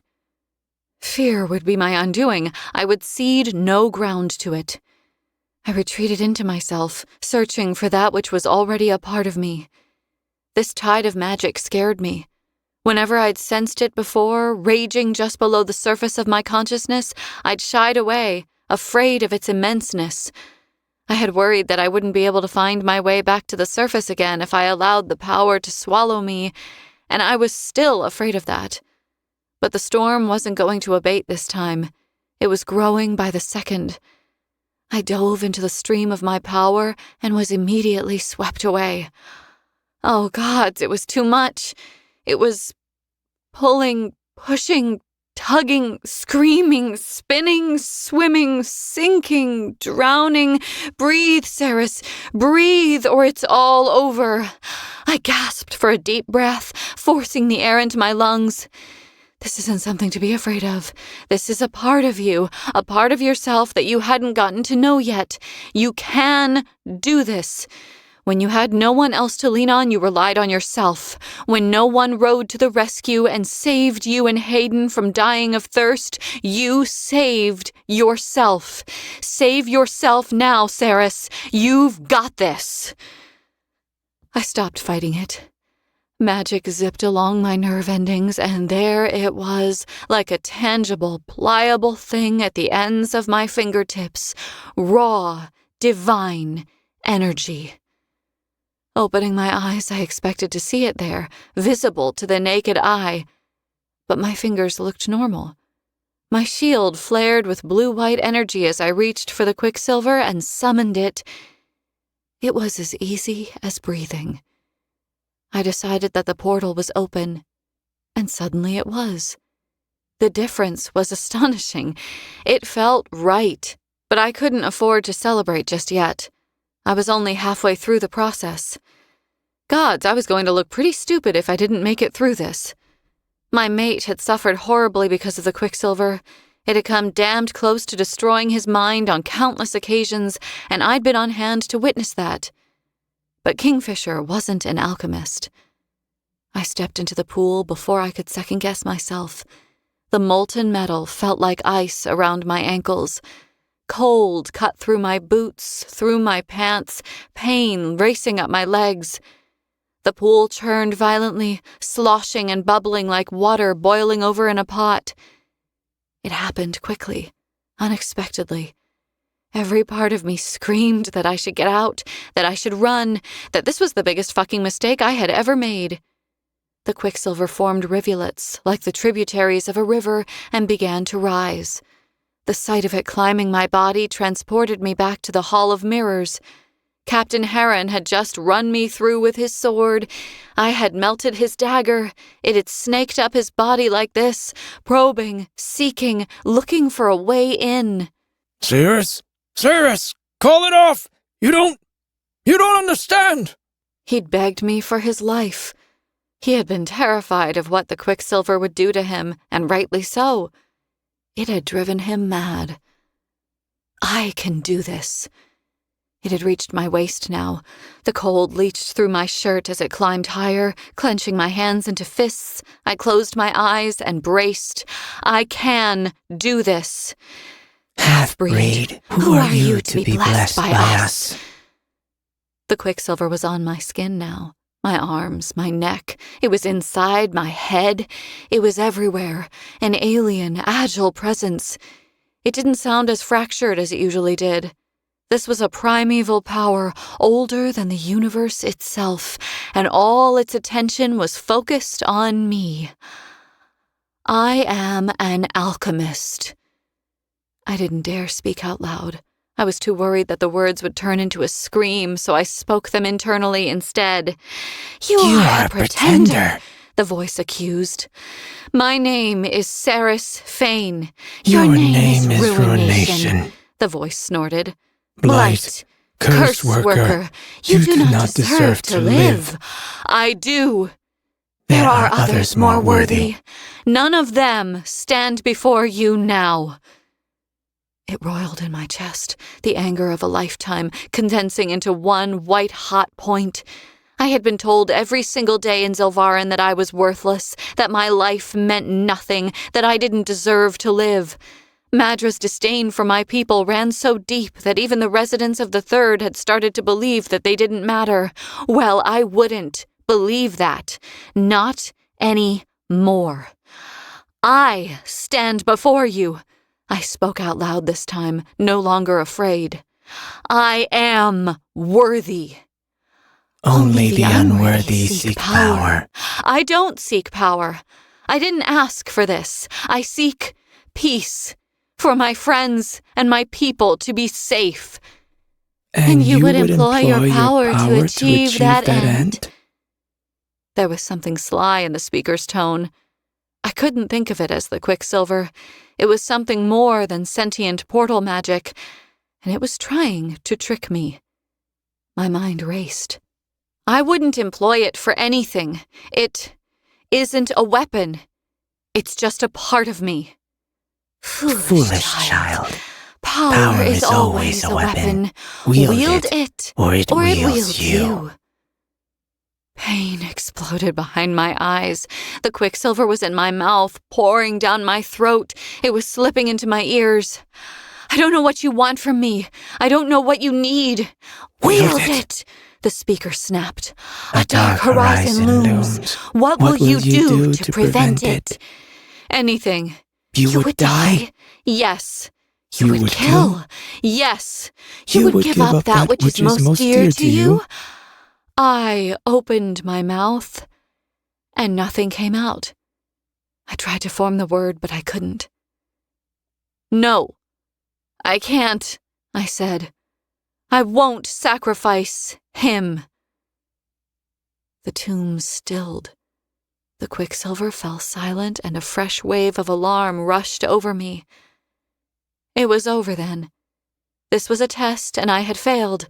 I could feel the quicksilver's claws invading my mind, sinking deep, sharp, and cruel. Good. The speaker purred. Good. Wait, good? Had it really just said that? I don't understand.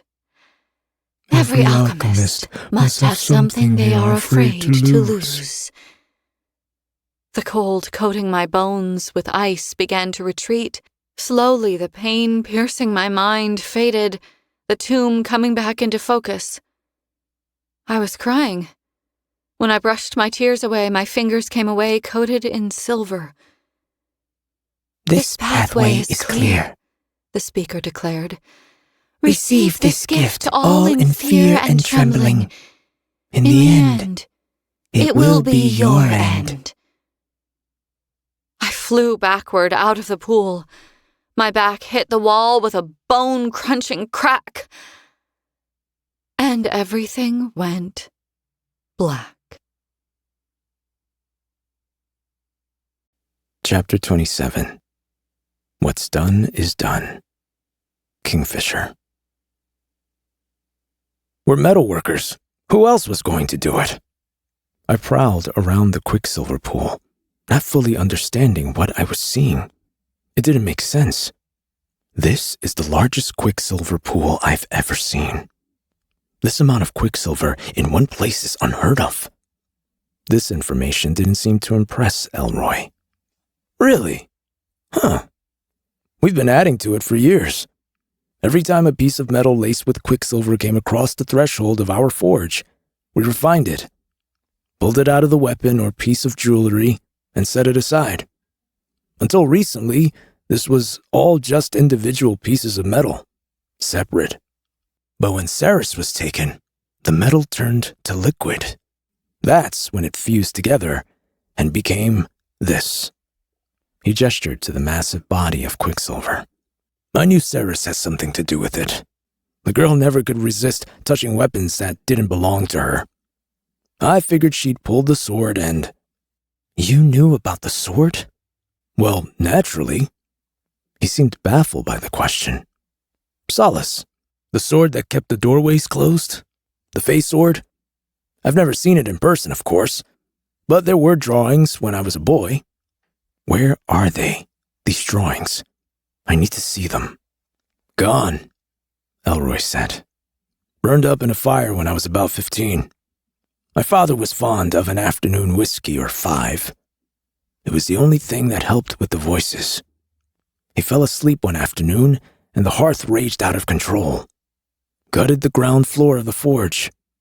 The smoke nearly killed him. So there's nothing.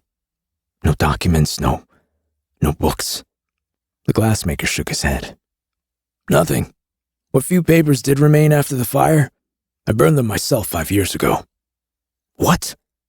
Why? The question was poised on my lips, but it exploded out of Carrion's mouth. What possible reason could have driven you to do that?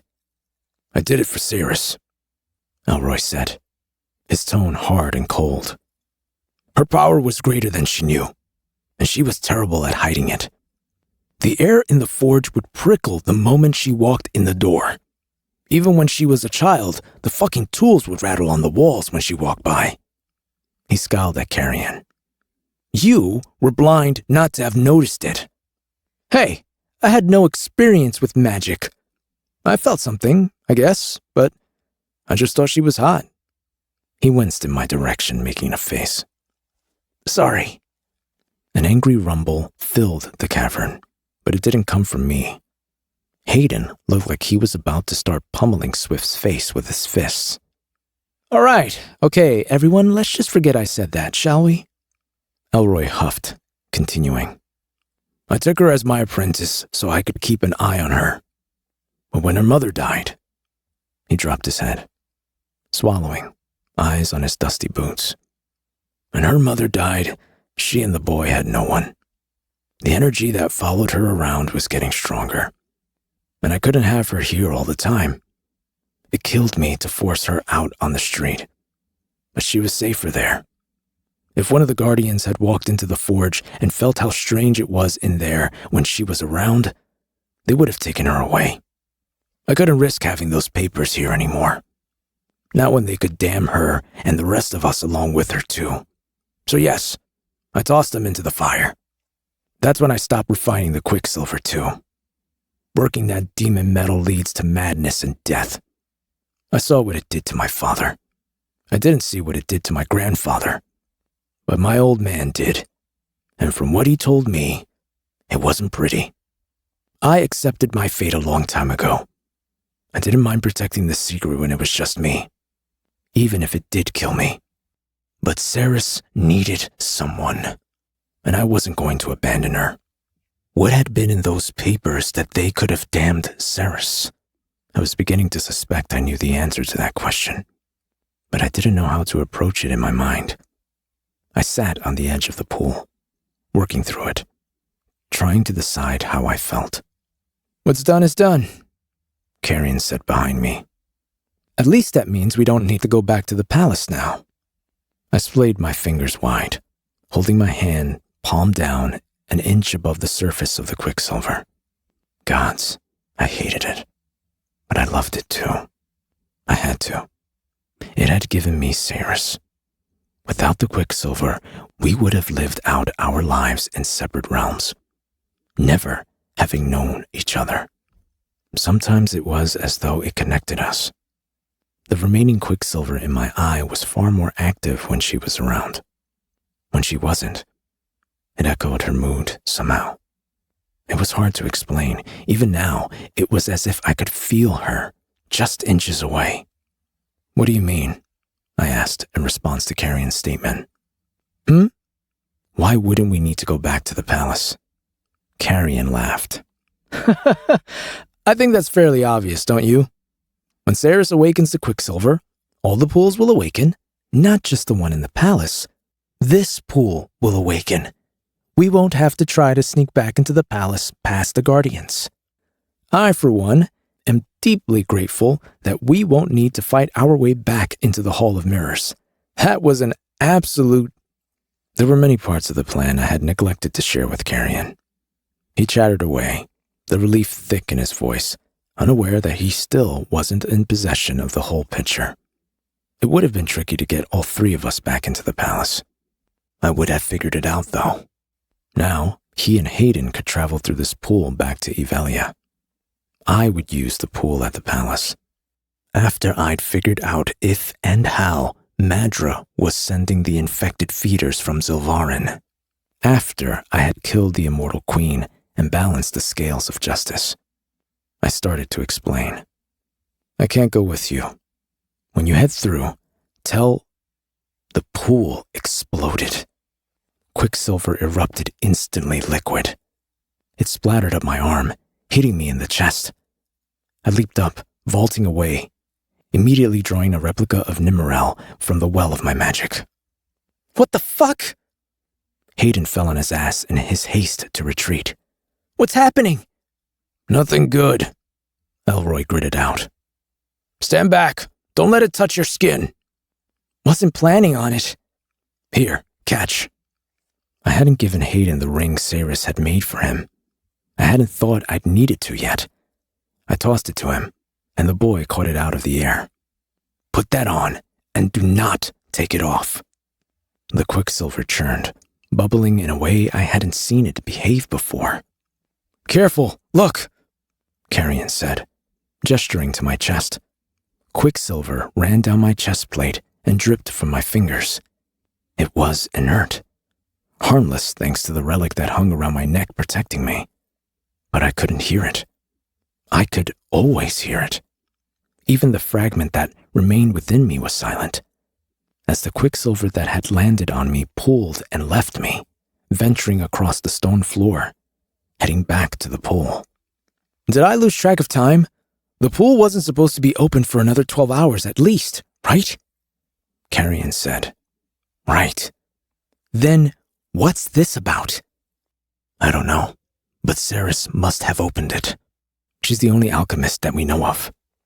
That we know of, Carrion repeated, stressing each word. What if there are others? What if... Quiet a second, I'm thinking. Carrion was right. There was a chance there was another alchemist out there. Highly unlikely, but it was possible. More likely was the probability that Ceres had woken the quicksilver for a reason. And I could think of no good reason she would do that.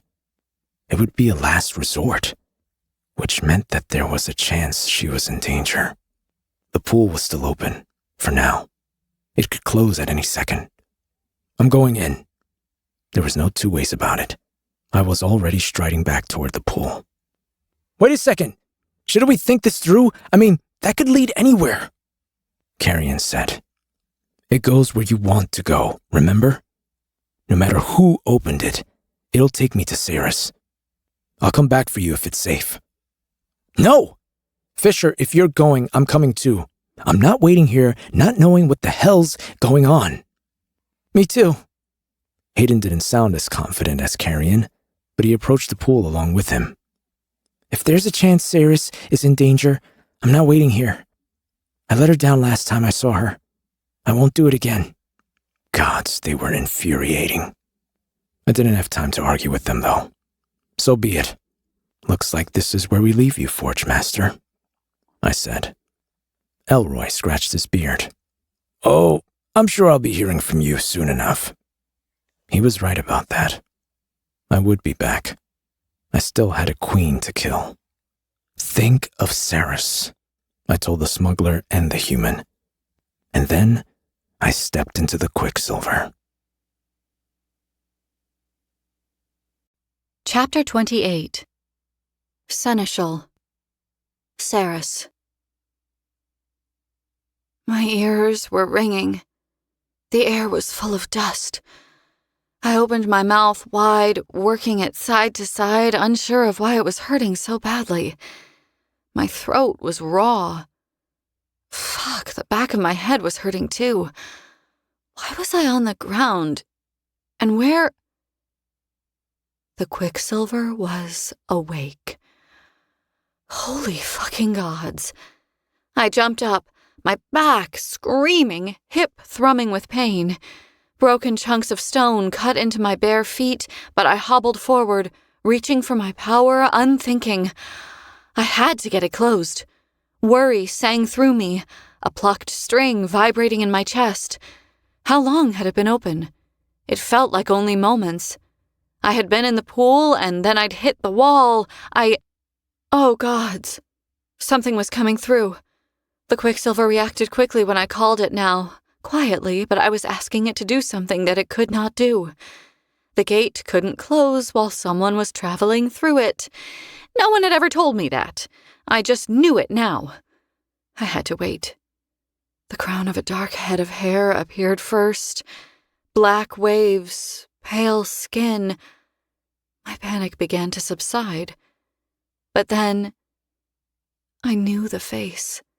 I had seen it only once before, but it had stayed with me. The male had barely spoken to me, but I recalled his words all too well. Do you not bow before a king, creature? I couldn't remember his name. He had sat next to Belicon up on the dais, outraged that I had not shown the proper deference to his master. What had Belicon called him? Orith? Ariash? The male was tall and rail-thin, his nose crooked, his chin square and jutting.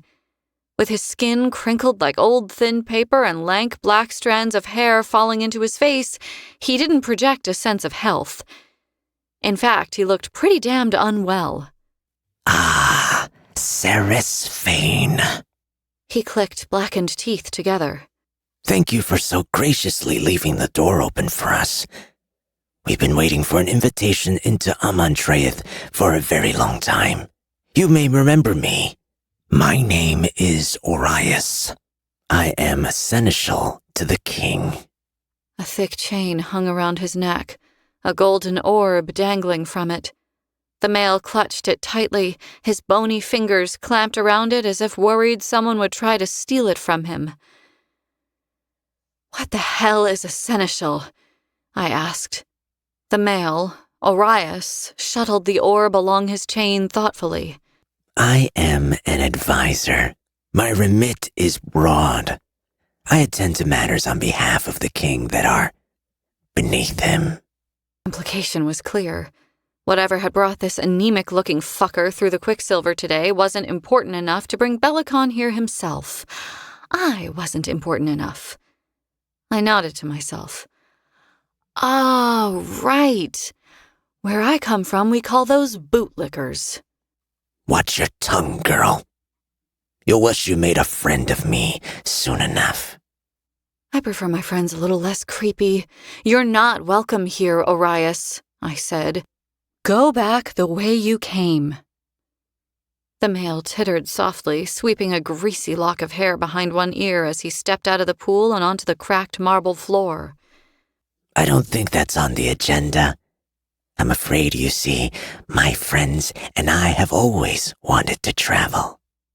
His voice took on a tight, sinister edge. And my master bid me come treat with you. He sprang from the edge of the pool, arms spread wide, like some kind of pouncing would-be predator. Behind him, rising from the Quicksilver, came 2 more figures, then 3 more. Fey guards dressed in green velvet with arrows nocked in their bows. Their eyes were sharp, pupils dilated wide, leaving no room for their irises. This is Blood Court land. Bellicon has no sovereignty here. I reign over this. Stop. Orias gave a bored flick of his wrist. Don't bore me with such ridiculousness. You're not but an inexperienced little girl, trapped in a prison of her own making. You don't want to be here. The High Bloods don't want you here. It would benefit you to listen and take heed when I speak. My liege has sent me here with an offer for you. He spoke with confidence but didn't come any closer. The guards behind him stood in a line, their arrows pointed at my head. I'm not interested in offers from Bellicon Debara. King Bellicon, Orias barked. has graciously sent me here with terms. Personally, it makes no difference to me if you hear them. It's no skin off my nose. But you may regret not listening to the generous offer he bid me present to you very soon. What could I possibly need from him? San Ezroth is a barren wasteland. This court you have declared your own is comprised of genteel high bloods who like to throw parties and sip blood out of jeweled chalices. But watch how quickly their manners fail them when their food supply is cut off. Your Highness, see how fast they devolve into the monsters the second the blood runs out. Are you prepared to deal with the aftermath of that scenario? Had Bellicon kept Malcolm's court fed under his reign? Fisher hadn't said anything about that before. Neither had Renfus. It didn't seem likely, but the cruel light in this male's eyes said otherwise. I'm sure you've noticed by now, He said. but a strange canker spreads across the Southlands. Black rot swallows the vegetation. It affects the wildlife here in the most shocking way. Deers, wolves, bears. It infects them quickly. Death is unavoidable, it seems. It's too late for these lands. But my master would provide shelter and protection from the spread of this vile disease.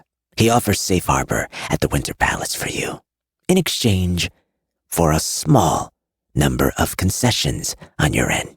Let me guess.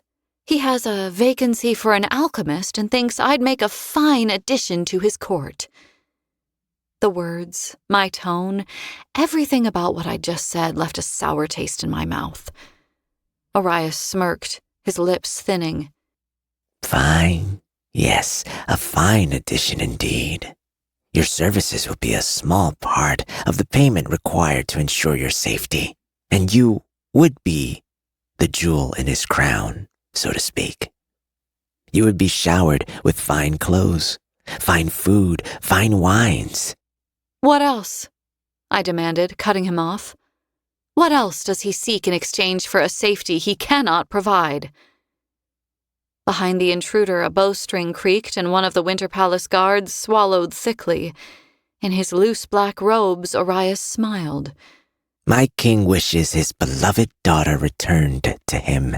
He misses her dearly. It wounds his heart to know she is unwell and far from his loving care. And? Kingfisher, in shackles. A public I drew solace. The air hummed with crackling power as I unleashed her naked steel. The stranger stopped talking, tapping his index finger impatiently against his thumb pad.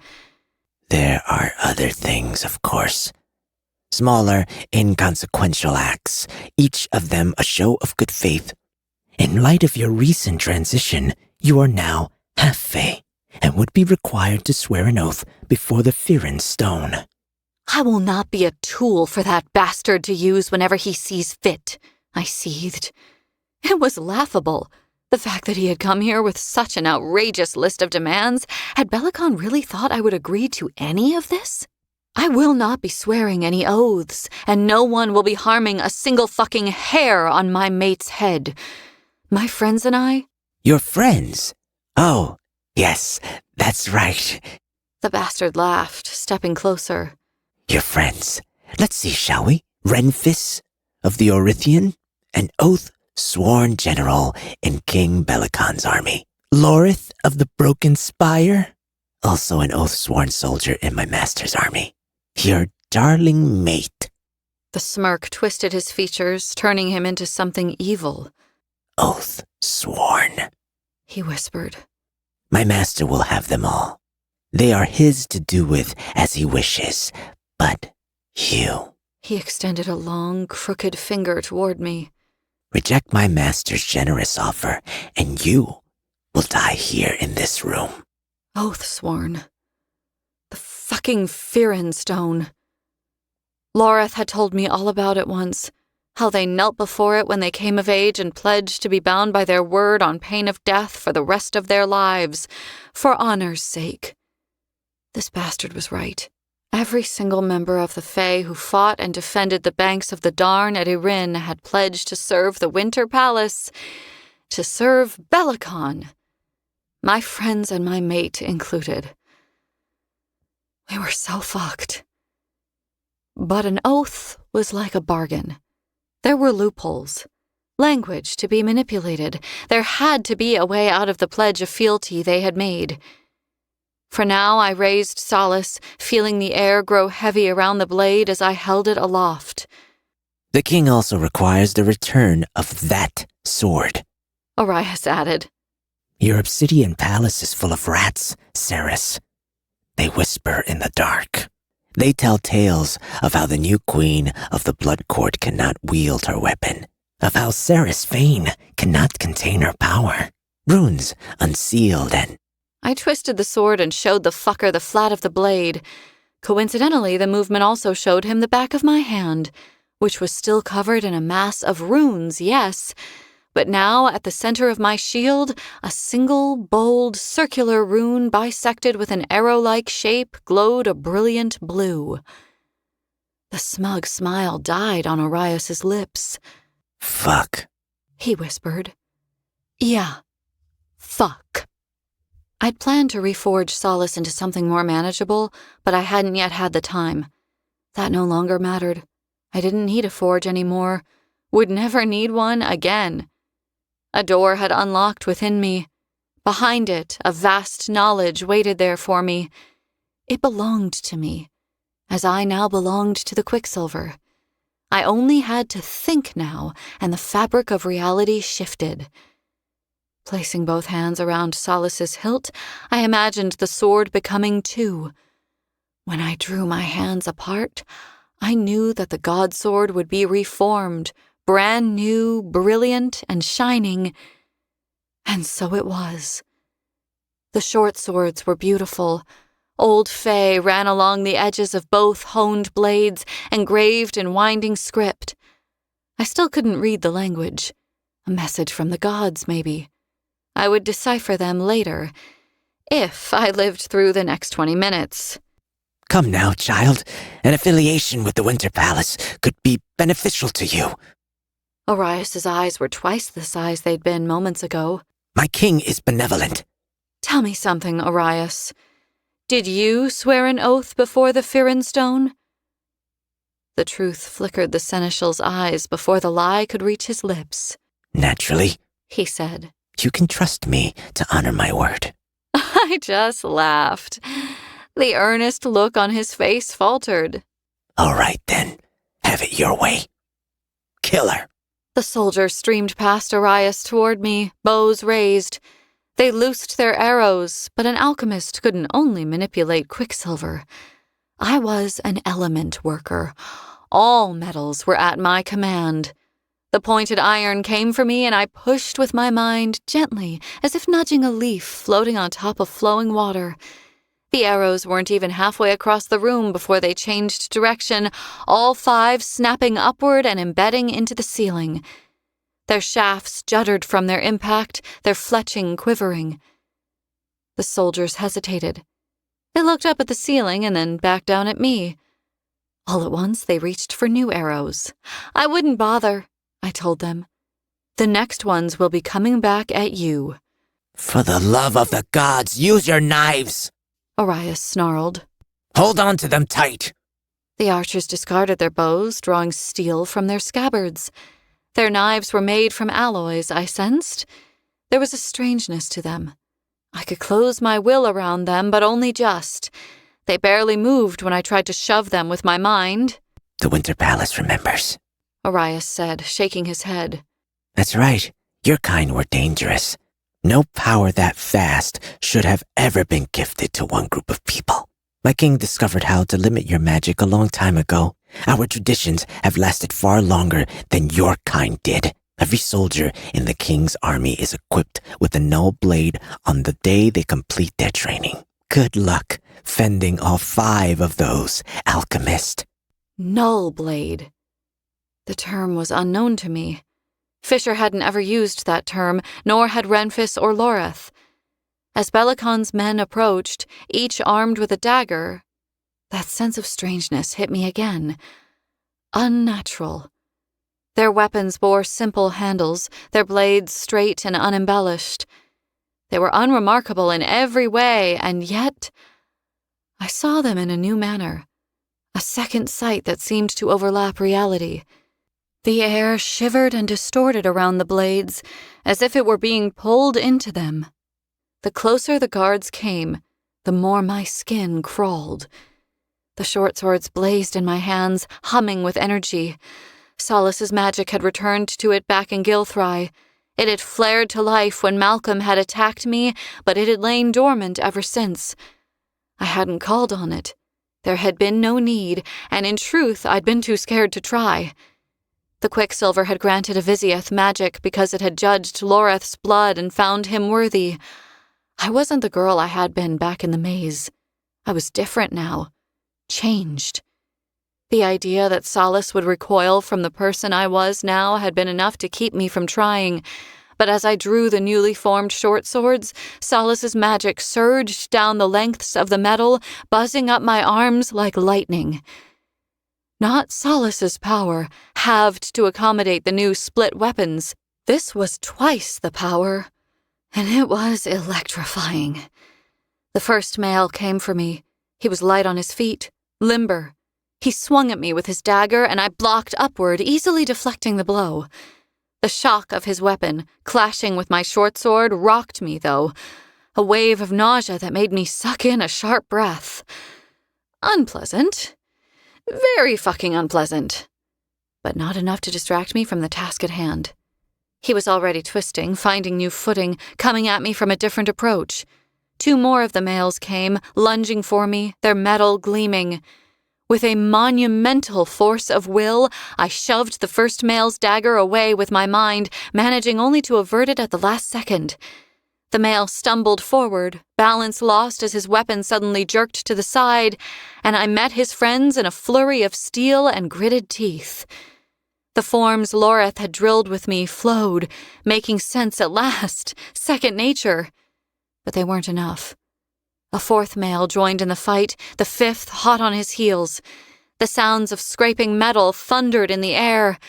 Fire lashed around the top of my right arm. One of them landed a hit on me, their blades slashing through my shirt. Heat spilled down my arm, the copper-bright smell of blood exploding in the back of my nose. Footwork, Ceres. Footwork.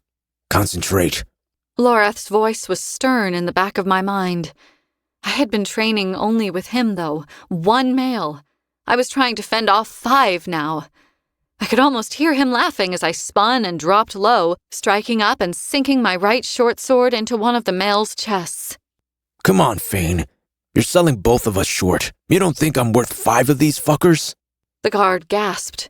I yanked my weapon back without assessing the damage and immediately blocked up, parrying another null blade. A thud to my left. I slashed at another of the male's ankle tendons, spun away, blocked, mentally shoved another blade away with everything I had, blocked, retreated. One of them, the one I'd stabbed in the chest, was on the floor, dead. Only 4 of them now. Ha! Only 4 of them. I danced back on the balls of my feet. That's what this was now, a dance, letting them come for me. They prowled forward, eyes blank, faces emotionless. Don't panic. You've got this. Preempt them. You know where they're going to be, Ceres. Last chance. Arias called. There's still time to change your mind. The king won't extend another opportunity. My canines felt long in my mouth. I was bleeding from my leg somewhere. I could smell it. Setting my jaw, I ran the edges of the short swords together, and burning blue-white sparks leaped from the metal. I gave you my answer, I snarled. Let's get this over with. The guards didn't wait for Arias's command. They charged. Sharpened steel rained down on me. I gulped down air, forcing myself to breathe. One at a time, faster than fast, I rebuffed the males, pushing their weapons away with my mind as best I could, or else meeting them with my own. One of them broke through my guard.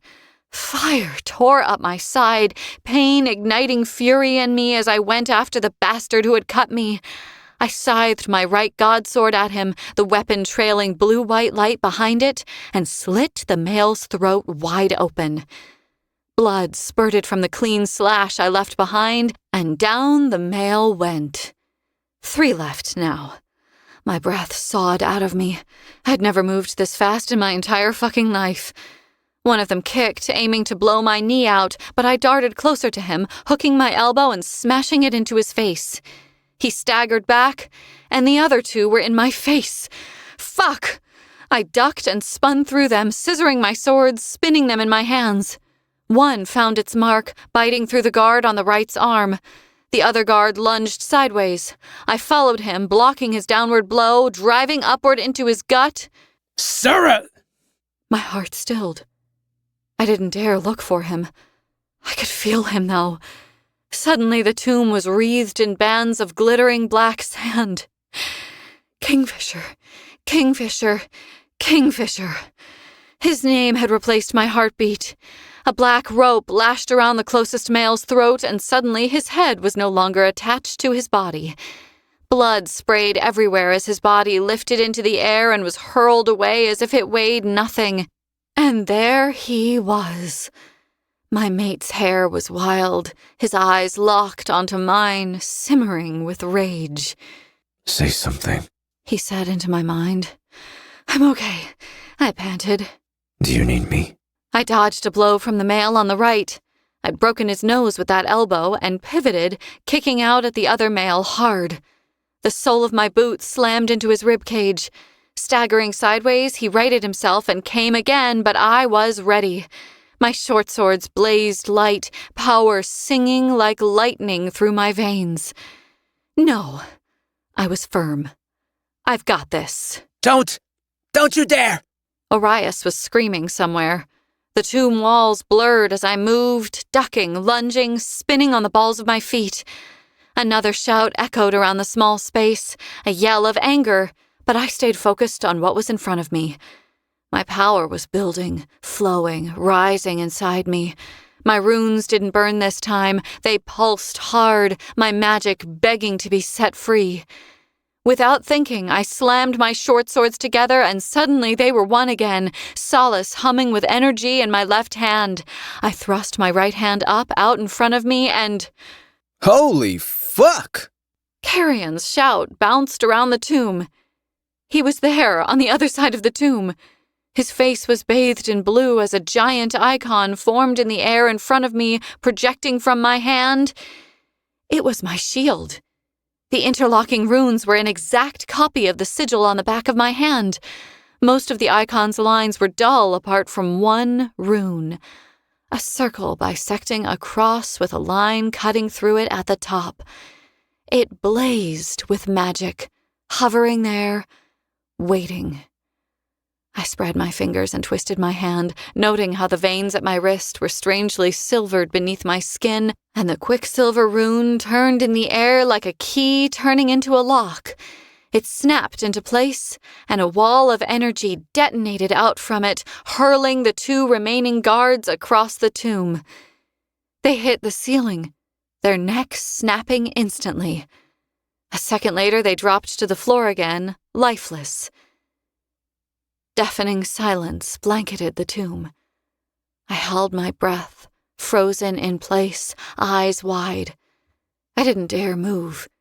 Energy crackled from the shield, tiny filaments snapping from it as it held its position 6 feet off the floor.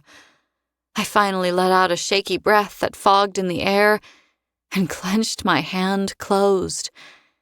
And just like that, the glowing shield blinked out of existence, as if it had never been there at all. Well, fuck me. Carrion said.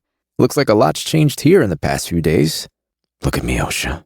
Fisher was at the base of the pool. He stood over Arias's prone figure, his shadows pinning Belicon's seneschal to the ground. You're okay. He said softly, the words shared with me alone. You're safe. Shake it off. I was still in a defensive stance. Every muscle in my body was rigid, ready for another attack. You're here? You're really here? Gods, my voice sounded so small. Slowly, Fisher nodded and the tension rushed from my body. He was real. He was here. Everything was okay. I'm going to get you out of here in 2 minutes. He told me. But I need you to be here a little longer first. Is that okay? Can you do that? I nodded. Good girl. Come here then. Stand with me. I went to him. Arias had no magic of his own. I felt the hungry void in him, pulsing with jealousy. Fisher's shadows cinched tighter, closing around the male's throat, chest, hips, ankles, wrists. He squirmed fruitlessly, hissing up at us. You'll die for what you've just done, he wheezed. Really? I was too hot. I felt strange. 'Cause you said I was about to die just now, and I swallowed breathlessly. That didn't seem to go the way you thought it would. Stupid bitch! You have no idea! He gurgled, his airway shutting off. Fisher dropped down, crouching next to the male. Torture isn't in my nature normally. Oh, so calm. Oh, so dangerous. God's alive, he was going to kill him. But for you, Orias, for what you've done here today, I think I'll make the exception. Fisher, no.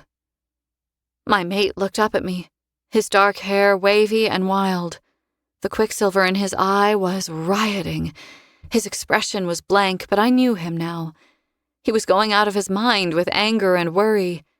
The bridge of his nose was red. There were grains of sand buried into the seams of his leathers.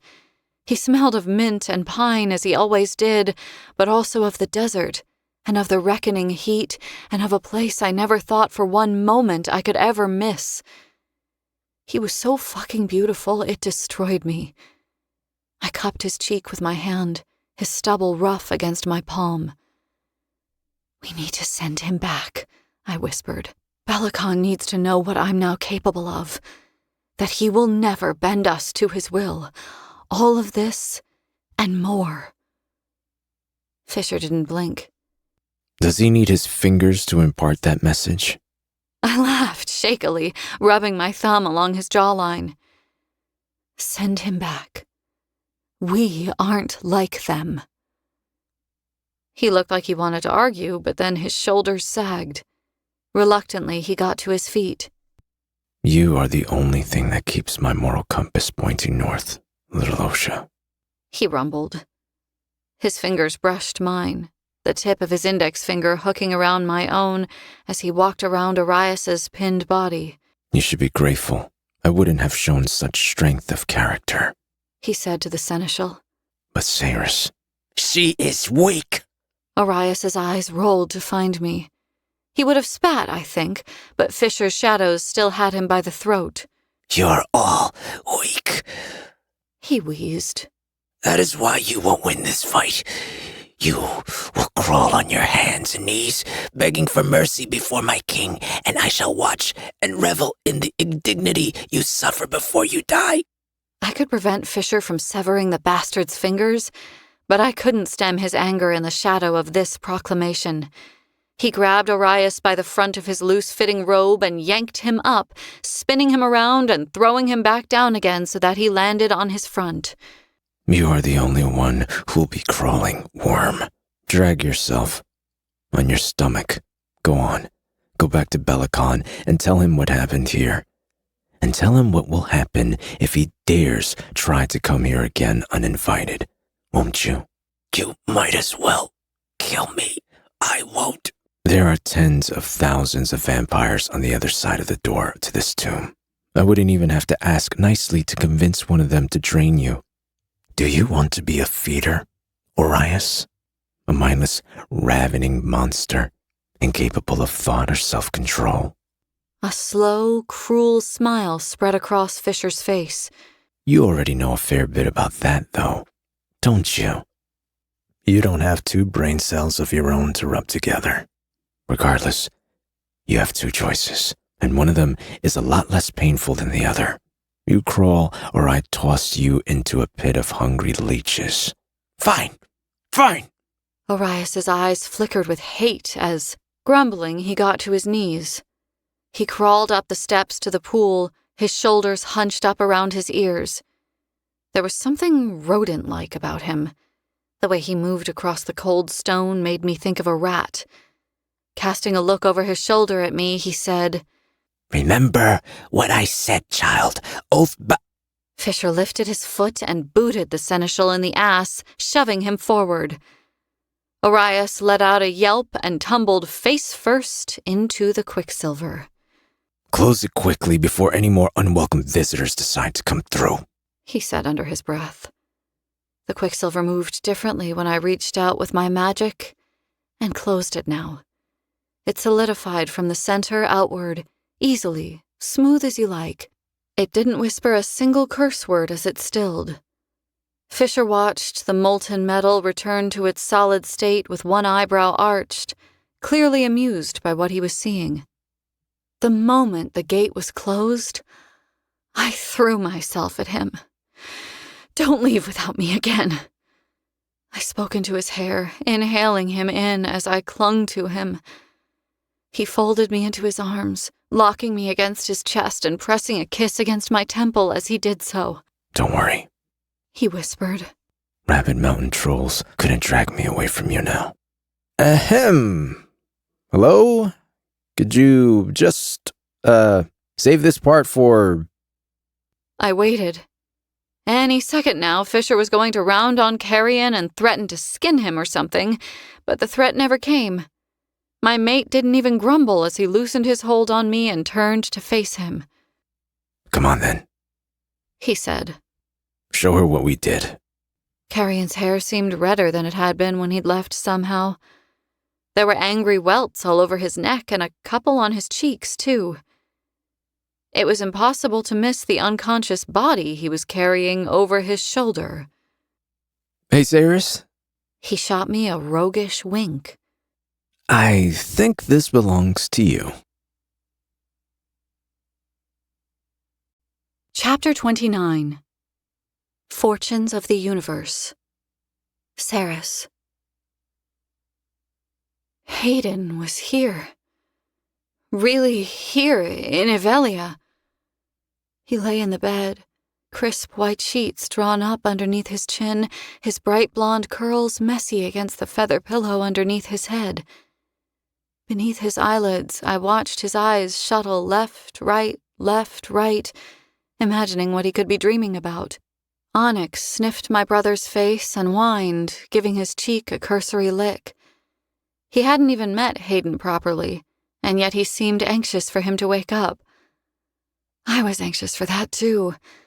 The last time I'd seen Hayden had not been pleasant. I didn't realize I was such a burden, he'd said. Well, you are, Hayden. Your entire fucking life, that's all you've been. Now leave me alone. Don't follow. Do not come looking for me. Go! I'd screamed at him. It had been out of fear. I'd wanted to hurt him, to make him run so that he wouldn't follow me into the horror that I knew awaited me up at the palace. But it was hard to unspeak words sometimes, especially when there was a grain of truth in them. Carrion slept for less than a day when he came through the Quicksilver for the first time, but he was fey beneath that glamour of his. It could be a while before your brother wakes up, Saris. Taylena pressed the back of her hand to Hayden's forehead, pursing her lips together. No doubt her magic was flowing into Hayden, checking his body for injury or malady. We couldn't keep Hayden at Amentraeth. He wouldn't have been safe, and there were no healers there who knew anything about human physiology. The decision had been made, risky as it was, to use the gate to hop from the blood court back to Kalish, and so it had been done. The work of moments. It had been only days since I'd been here, but everything felt different suddenly. I felt different. Where's Kingfisher? Taylena asked. Her soft, warm voice broke apart my thoughts. He and Carrion managed to secure the silver we need. 2 big bags of it. They went to take it to the armory. Fisher said he'd find me in his rooms as soon as he was done. The healer smiled gently, rubbing the top of my arm in a comforting up and down motion. You should go then. Physically, Hayden is fine. It's just a big shift moving from one plane of existence into another. He won't wake for a while yet. I was already arguing. I should be here. You should be in bed. You look exhausted. Taylena's hairstyle was new. It was tightly braided to her scalp, the ends, which were halfway down her back, decorated with bright orange beads. As always, she looked beautiful. I'll stay with him. If he wakes up, I'll come and get you, I promise. Gods and martyrs, Hayden was going to be almost as disappointed as Carrion had been over the fact that Taylena was mated and married. I sighed, knowing how pointless it was to push back against her once she'd decided something. The moment he wakes up? I asked. She nodded. I'll make sure he's comfortable first, and then I'll find you. All right. I'll go, but only because I am tired. More tired than I had ever been in my life. I could barely keep my eyes open. Channeling the amount of power I'd used back in the tomb was a massive drain on my energy supplies, both magical and physiological. I probably wasn't going to struggle to sleep ever again. My hand was on the doorknob when Taylena called after me. She sat at Hayden's bedside, holding his hand, with the morning light gilding her bronze skin. I'm sorry I couldn't help you. I can't quite explain it. She puffed out her cheeks and then let them deflate. It isn't an issue that I've ever encountered before. She had tried to heal me when we'd first arrived at Kalish, but her magic had felt like water, beating and rolling off my skin. It hadn't felt wrong per se, just strange. I still had a gash on my arm as well as a cut on my thigh, but both were already knitting closed on their own. It's okay, I promise. They were just scratches. I shot her a tired smile. Upstairs in Fisher's rooms, Archer was busy organizing a bath. 3 other fire sprites lugged smooth, round stones from a metal bin by the fireplace and held them in their hands, heating them before lowering them into a tub by the window that was full of water. Steam rose from the water, the stones hissing as they drew them back out of the bath water and reheated them again. Another fire sprite was busy cleaning off the nightstands and the desk, sorting through the scraps of paper and other bits and pieces I had been dumping there after emptying out my pockets. Fisher's friend squawked when he saw me. No! No, no! Oh, no, apologies, my lady. We've been too slow. The room was supposed to be clean by the time you got here. Your bath was supposed to be poured. It's okay, Archer. Please don't worry. No. He shook his head vehemently, and a tiny ember flew off him and began to smolder on the rug. I stepped on it before he noticed and got even more upset. There's a way things are supposed to be done, my lady. You aren't even supposed to see us unless we're serving dinner. I want to see you, Archer. I want to be your friend. All of you. Yes, I want to be friends with you 3, too. I trailed off, the words dying on my lips when fire broke out atop one of the other fire sprites' heads. The little sprite stared at me, mouth hanging open, fiery eyes wide. There's a way things are supposed to be done. Archer repeated this slowly in an exasperated tone as if I just wasn't understanding what he was saying. I hear you. I do. But the realm outside the walls of this estate changes all the time, doesn't it? I'd never seen a fire sprite pout before. I had now. Not really. Archer, come on. One day, maybe I'll live here, and it would be nice if we didn't have to stand on ceremony all the time. You should be able to relax around me. You shouldn't call me my lady, either. What are we supposed to call you, then? You should call me Saris. It's my name. Archer wobbled like he might fall over. The sprite who had been cleaning the nightstands was standing over by the bookshelf now and had a little knick-knack in his hands, a ceramic bird by the looks of things. Archer squawked when he noticed what the other sprite was doing. Put that down! That was Lady Adina's favorite! It's okay, I'm sure he's just looking at it. The offending sprite pulled a sheepish face, put the bird back on the shelf, then scurried away. No, mistress, you don't understand. That ornament is how Kingfisher got his name. Lady Adina saw it in a market in Ballard when she was pregnant with the master. She wasn't usually taken by things like that. She didn't own many knickknacks, but she said she had to have it. She was so taken by it that on his first birthday, she announced people should call her son Kingfisher. She set the ornament there herself, on that shelf, when the master was just a-failing. She didn't like anyone to touch it. Okay, Archer. It's okay, I said, laughing a little at his anxious rambling. The ornament's fine. It's back on the shelf. We all know now not to touch it. But Archer wouldn't be consoled. One of the sprites helping to heat the bath dropped the stone he was holding into the bathtub with a splosh, and that was it. Out! Get out, all of you! Go! I'll leave you out in the snow! Archer cried. I'll turn you into doorstops! Go!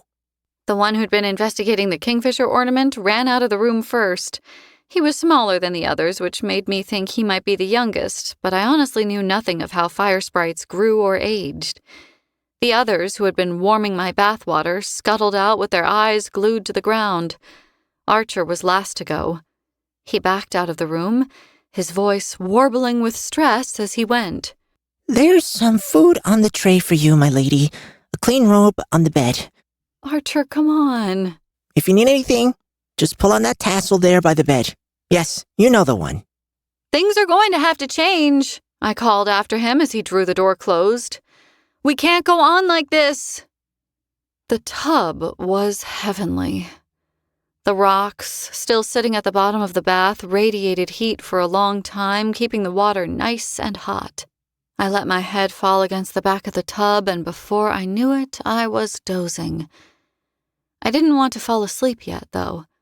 Not until I'd seen Fisher. Once my fingers had pruned and my muscles felt loose, I climbed out of the bath and dried myself off, dressed in one of Fisher's loose shirts, and prepared to settle in with the book on alchemy that I'd removed from Amentreth's library against Algat's wishes. But then the door opened. He stood in the rectangular square of light for a moment, watching me, then slowly stepped into the room and swung the door closed behind him. I didn't say anything, and neither did he. We just savored the sight of each other, relished the fact that we were both in the same room, breathing the same air, and nothing had succeeded in killing us while we'd been apart. Fisher took a couple of steps toward me, eyes pensive. He bent and drew off one of his boots, his mouth forming a disapproving line as he upended it, and a stream of sand poured out of it onto the floor. It kept coming and coming. I covered my mouth, trying not to laugh. He repeated the motion with his other boot, turning it upside down, gaze locked stoically on me while he waited for the sand to be done pouring out of his footwear. When he was finished, he dropped both boots to the floor with a thump, thump, and took another small step forward. Do you know how incredible you were back there? He asked. When I was fighting for my life? He shook his head. When you single-handedly took down 5 guards with those pretty new short swords of yours. That was really... He trailed off, eyes burning. Stupid? Hot. He corrected, the tips of his canines glinting between his lips as he emphasized the word. I tried even harder not to smile. Compliments from this male were still new. My insides behaved ridiculously whenever he even looked at me. You like the swords? I asked, my gaze going to where they sat on top of the dresser to his right. Fisher arched an eyebrow, slowly heading over to take a look at the naked fey steel. They're beautiful, he said softly. Incredible. They were made just for you, Osha. I still don't know what the writing means. The engraving is in Old Fey. The one on the right with the abalone inlay and the hilt says Aramar. The one on the left with the ivory inlay says Selenir. Fisher angled his head, frowning as he read the inscriptions on both swords.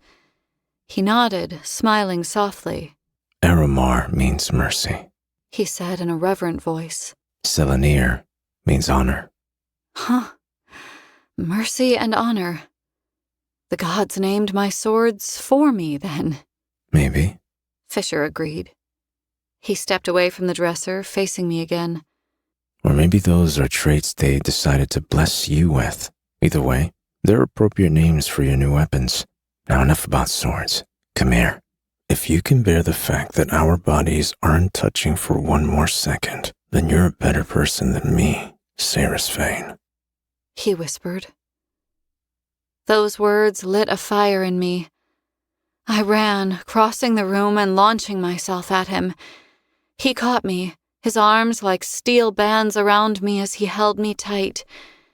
Life was so unsafe right now. A million hurdles lay between us and peace. I couldn't remotely begin to comprehend how we were going to overcome it all, and yet the world fell away. Nothing could touch me here in his arms like this. I pressed my face into the crook of his neck so hard that his leathers muffled my words when I spoke.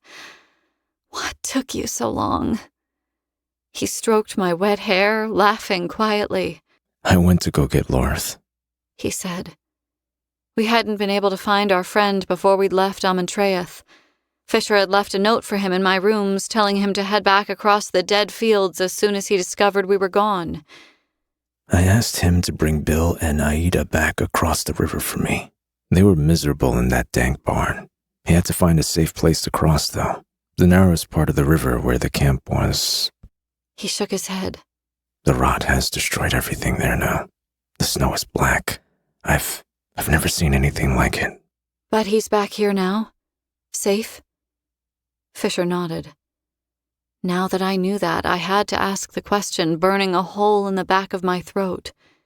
How does an oath-sworn fae break their oath, Fisher? He drew back immediately, searching my eyes. They don't? He said. Why? There were freckles on the bridge of his nose, just a few small dots of brown against the paleness of his skin. I focused on them, too afraid to repeat what Arias had said back in the tomb. You're sworn to Belicon. So are Loreth, Ren, Danya, and everyone else who fought at Erin. Arias said that he can command you. Orias was trying to scare you. Belicon can command us until he's blue in the face, but he can't touch us here. The wards that prevent him from coming here also prevent his compulsion from reaching us. As long as we stay here in Kalish or in Amantreath, we're all fine. And even if we do leave these lands, we would have to be in his physical presence for him to command us. There is no way he's leaving the Winter Palace. I kissed him, my heart rising in my chest. I couldn't bear to hear any more. I needed him more than I needed words of reasoning right now. His surprise was fleeting. His mouth answered mine, his tongue sweeping into my mouth, and the room faded to black. The heavy curtains were drawn, shutting out the cold morning light. His shadows were nowhere to be seen, though. He didn't even call upon them when his hands roved south, tugging at the bottom of my shirt. Don't tell me you're going to undress me the normal way this time, I said teasingly into his head. He flicked his tongue over my lips, a low rumble sounding at the back of his throat. Does this feel normal to you? He took my left hand and placed it in the center of his chest, mirroring what he'd done the very first time he'd shown me how fast I had made his heart race back in his tent. I could hardly feel his pulse hammering beneath his thick leathers, but I could hear it now. No, I whispered. And this? He took hold of my other hand, guiding it low until it rested on top of his hard cock. He wasn't just hard.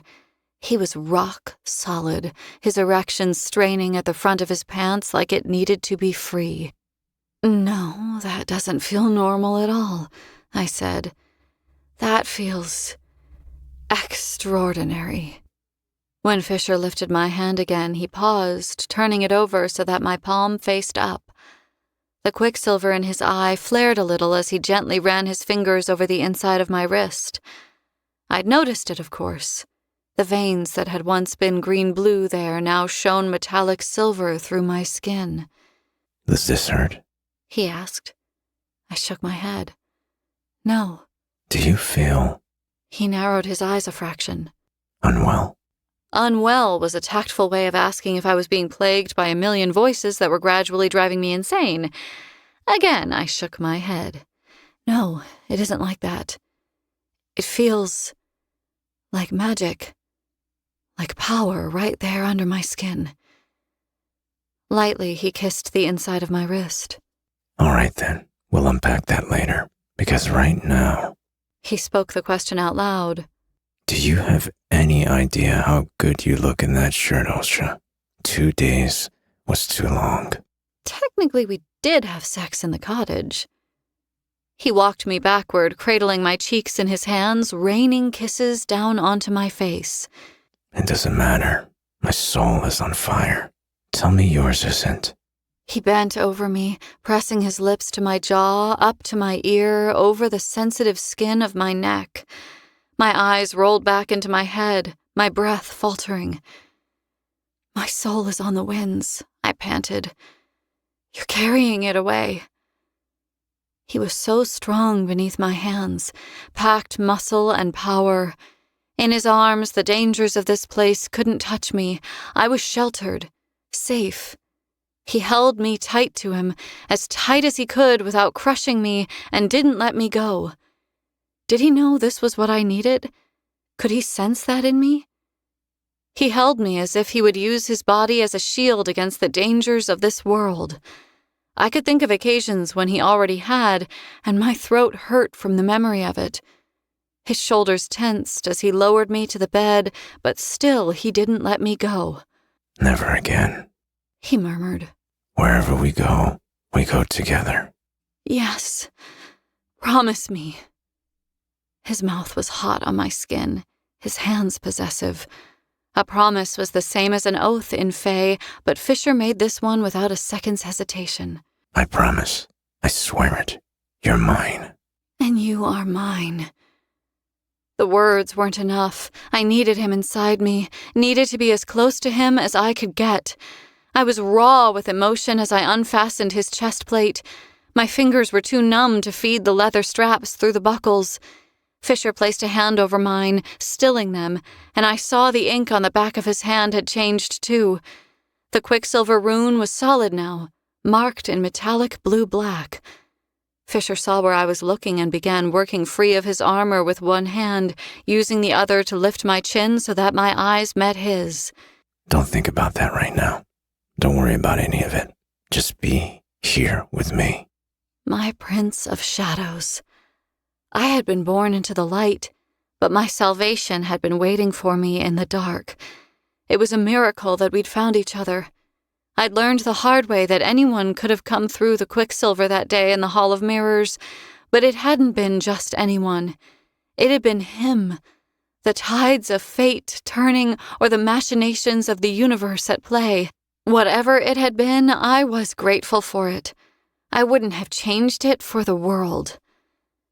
I watched him undress. He watched me while I did the same.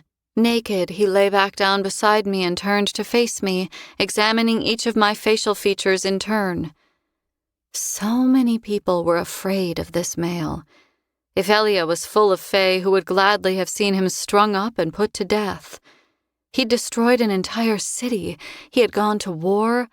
He had slain a dragon and faced the Iron Death at the Aegean Gate. Earlier, he'd ripped a male's head off with his magic and hadn't batted an eyelid. He was a creature of violence.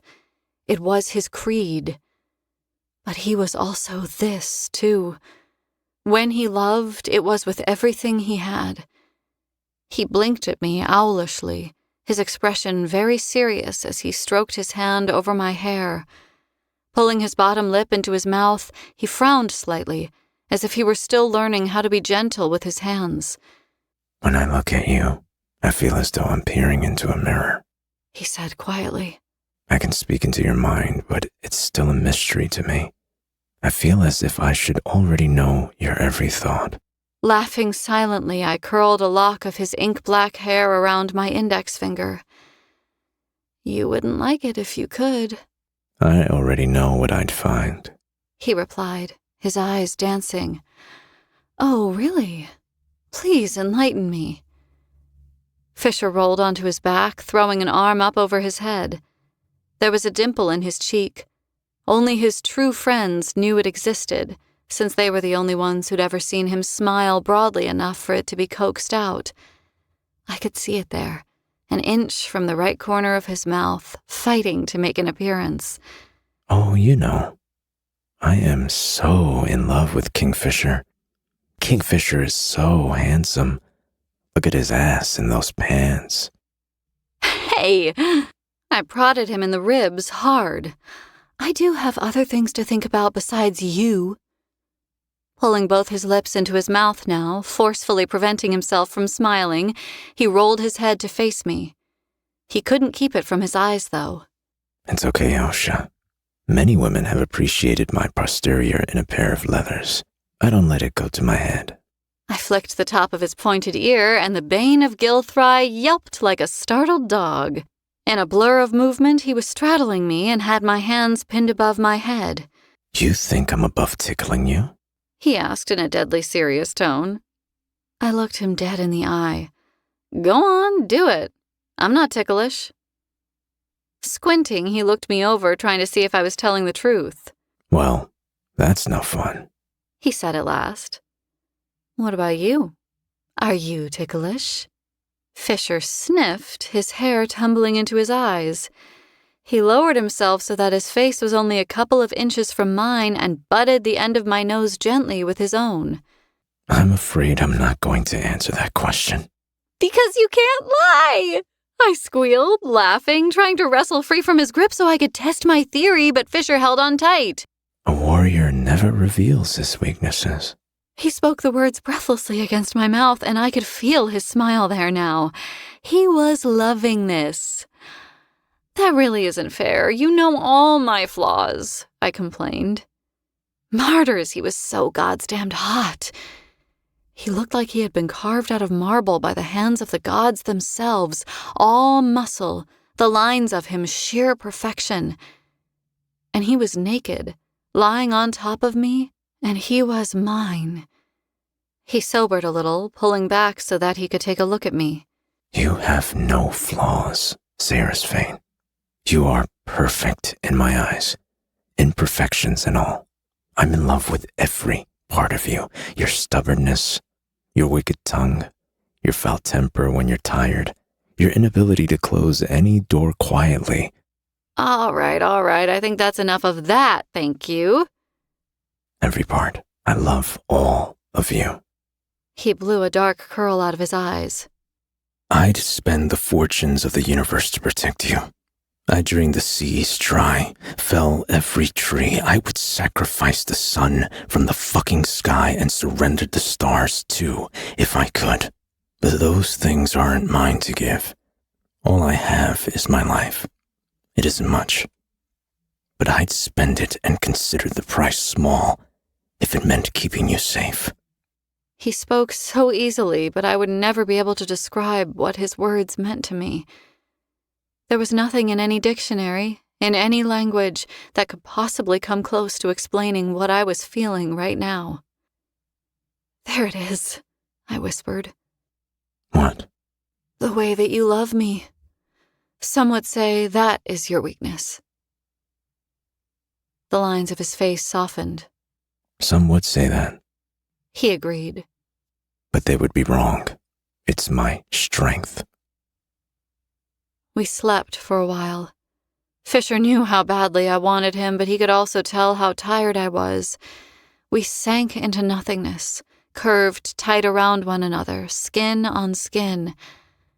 I woke hours later with his hard cock butting up against my ass and his fingers trailing over my hip bone. He moved slowly, waiting to make sure I was awake, to make sure that I was aware of what he was doing.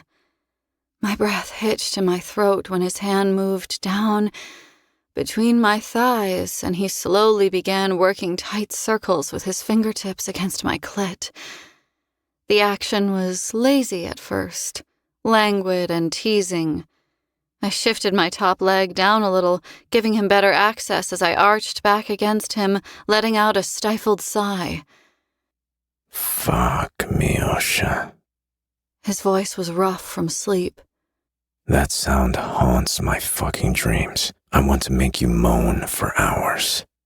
I trembled, my heart stuttering as he worked his right arm underneath me and wrapped it around my waist so he could change hands. With his left, he began stroking my breast, toying gently with my nipple. We have lifetimes of this ahead of us. Lifetimes to explore each other. Shit, that felt so good. Lifetimes will lose our minds. I felt Fisher laugh rather than heard it. There are worse ways to go mad, Osha. If I get to fuck my way to insanity with you, then I'd call that a win. He rocked his hips forward, grinding against my ass, and my skin broke out in goosebumps. A fire burned in the grate. It hadn't been lit when we'd fallen asleep, which meant that someone, probably Archer, had come in and lit it for us while we'd been lying here, naked on top of Fisher's bed. I couldn't make myself care in the moment.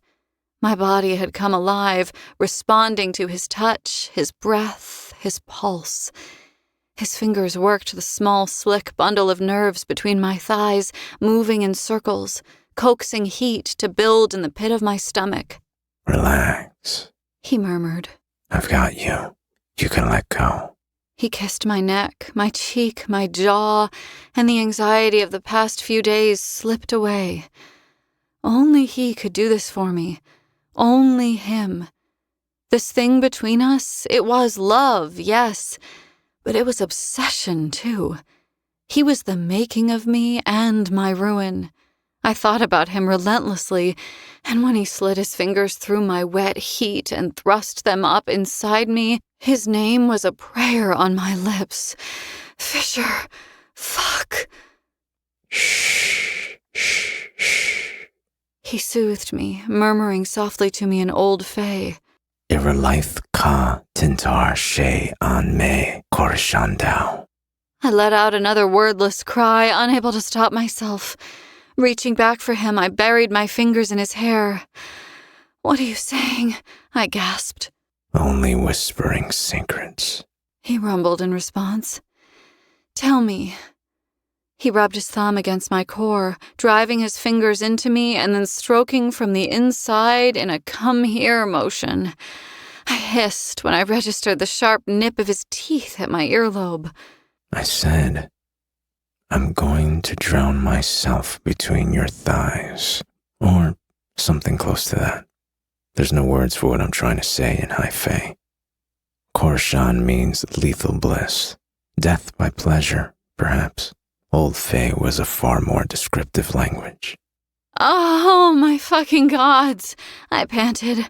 That feels... I cried out when he roughly rolled my nipple between his thumb and forefinger, squeezing it. The good comes with the bad. The pleasure comes with the pain. I'm gonna make this hurt so good for you, Osha. Are you ready? I didn't know what to say, so I nodded. I didn't want him to caress me or hold me or make love to me. I wanted raw emotion. I wanted electricity. I wanted to fucking scream. When Fisher sank himself into me from behind, his fingers gouged into my hip bones, biting deep, and a feral snarl worked free from his throat. It was the sound the Hellcats made as they prowled the dunes outside of the walls of the Third at night. It was acclaiming.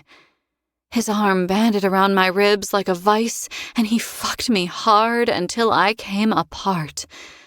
Our bodies formed a bridge to heaven, and both of us ascended. The whole of Kalish heard my screams.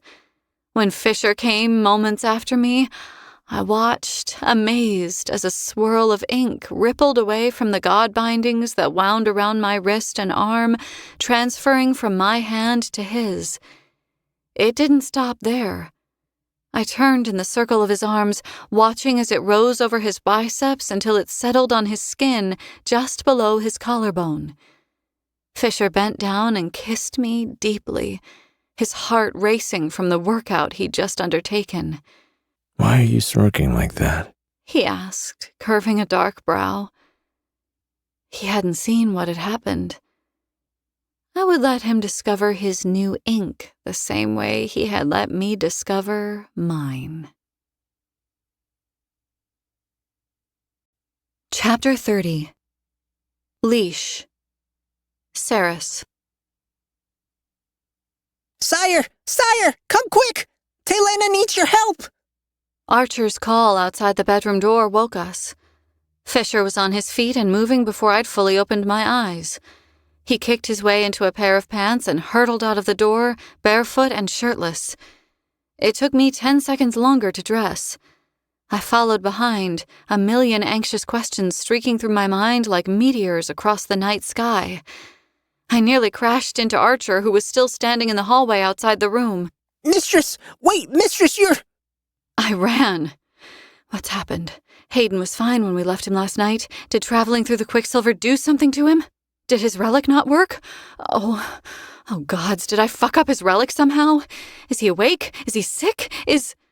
I stumbled to a halt in the open doorway. Evening light spilled through the window of the bedroom, falling in rectangles across the rumpled duvet that was still drawn up to my brother's chin. His head was tipped back, his mouth open, and he was snoring loudly. Besides my brother, the room was empty. Mistress! Mistress! Archer thudded into the room, fighting for breath and struggling to speak. You went the wrong way. It isn't your brother. It's the Master's sister. Everlane. I took off again, sidling past the fire sprite and bolting for the stairs. I could smell him now. My mate had come this way and had left a trail of his scent thick in the air behind him. I raced down the hallway and turned right, vaulting up the stairs 4 at a time. There was a commotion up ahead. Everlane's room was fit to bursting, too many people packed inside the small space. Taylena, her husband Maynir, Danya, Fisher, Carrion. Gods, everyone was here. "Hold her still," Taylena cried. "She's going to bite through her tongue." On the bed, Everlane was in the grips of a seizure. Her body was bowed so badly that the only part of her touching the sweat-soaked sheets was the crown of her head and the heels of her feet. She shook, eyes rolled back into her head, jaw wrenched to one side, her fingers bent at odd angles and spasming. Fisher had his sister by the head. He was trying to work a piece of leather between her teeth. I'm going to break her fucking jaw if I pull any harder, he hissed. "Everlane? Lane, can you hear me?" Taylena called. The healer's eyes were wild with worry. I took in the scene, the noise and sense, the panic. What the hell's going on? Carrion was trying to hold Lane's hand, but the female was thrashing so hard that maintaining his grip looked to be proving difficult. I was up in the bedroom across the way, absolutely minding my own business, and I heard screaming. I had to kick the door down to get in. She was strangling Taylena. Who was? Who do you think? Lane, Danya barked. It took both of us to pry her fingers from Taylena's throat. Why were you up here? Fisher had climbed down from the bed. He had managed to slip the leather between his sister's teeth and was now trying to gather her hair out of her face. Danya didn't look at him. I was also minding my own business, she snapped. God's a fucking live. Fisher shook his head. Go find Lorith, Danya. Tell him he's needed up here. The warrior wiped her nose with the back of her hand, smearing blood across her cheek. She must have caught a stray fist from Lane. Her eyes flitted to Carrion and lingered there. I'm on it. Stay back, Lane yelled. She had already spat out the leather. Just leave me alone. Fear echoed off the walls. It hung thick in the air. This was nothing like what had happened when I'd been alone with Lane. It wasn't Idina's voice that rushed past Lane's lips. It was Lane's herself. Please, please, please, no, she begged. What the fuck is wrong with her? Fisher demanded, eyes sharp on Taylena. The healer rubbed her neck, but she was still there beside the bed, peering down at Lane, holding her other hand over the female's chest. I don't know. I can feel... She shook her head. Something. It doesn't feel right. Like there's a weight pressing down on her. Her soul is dressed in shadows. What the hell does that mean? Easy. Maynir stepped forward, placing a hand on his mate's shoulder. She's doing her best. The girl nearly snapped her neck just now. His tone was testimony to how much he cared for Taylena. In the face of how terrifying Fisher looked right now, most males would have quailed in his presence rather than dared to reprimand him. The air thrummed with Fisher's mounting power. He was clearly drawing his magic to him, though the act was futile. There was nowhere for him to direct it, no enemy for him to strike down. No, please.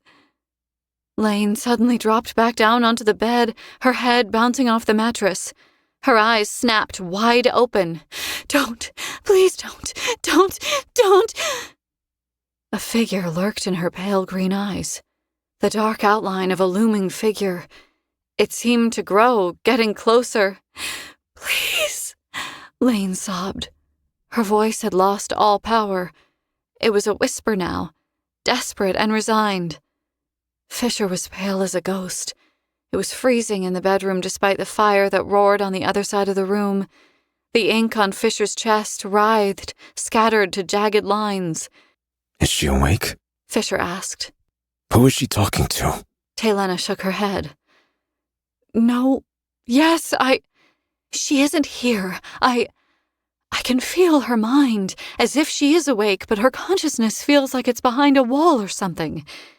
Can you break through it? No. Taylena's eyes had adopted a strange, vacant look. It's so thick, So high. There's no way to bring it down.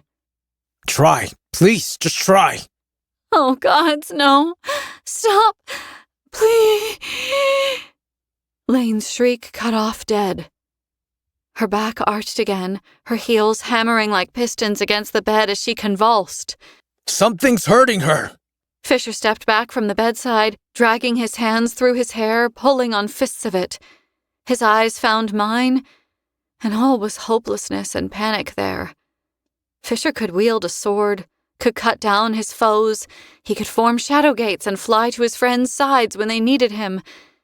But there was no enemy to face here, no destination he could fathom. He could do nothing to help, and that knowledge was killing him. I was in no better position. My throat was burning so badly that it felt scorched. I reached out with the strange magic that roiled beneath my skin and found only the quicksilver, whispering softly, calm as a slow-flowing river. Run, run, run, run. Dread crept along my bones like hoarfrost.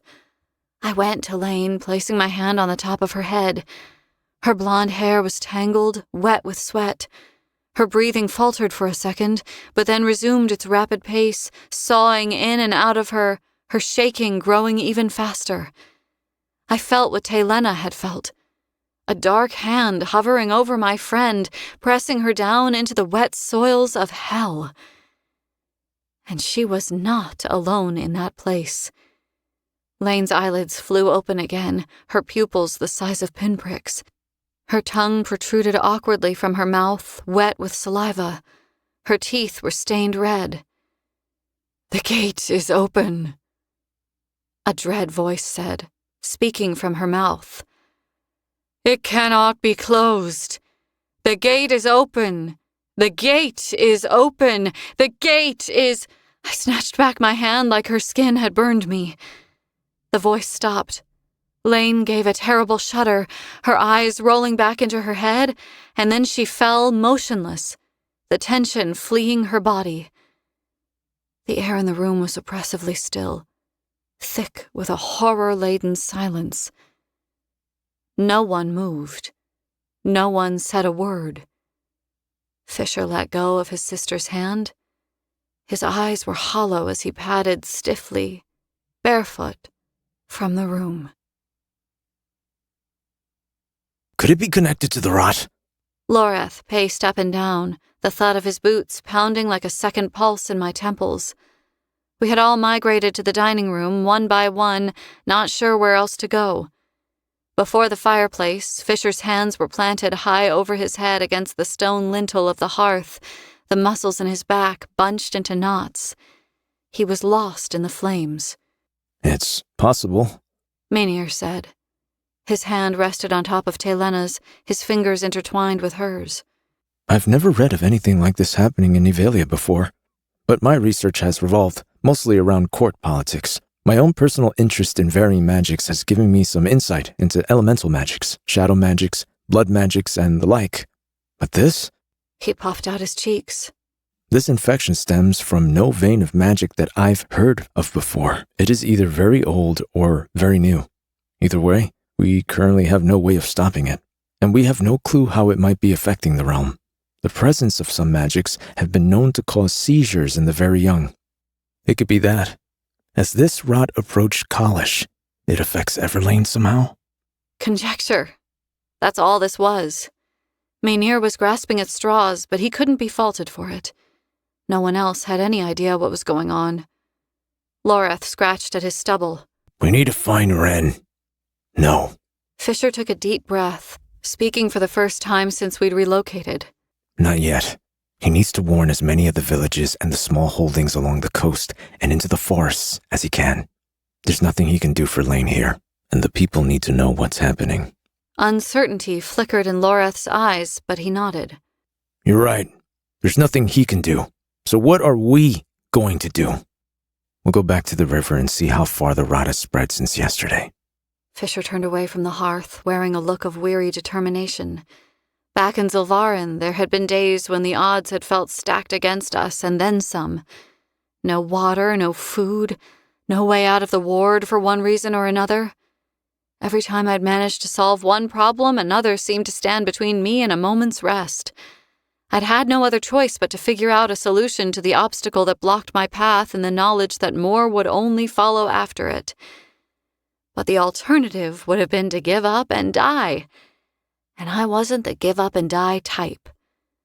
Neither was my mate. He drew in a deep breath. When he exhaled, smoke rippled from his shoulders downward, leaving a full set of leathers in its wake. At his throat, a silver, shining gorget stamped with the wolf's head of the Lupoprolia. Nimmerel's hilt was visible over his shoulder, her black hilt snapping with energy and drawing in the light. A moment ago, Fisher had looked like he had come undone. The Fisher standing before me was ready to go to war. Ceres and I will go back to Amontreath. There are more books we should retrieve from the library. Alged can complain all she wants, but we need them. Danya, you go back to the temporary rally point and check in with the warriors there. Tell them to pack up and make ready. I'll be coming to bring them back to college tomorrow. The female's stoic expression wavered. We're abandoning the border? Fisher nodded once. We're abandoning it. But... Stop. Danya worked her jaw, but she held her tongue. The border doesn't matter anymore. Infected feeders will cross no matter what. The land on the other side of the Darn is dead. There's nothing there to defend. Our new line will be formed here. Lorith, I need you to get Ishabal. We don't need access to the catacombs at Nevercross anymore. Not now that we have the books at the Blood Court. We do need a witch with us to help with Everlane, though. Maybe there's something we're overlooking. A way Telena and Ishabal can help bring her out of this fugue state. Lorith's response to the command was visceral. He spun around and marched toward Fisher, mouth open and ready to start hollering, but he saw the stony look on Fisher's face, the way the rest of us did, and he threw up his hands and turned right back around again. You're right, he said. You're right. I'm sorry. I'll go. Never mind. Fisher's expression softened a little. Telena, you stay with Lane and Hayden. The boy will be waking soon, I'm sure, and he's going to have questions. Answer them as best you can, and do not let him out of your sight. He has a tendency to wander. I almost laughed. Fisher had spent only a few hours with my brother, but he was already speaking as if he knew him and had claimed reluctant ownership of him. And what about me? Carrion asked. He was sitting in Fisher's seat, picking at his nails. He affected an air of boredom, but he was sitting a little straighter than usual. He hadn't even kicked his feet up onto the table. I should stay here and make sure no birds land on the trees outside, right? Or should I melt the snow from the front lawn instead? I'm sure there's something sufficiently inane you can busy me with while everyone else is off doing their important tasks. Let him come to Amontreath. That was the thought I was going to send to Fisher, but I didn't get the chance. Shut up, Carrion, Fisher said. You're coming with us. The heavy door to the tomb was barred from the outside. No order had been left to lock it once we had traveled through the Quicksilver back to Kalish, which meant that the Highbloods had taken matters into their own hands. They must have known that a barred door wouldn't keep us at bay for long, but the message was clear all the same. You aren't welcome here. We don't want you. The door exploded outward, reduced to splinters by the heel of Fisher's boot. 2 Highbloods stood in the hallway by the window, armed with iron rapiers. I didn't recognize them immediately, but then I saw the ridiculously small right hand that belonged to the vampire who hovered closest, and I remembered them from the Fool's Paradise. I'd assumed Lorith had been joking when he'd made that quip about the Highblood's hand growing back small at first, but it seemed that he had not. Both males, and Terran, Cole, gods only knew why I remembered their names, dropped their rapiers and retreated across the hall until their backs hit the wall behind them. Don't! Wait! Cole gasped. The bastard's eyes flashed, his expression quickly morphing into hunger when they landed on the cargo in my arms. I always carried Onyx through the Quicksilver. Even with my edicts in place, it seemed like the best policy. I didn't like how the Highbloods eyed him as if they were dead set on finding a loophole and making a meal out of him. Onyx rumbled in my arms, sensing danger, and bared his teeth. You have 1 second to look away from that fox. Fisher said flatly. Cole did exactly that, his attention snapping to my mate. Fisher had Nimmerel in his hand, and the blade was issuing sinister black smoke. We're sorry, okay? We didn't do it to keep you out. He told us to watch for Belicon's men. Cole closed his eyes as Fisher held the tip of the sword beneath the vampire's chin. He, Fisher parroted. He told us to let you out the moment you came through. We would have, Go. The word resonated in the air, a single command that threatened violence if it was not obeyed. And Terran, who hadn't said a word, took off first, running down the hall. His brother didn't waste time chasing after him. Carrion squinted at Fisher, hand in the air. Is it weird knowing that people's balls retract up into their bodies whenever you're around? He made a cupping motion of something being sucked upward. Fisher crooked an eyebrow at him, but only for a moment. He sheathed Nimmerel, turning to me as he did so. I'm going to find Foley. I'll take Onyx back to your chambers first, though. Perhaps you should go check in with the male who posted those idiots outside the tomb. See what he has to report. Sounds like a good idea. I surrendered Onyx reluctantly, kissing the fox on his head before handing him off to my mate. Don't worry, I'll keep this one safe, Carrion said, giving my mate a wink. The comment was probably supposed to rankle Fisher, but the dig only earned him an amused snort. Please. Ceres could have half of the blood court in their eternal graves before you even drew your blade. Even the fox would stand a better chance of seeing off a threat. Something seemed to occur to him out of nowhere. Wait. Speaking of your blade, where is Simon, by the way? Over the years, I'd seen Carrion successfully hide an array of emotions. He was too slow to hide the color that leaped to his cheeks today. Don't you concern yourself with Simon, he said. I know exactly where my godsword is. Thank you very much. Amentreath was a hive of activity as we moved through its halls. Highbloods hurried about, carrying stunning bolts of damask, stacks of gold-leafed plates, and all manner of serving tureens. They smelled carrion before they saw me. A few of them hissed at the scent of fresh, living blood in such close proximity, but the moment they saw carrion's auburn hair, they drew back, my edict hobbling their hunger. When they saw me, they sank down in supplication, bowing their heads, only rising after I'd passed and was out of view. Carrion watched them drop to their knees, shaking his head. You've spent your whole life hiding, hoping no one recognizes you. And now, whenever anyone sees you, they kneel. You must be fucking hating this. My hard-edged laughter echoed around the corridor as we walked. Oh no, I don't hate it, Carrion. I loathe it. Then why make them do it? You didn't need to make that demand when you passed those edicts. I had a feeling that he already knew the answer to that question. He wanted to hear me say it out loud, maybe, to remind myself of the necessity. They have to fear me, or at least be reminded that I have power over them. I wonder if they have any idea how close they came to being wiped out. Swift said a little too loudly as a female in a purple gossamer gown scowled up at us. You could have ended their lives with a simple command once that crown was placed on your head. Indeed, that avenue had been discussed at length before my coronation. Loreth had voted for Amentreath to be destroyed. Renfis had too, casting his vote from Irin. Danya had voted for public dismemberment and the kind of torture that smacked of revenge, not justice.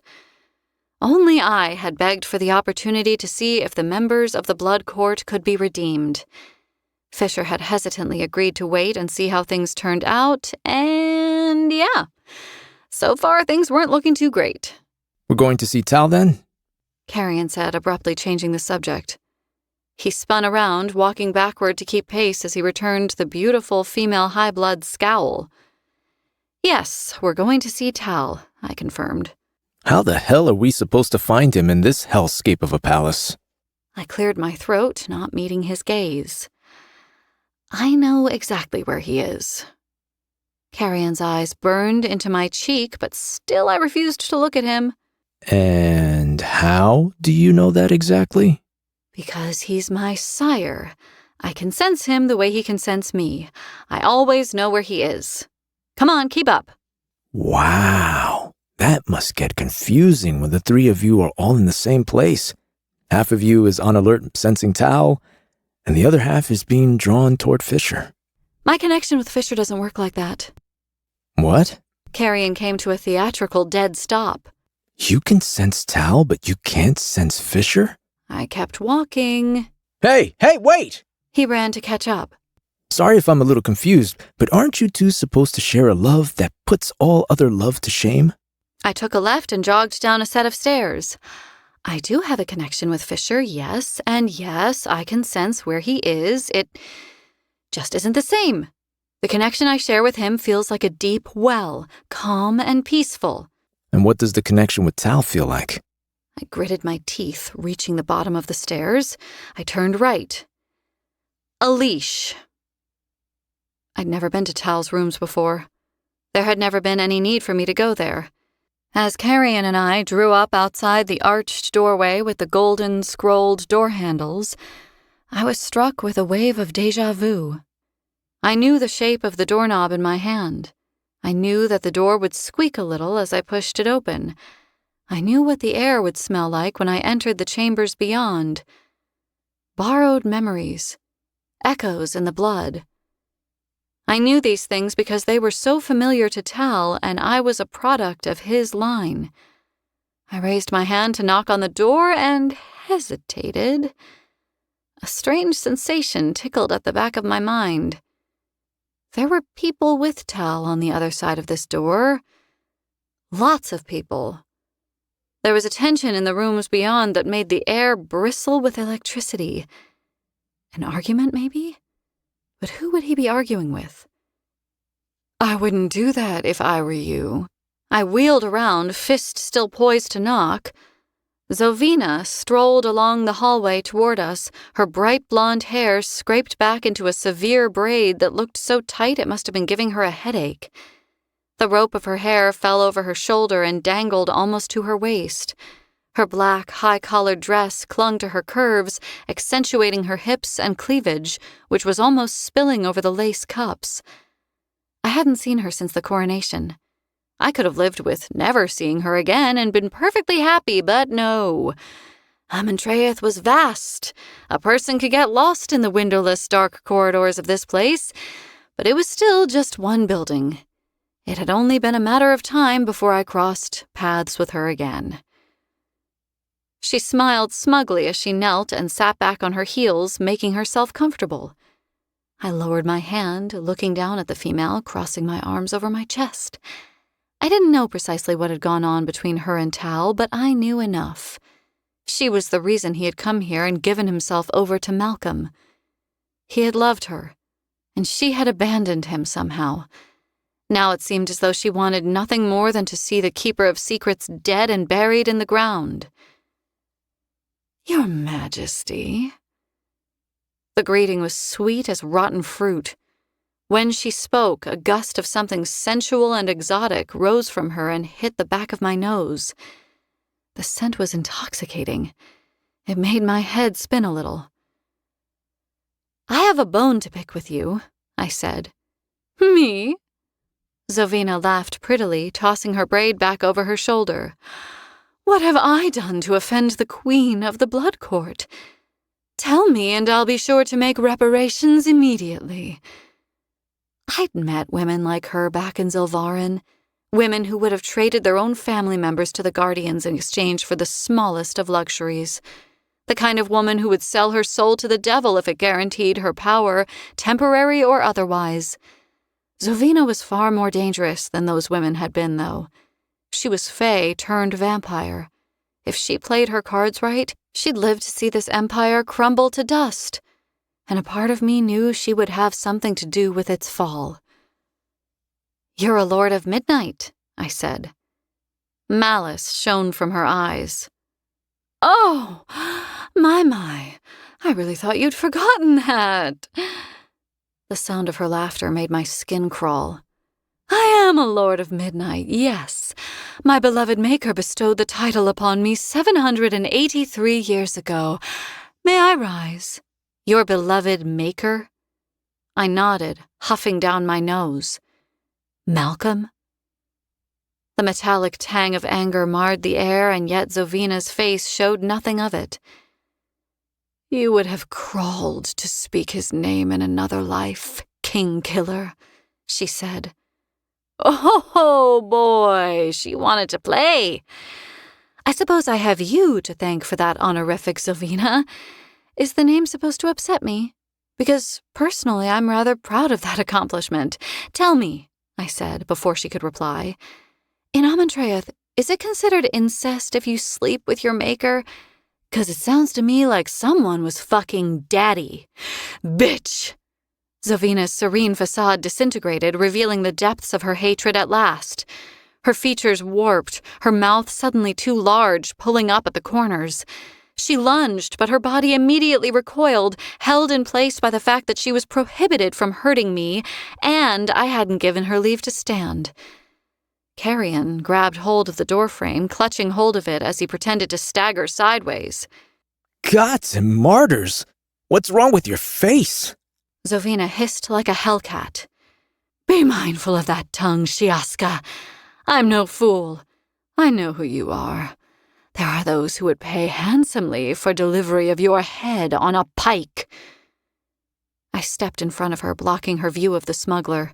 You won't touch him. You won't look sideways at him again. You won't tell anyone anything about Carrion. Do you understand me? You'll rip your own tongue out trying. The Lord flinched under the weight of the command. She saw me as a little girl, wandering blind and scared in a dark forest. She had forgotten who she was talking to. Impressive, given she was the one on her knees. Say it. Tell me that you understand. I could have spoken with anger or a hatred that would easily have matched hers, but I served the order up in a bland, disinterested tone instead. I understand. Zovina tried to trap the words behind her teeth, but even she had to obey a direct command from the Queen. Antarian Goanath Tiel Ran Lir. Stop! The air vibrated, and Zovina rocked back as if I'd struck her across the face. I tilted my head to one side, frowning down at her. You are the keeper of missives, are you not? Yes. What exactly does the keeper of missives do? Tell me. It's an important role, Zovina blurted out. The keeper of missives is in charge of all communication in and out of Amentreth. Battle orders, news, secrets, all must go through me. Sounds like a glorified message runner. We have those back in Zilvarin, you know. But the job is considered pretty lowly there. The female had almost regained her composure. Her facial features had returned to normal, but her eyes flashed like knives at this. May I rise? She gritted out. No. You have no idea how difficult it is to deliver messages to the spies we have sequestered abroad. How hard is it to deliver a letter to a high blood right here in this court? She blinked, taken aback. A letter? Here. Mm-hmm. A piece of paper in an envelope. Sealed, I assume. I looked at Carrion. Letters are usually sealed, aren't they? Usually. He agreed. I faced the female again. A letter like that would be relatively easy to deliver here in the palace, no? Obviously, of course. She considered this line of questioning not worthy of her time, it seemed. So explain something to me then. My mate and my friends have written a number of letters to someone here at the Blood Court over the years. Did those letters not reach Amentreth? Zovina bared her fangs, brow creasing with unnaturally deep furrows. That male is not a member of this court. He is shunned. The shunned do not receive missives, and the enemies of my home do not get to address their allies here. So they did arrive. Zovina said nothing. I could make you tell me. Yes, they arrived, but do you still have them in your lair, wherever that might be? It wasn't wise to provoke her. I wasn't stupid enough to believe that this dynamic would exist between us for long. The high bloods of Sanazroth would find a way to oust me sooner or later, and then I wouldn't be able to bend Zovina to my will with words alone. It would take violence, but I was okay with that. If it was violence these monsters understood, then I would give it to them. I could be violent if I had to be. I could be cruel. I let Zovina see the promise of that when she met my steady gaze. "Yes," she said tartly. "I do still have them." "Then you'll give them to their intended recipient. Today." The female set her jaw. "He can come down to my chambers and fetch them like the dog that he—" "You will deliver them to the library, personally." I spoke slowly, enunciating every single word. "Or I will come and find you, and when I'm done with you, there will be nothing left of you but your fucking teeth. Are we clear?" She looked like she wanted to spit in my face. It was killing her not to. "As a winter's morn," she said. My desires back in the third had never been grand or grasping. Clean water, a decent meal, clothes that wouldn't fall apart on me. I hadn't dreamed of much. I certainly hadn't dreamed of power. I wasn't enjoying any of this, but it had to be done. It was as I'd told Carrion just now.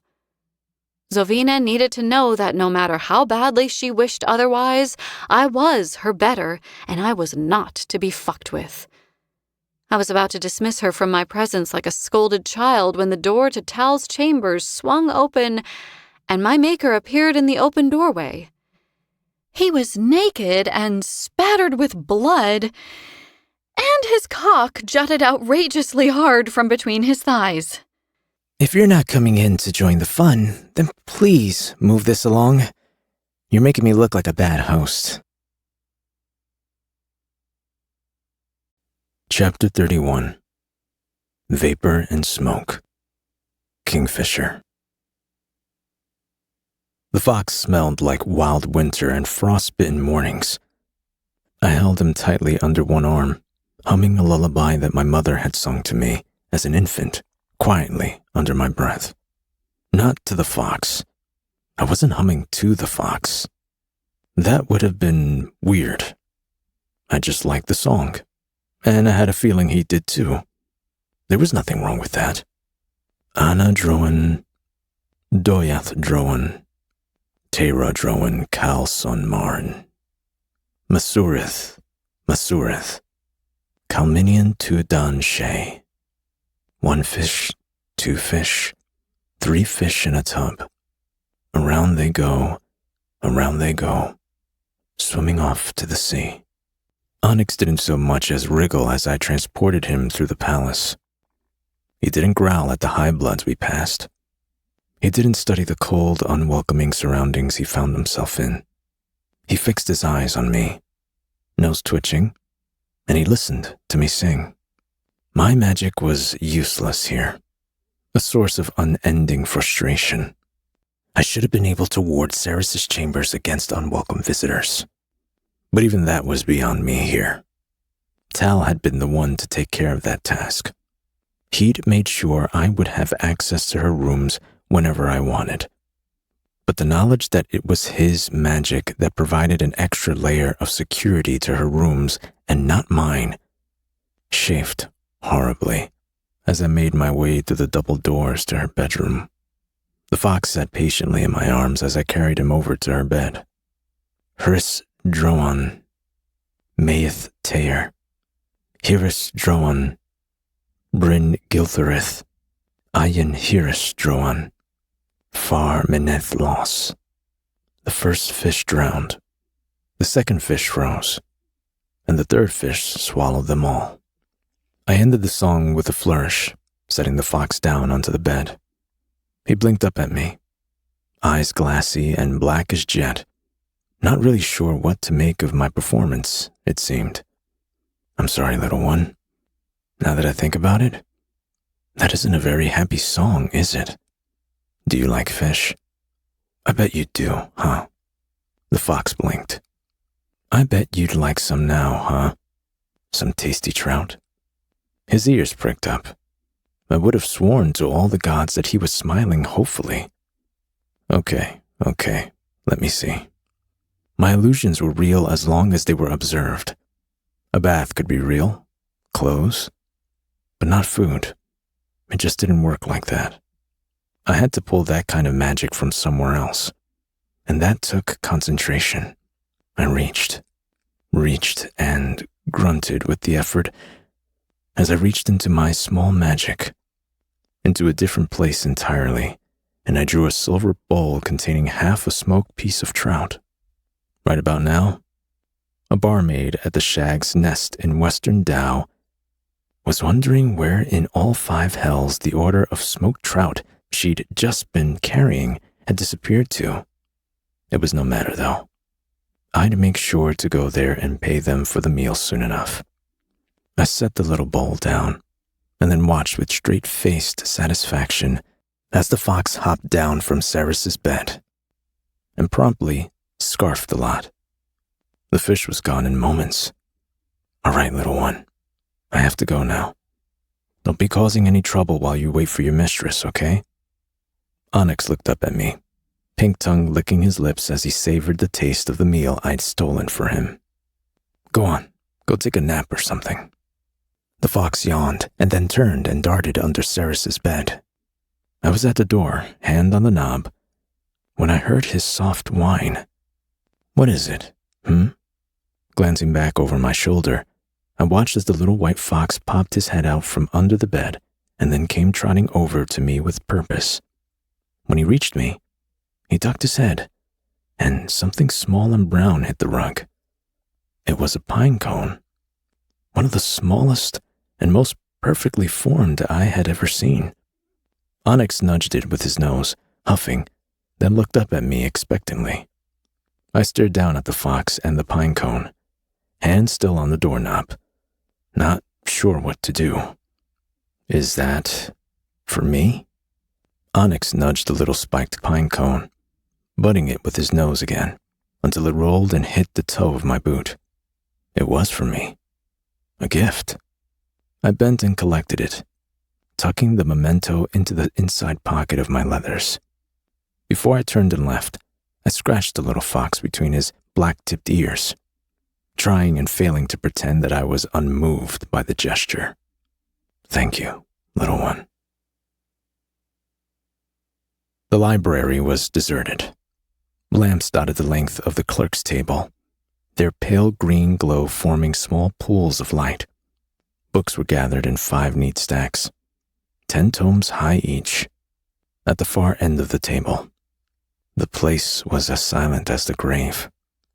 As I crossed the entryway of the library, headed for the steps that led up to the stacks, a small black cat made of shadow appeared out of my shadow, taking me by surprise. Plenty of shadows had come from me before.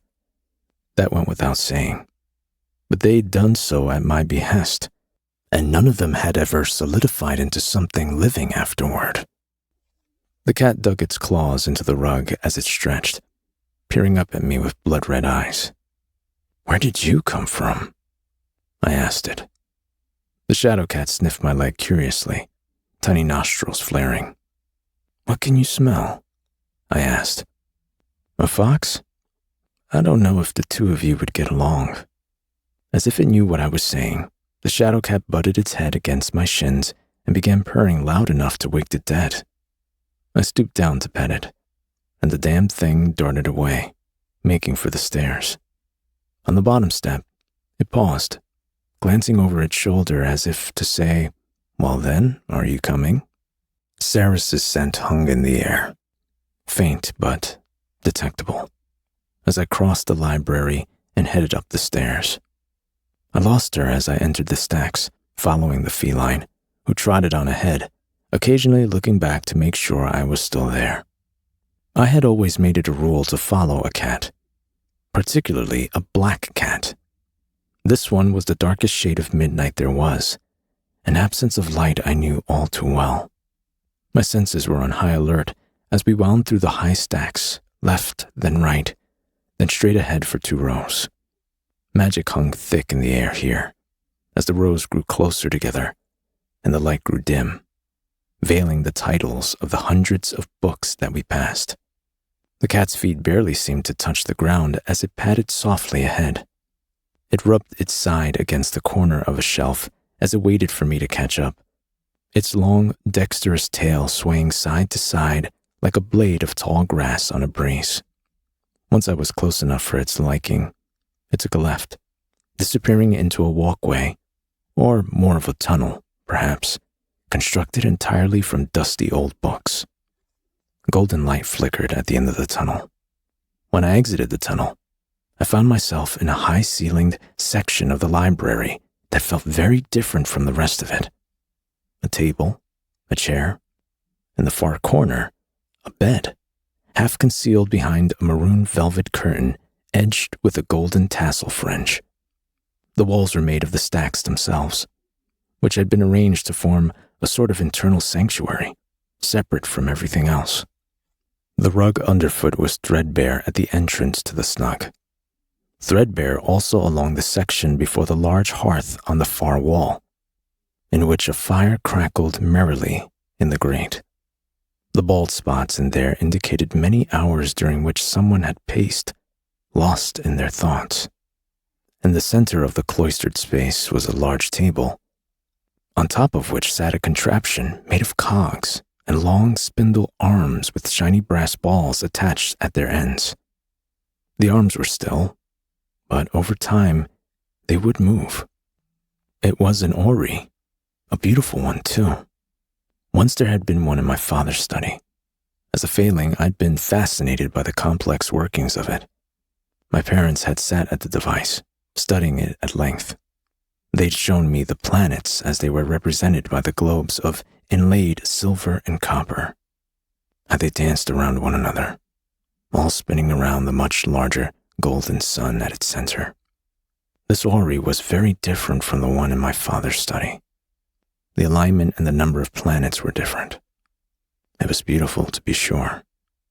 If there were time, I would have stayed and appreciated the craftsmanship of the device a little longer.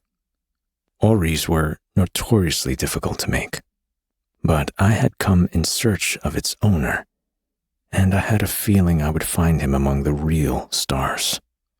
A rolling ladder had been bolted to the wall to the right. 20 feet up, a small window stood open, the heavy curtain that was partially drawn across it billowing on a cold breeze. The cat sat at the bottom of the ladder and looked up at the open window, its meaning clear. Your friend is waiting for you up there. So be it. At the foot of the ladder, the cat meowed, blinking slowly at me. It did a turn, the way cats do when they're about to lie down and nap. But when this one stretched its front paws out, it became a thing of ink and darkness again, and disappeared into the long shadow I cast across the moth-eaten rug. All right then, I muttered to myself. I felt no different.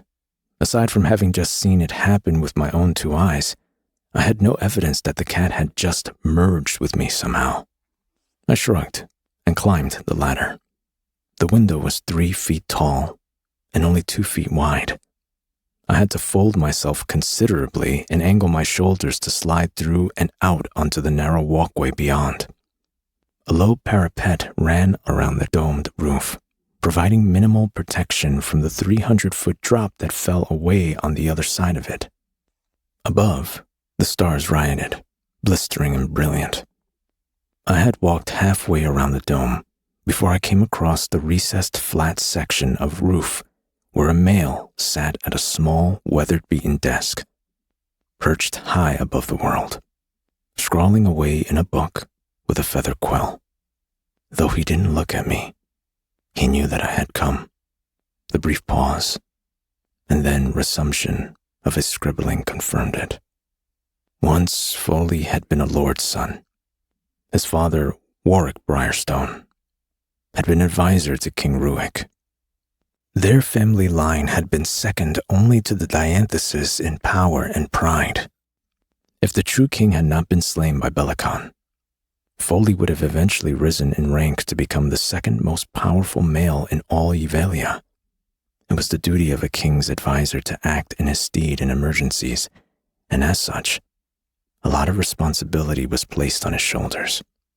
Foley had been born to be respected and to work diligently in service of his realm. And instead, he had learned how to fight and had joined the Luproprolia. And now he hid here in his tower, on top of the world, among an ocean of books, a shunned vampire who was too afraid to look up and face an old friend. The scratching of his quill stopped at last. He set it down. I see Guru hitched a ride with you, he said quietly. He does that sometimes. When I looked down, I found that the cat was already there, looking back up at me, whole, alive, purring. He likes to chase the birds. They used to roost here at night, a long time ago. He seemed to get lost along the way as he spoke, as if he were, in truth, too weary to complete the thought out loud and had to force himself to finish it. Foley. I said his name, and the male flinched at the sound of it. Foley, look at me. He stared down at his book, frozen solid. All right, fine. There was no second chair on the roof, only the one Foley currently sat in. But there was a wooden crate full of odds and ends that he'd obviously used to carry items up here in. I upended the crate, dumping the leather tubes, ink bottles, and other bits and pieces onto the roof, flipped the crate upside down, and sat down across from him. Where was I supposed to start? Foley and I had never laughed together all that much. He'd always been far more serious than the others, more serious than Renfus even. But there had been an easy camaraderie between this male and me, an understanding, it could be said, of a life that should have been, now lost. We had both been subject to Belicon's ire, heirs to the future that he had gone to great pains to destroy, and had suffered his close attention until it had become too much to bear. We'd become brothers out of necessity, more than anything, inseparable. But so much time had passed, lifetimes during which we'd both endured the kind of misery that would have ended most other males. I don't know where to begin, but the last thing I would do was rush him.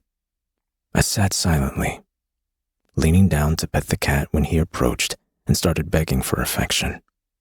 Guru was an appropriate name for him. He seemed wise. The wind teased at our hair and plucked at our shirts. It scattered Guru's solid edges, smudging him as if he were a charcoal drawing being swept from a page. Foley looked up from his book, glancing off to the right, at the rise of the tower's domed slate roof. He covered his mouth with his hand. You don't need to do this, he said, his fingers muffling his words. I smiled slowly, sadly arching a brow at him.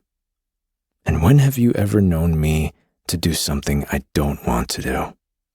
He huffed, as if acknowledging the truth in that, but didn't say anything else. I let the silence sit a moment longer. Then I said, You have a fire burning down there. Real flames, not even light. He nodded. I like the warmth of it, he said. It reminds me of what it was like to live. The words went unsaid, but I gathered his meaning perfectly well. I noticed the titles on some of those books down there too.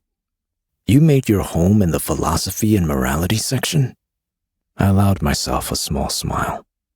Foley did the same, but his smile was tight around his eyes. He said.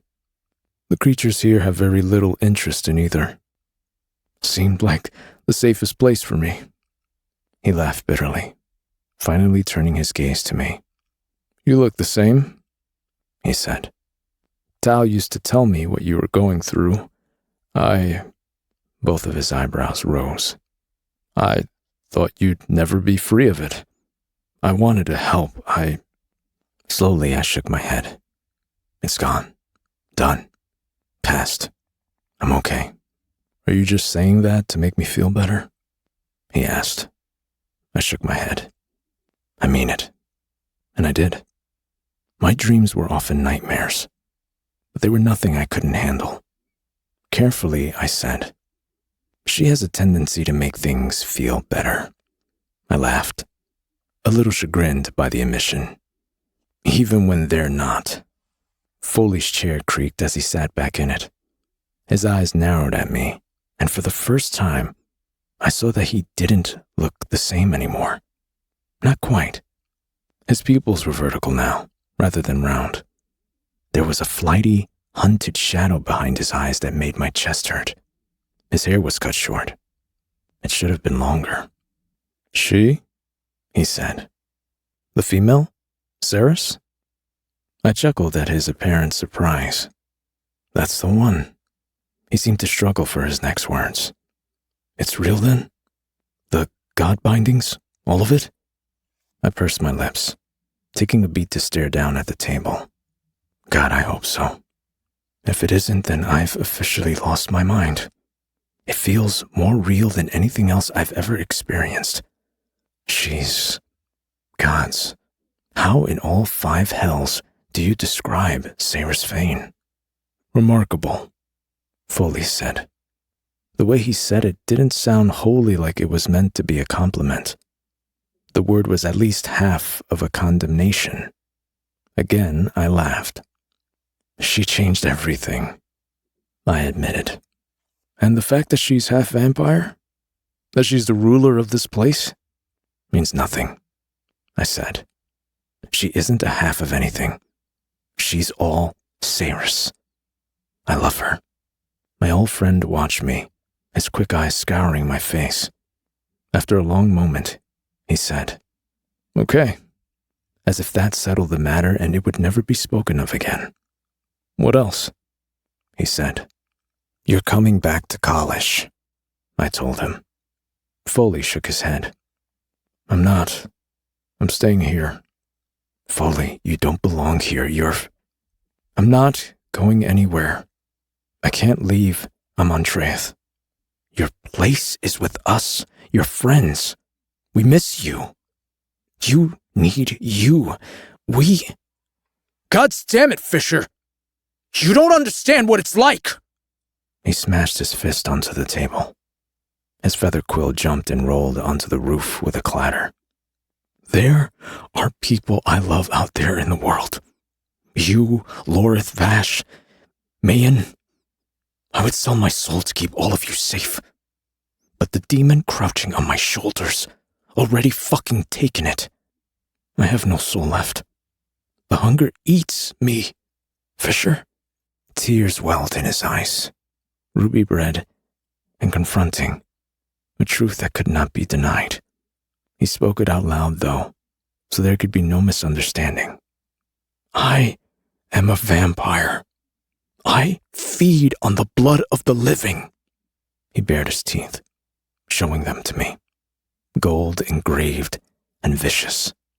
They ripped my canines out when I wouldn't kneel and shoved these in my mouth so I couldn't feed. But I still drink, Fisher. Ask me how. It doesn't matter. From rats, birds, anything I can hunt, catch, and kill. Because it's a part of me now. The hunting, the killing. I pull them apart and I drain them dry. And then I do it again and again and again. It doesn't matter. A trail of blood streaked down his cheek. There's no dignity left in this body, Fisher. I'm not your brother anymore. I am something so low and reviled that I cannot even settle on a name for myself. Monster, devil, murderer. None comes close enough to explain the evil that crawls in my veins. You are my brother, and it doesn't matter. Foley drew in a shaking breath. I cannot leave this place, he whispered. When was the last time you took a life? He closed his eyes. When was the last time you attacked a member of the Fae and drank them dry? He shook his head, swallowing. Not since Ajin. You haven't fed on Fey blood since Ajin? I wanted to bury my face in my hands and scream. What? I stopped, sighed heavily. When was the last time you were around a living, breathing member of the Fae? Your mate? He said, trailing off. Did you think about eating her? No, I was more focused on killing her, I'm afraid. But you saw Lorith too, didn't you? Did you try to kill him? A deep crease formed between Foley's brows, as if he hadn't even considered this. No, I didn't. I remember thinking his scent was enticing, but I didn't think about feeding from him. And before then, when was the last time? When were you around someone and the hunger felt too strong to control? He thought long and hard. 700 years ago? And did you eat that person? No. God's alive, Foley. You're so fucking... Ugh! Frustration transformed my words into a snarl. Quickly, before he could stop me, I sank my teeth into my wrist and made a small incision. He was up and out of his seat and clinging to the parapet rail before the first drop of my blood hit the table. Mercy! Gods! He panted. What are you doing? His eyes were full of fear. You aren't new to this life anymore, Foley. I didn't get up. Between us, Guru sat quite comfortably, batting the feathered quill that had fallen to the roof with his paw. Tap, tap, tap. He jumped up and came running when he noticed the bead of blood that had dropped to the ground at my feet. Yowling, he looked up at me, as if asking for my permission. Of course the strange little thing drank blood. Go ahead, little prince, I told him. Foley's tormented eyes nearly rolled back into his head as the cat began to lap. 700 years ago, you were young. The thirst still had a hold of you. You didn't know how to control it. I hate to break it to you, but there are members of the Fae down there in the town. I can scent them from here, which means you certainly can. You haven't torn down there and laid waste to any of them, have you? No, he said breathlessly. I haven't. There you are then. He seemed to shatter out of nowhere, his fear getting the better of him. More tears fell, staining his pale skin with tributaries of blood. How am I supposed to know? How am I supposed to trust myself? You'll know that when you can walk across this roof and come sit back at this table with me. He eyed my blood, pooling on the table in front of me. I had created only a small wound, nothing that would pose me any real problems. The bleeding was already slowing. Soon it would stop altogether. I can't, Fisher, Don't look at it. Here, look at this. I reached into my pocket and took out the small wooden box I had been carrying. Foley's attention bounced from my blood to the box. My blood, the box, my blood. It settled on the box. What is it? It's a box. I can see that. He shot back. But what's inside it? I tapped on the box's lid. A real demon, I told him. Foley spun around, facing out into the night. He interlaced his fingers behind his head, hissing in Old Fae. Oh, Terillian dire May. No, I said. I'm not kidding. Believe me, I wish I was, but I'm not.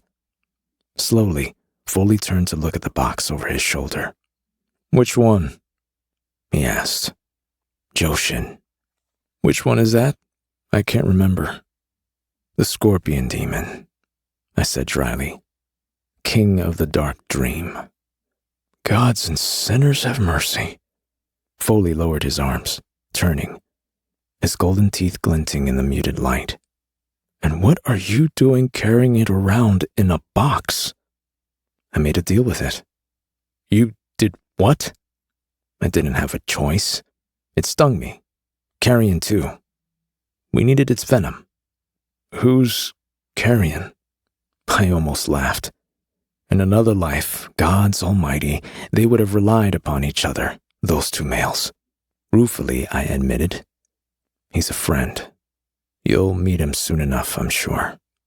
Foley chewed the inside of his cheek, processing that.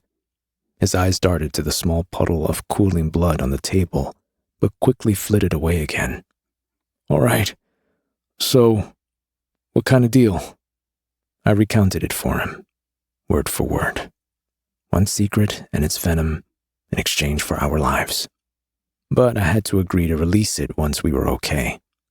I swore that I wouldn't place it into a demon trap. Fuck. So, is it in there then? All of it? What's left of it? And you're okay now? Why haven't you released it? Ah, the beauty of the fine print. Even in a rush and dancing on death's doorstep, there was always a way to swing a bargain in your favor if you paid close attention to the details. Because I didn't say when I'd release it. I explained. Nor did I say where. And the box isn't a demon trap. It's just a box. I tapped my finger against the lid again, and the furious scorpion inside threw itself at the walls of its new prison. Don't worry, Joshin.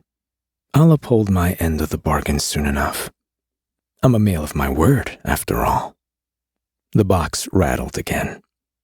Slowly, Foley crept toward the table to get a better look. Why have you brought it here? He asked. Because I won't risk leaving it at Kalish. I just can't. And I can't keep carrying it around with me. I could hear it whispering all the time. And well, it doesn't exactly have anything nice to say to me. I gave him a lopsided smile. Are you still a member of the Lupoprolia, Foley? In there? I pointed at his chest. The vampire looked down at his solar plexus, his right hand closing around the hilt of a sword that he hadn't been able to hold for nearly 1,000 years. His eyes shone bright when he looked back up at me. Yes, sometimes, when I dare to dream of a reality in which I still might be good. Dreams are just vapor and smoke, I said. They mean nothing unless you're willing to live them. You are good. You are my brother. You are a wolf. Nothing will ever change that. I slid the box toward him across the table, holding my breath. Would he do it? Would he sit? Gingerly, Foley took the chair he had kicked away when he leapt up and placed it back at the table. He moved painfully slowly as he sat down, but still he sat. A long moment passed in which he looked at the glossy, near-black pool of blood on the surface of the table and shivered. Eventually, he reached out a shaking hand and picked up the small wooden box. I'll keep it here for you for now. I'll watch over it until you ask for it back. But in the meantime, tell me about the demon's secret. Chapter 32. The Thing About Leaning. Saris. It hadn't been angry tension I'd sensed behind Tal's door. It had been sexual. For fuck's sake! I stared dutifully up at the ceiling as we followed the Keeper of Secrets into his chambers, determined not to witness any more of Tal's naked form than I already had. My cheeks were on fire. "Where were you back there?" I hissed, clouting Carrion's arm. "What happened to, 'I'll make sure no one messes with her'?" Ow! You're so fucking violent! You had that entire situation under control, and far be it from me to break up the beginnings of a catfight. She's gone now anyway.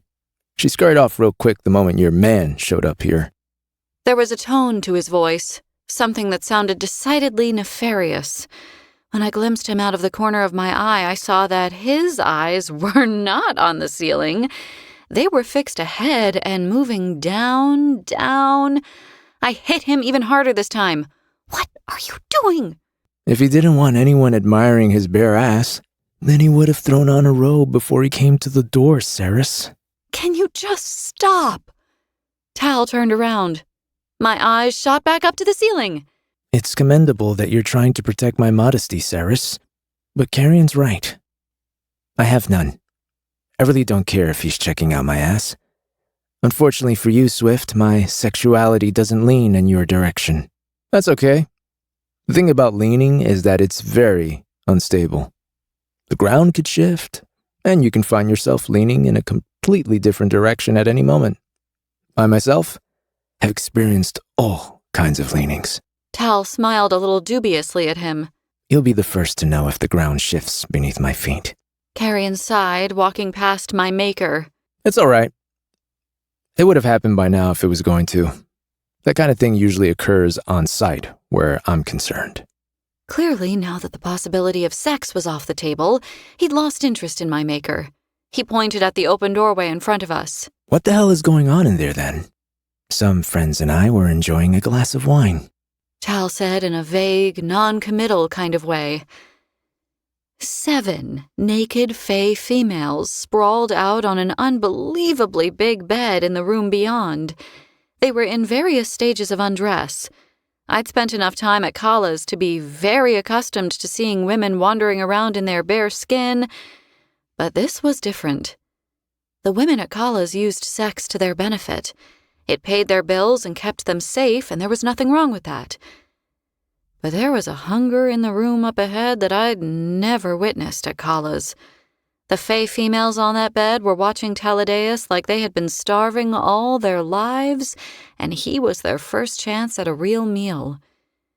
Their desire clouded the air until the room was thick with it. It felt as though the whole place would combust if someone mistakenly lit a match. One of the females in the center of the bed started kissing the female next to her, touching herself between her legs as she did so, and Carrion dragged his bottom lip through his teeth. What does a person have to do to secure an invitation to one of your wine soirees, Taladeus? Tal's silver hair fell into his face as he bent to collect a shirt from the floor. When he straightened again, slipping his arms in the shirt, he was smirking wickedly. Oh, you're welcome any time, Carrion Swift. You could join us for a glass now if you like. But these females have been friends of mine for a while now. They're used to a certain level of conversation. Do you think you can... His eyebrows hiked halfway up his forehead, his eyes drifting down to Carrion's crotch. Keep up? I'd seen Carrion charm the most beautiful women in the third out of their clothes. He'd managed to talk me into his bed, and I had put up a valiant fight, too. I'd never seen him back down from a challenge, but Tal's implication that the women on that bed were used to a certain level of pleasure that apparently Tal was more than capable of proving to all 7 of them all by himself? Yeah, that made the smuggler blink. I'm pretty good at conversation, but maybe not so versed in talking to that many females at once. Tal tried not to let his smirk get away from him, I could tell. He clapped Carrion on the shoulder. Don't worry, Dianthus. Practice makes perfect. He kicked his way into a pair of pants that looked like they had been discarded on the floor in a hurry, biting the tip of his tongue as he carefully fastened himself into them. Gods almighty, this was terrible. Maybe we should come back later, I said. The females on the bed had all started touching and caressing each other, their soft moans urging Tal to return to them. He held up a finger as he walked backward toward the open doorway. Just 1 minute. He closed the door behind himself, and the room erupted into giggles and even louder moaning. Carrion and I looked at each other awkwardly. Did you hear that? He asked. I'm trying not to hear anything right now. He called me Dianthus. Oh, right. Yeah, well, I mean, you are a Dianthus. Poor Carrion. Ever since we'd discovered who he really was, we'd kept calling him Swift. No one had thought to ask him if he wanted to be referred to as his proper name, Carrion Dianthus. It was a fey custom, I'd learned not too long ago, that parents didn't name their newborns for a full year after their birth. It had started as a practical matter. A long time ago, a high percentage of failings didn't survive their first year of life, and naming them felt like an invitation for ill luck to visit them. If death didn't know the name of a child, then how could he possibly find it and carry it away? Many thousands of years had passed since then. Failings almost never died during infancy now, but the practice of the nameless child remained out of long-standing tradition. Rurik and Amelia Dianthus never got the chance to name their firstborn son. He had been called Carrion by the woman who had saved him from the Quicksilver pool back in Zilvarin. Carrion, because she hadn't known what that word had meant, and some guards had called him that as she'd snuck him out of the palace. And Swift, because she was a Swift, and the moment she had laid eyes on him, squalling and naked, he had become hers. Do you want to be called Dianthus now? I can tell the others. It is your right. And it's not as though we're keeping your identity a secret or anything. You did announce it to everyone back in the maze. That cat is definitely out of the bag. Carrion rubbed the back of his neck awkwardly. No, it's fine. Swift's only one syllable. Dianthus is 3. It'd be a mouthful for you guys to spit out when you're yelling at me. I wouldn't want to inconvenience anyone. Carrion. Swift's fine, Ceres. That's as much my name as any other. I'm happy being who I've always been. I get that. I understand. Listen, Carrion, I haven't had a chance to talk to you properly since you got back, but, well, Fisher told me about Gracia and, well, God's alive, I was bad at this. The second I said Gracia's name, Carrion shut down. I saw it happen. That's fine. You don't need to say anything, Ceres. She was an old lady. A grumpy one. She was bound to die eventually. I'm used to it. I've had to be. We don't need to... The door to Tal's bedroom flew open and the pale-haired male strode through it with purpose. He wiped his mouth with the back of his hand, discreetly cleaning away a thin trail of blood from his chin. All right then, I presume you need to discuss something with me. I doubt you would have been lurking outside my chambers otherwise. What is it? What with the tricky conversation I'd just utterly botched and the sight of all those naked females in Tal's room, I'd temporarily misplaced our reason for coming here. Fae females, Tal? The vampire met my eye, unabashed. Absolutely. I prefer my bedmates warm, he said. They're here willingly. They'd never go home, and I wouldn't know a moment's peace if I didn't force them to leave. I assure you, the exchange is voluntary and mutually beneficial. But I think you know all about that. The blood trade. The females got high from Tal's venom and had the most intense orgasms imaginable, and Tal got to feed.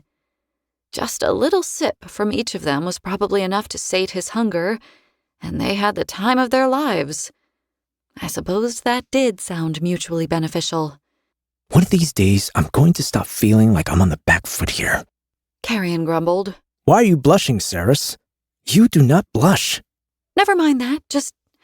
I can blush if I want to, okay? I exhaled, slow and steady. Tal, the door to the tomb was barred, and those 2 idiots from your tavern were there waiting for us. You have a tavern? Tal had just risen even higher in Carrion's estimation. My maker ignored the remark. Yes, I told them to do it. I heard from Lorth that Belican's advisor and a handful of his guards slipped through the silver while you were in the tomb last. I can't have Belican's guards, or anyone for that matter, just showing up in Amontreath. It made sense to lock the door and post Antarin and Cole there. I had to find something for them to do, didn't I? Since Lorth maimed one of them. And that was supposed to keep magic users out? A locked door? No, obviously not. It was supposed to give Antarin and Cole enough time to alert me as to what was happening, so I could deal with the situation in a manner I saw fit. Shouldn't I be dealing with any issues that come through the Quicksilver? Yes, Ceres, you should. But since you keep disappearing off with your mate and not telling me where you're going, I have to be ready to take matters into my own hands, don't I? There was no malice to his words, no ire. He flashed me a beatific smile and started walking toward the door to his chambers. I found this when I went to inspect the tomb for structural damage first thing this evening. He reached the side table by the entrance to his chambers and used a black silk scarf to pick up the weapons sitting on the polished wood. It was one of the blades Belacon's men had been carrying the other day. I had barely been able to affect them. They possessed unnatural properties. It had made my temples pound to even try to read the metals with my power. Everything about the weapons had felt wrong. Even now, this one pulled at the light and leached the air from the room. I don't like this dagger. Touching it nearly put me in the ground for good. It made me pondered the ceiling, frowning. It made me want to peel off my skin and throw myself into a burning lake of fire. It's evil, and I do not want it in my chambers any longer. He thrust it out to me, gesturing for me to take it. I hadn't felt the way he'd described when I'd fought Belacon's guards, but then again I hadn't touched any of their daggers with my bare hands. It probably wasn't wise to do so now either, just in case. Maybe it was like a god sword. Maybe only its owner was supposed to touch it like that.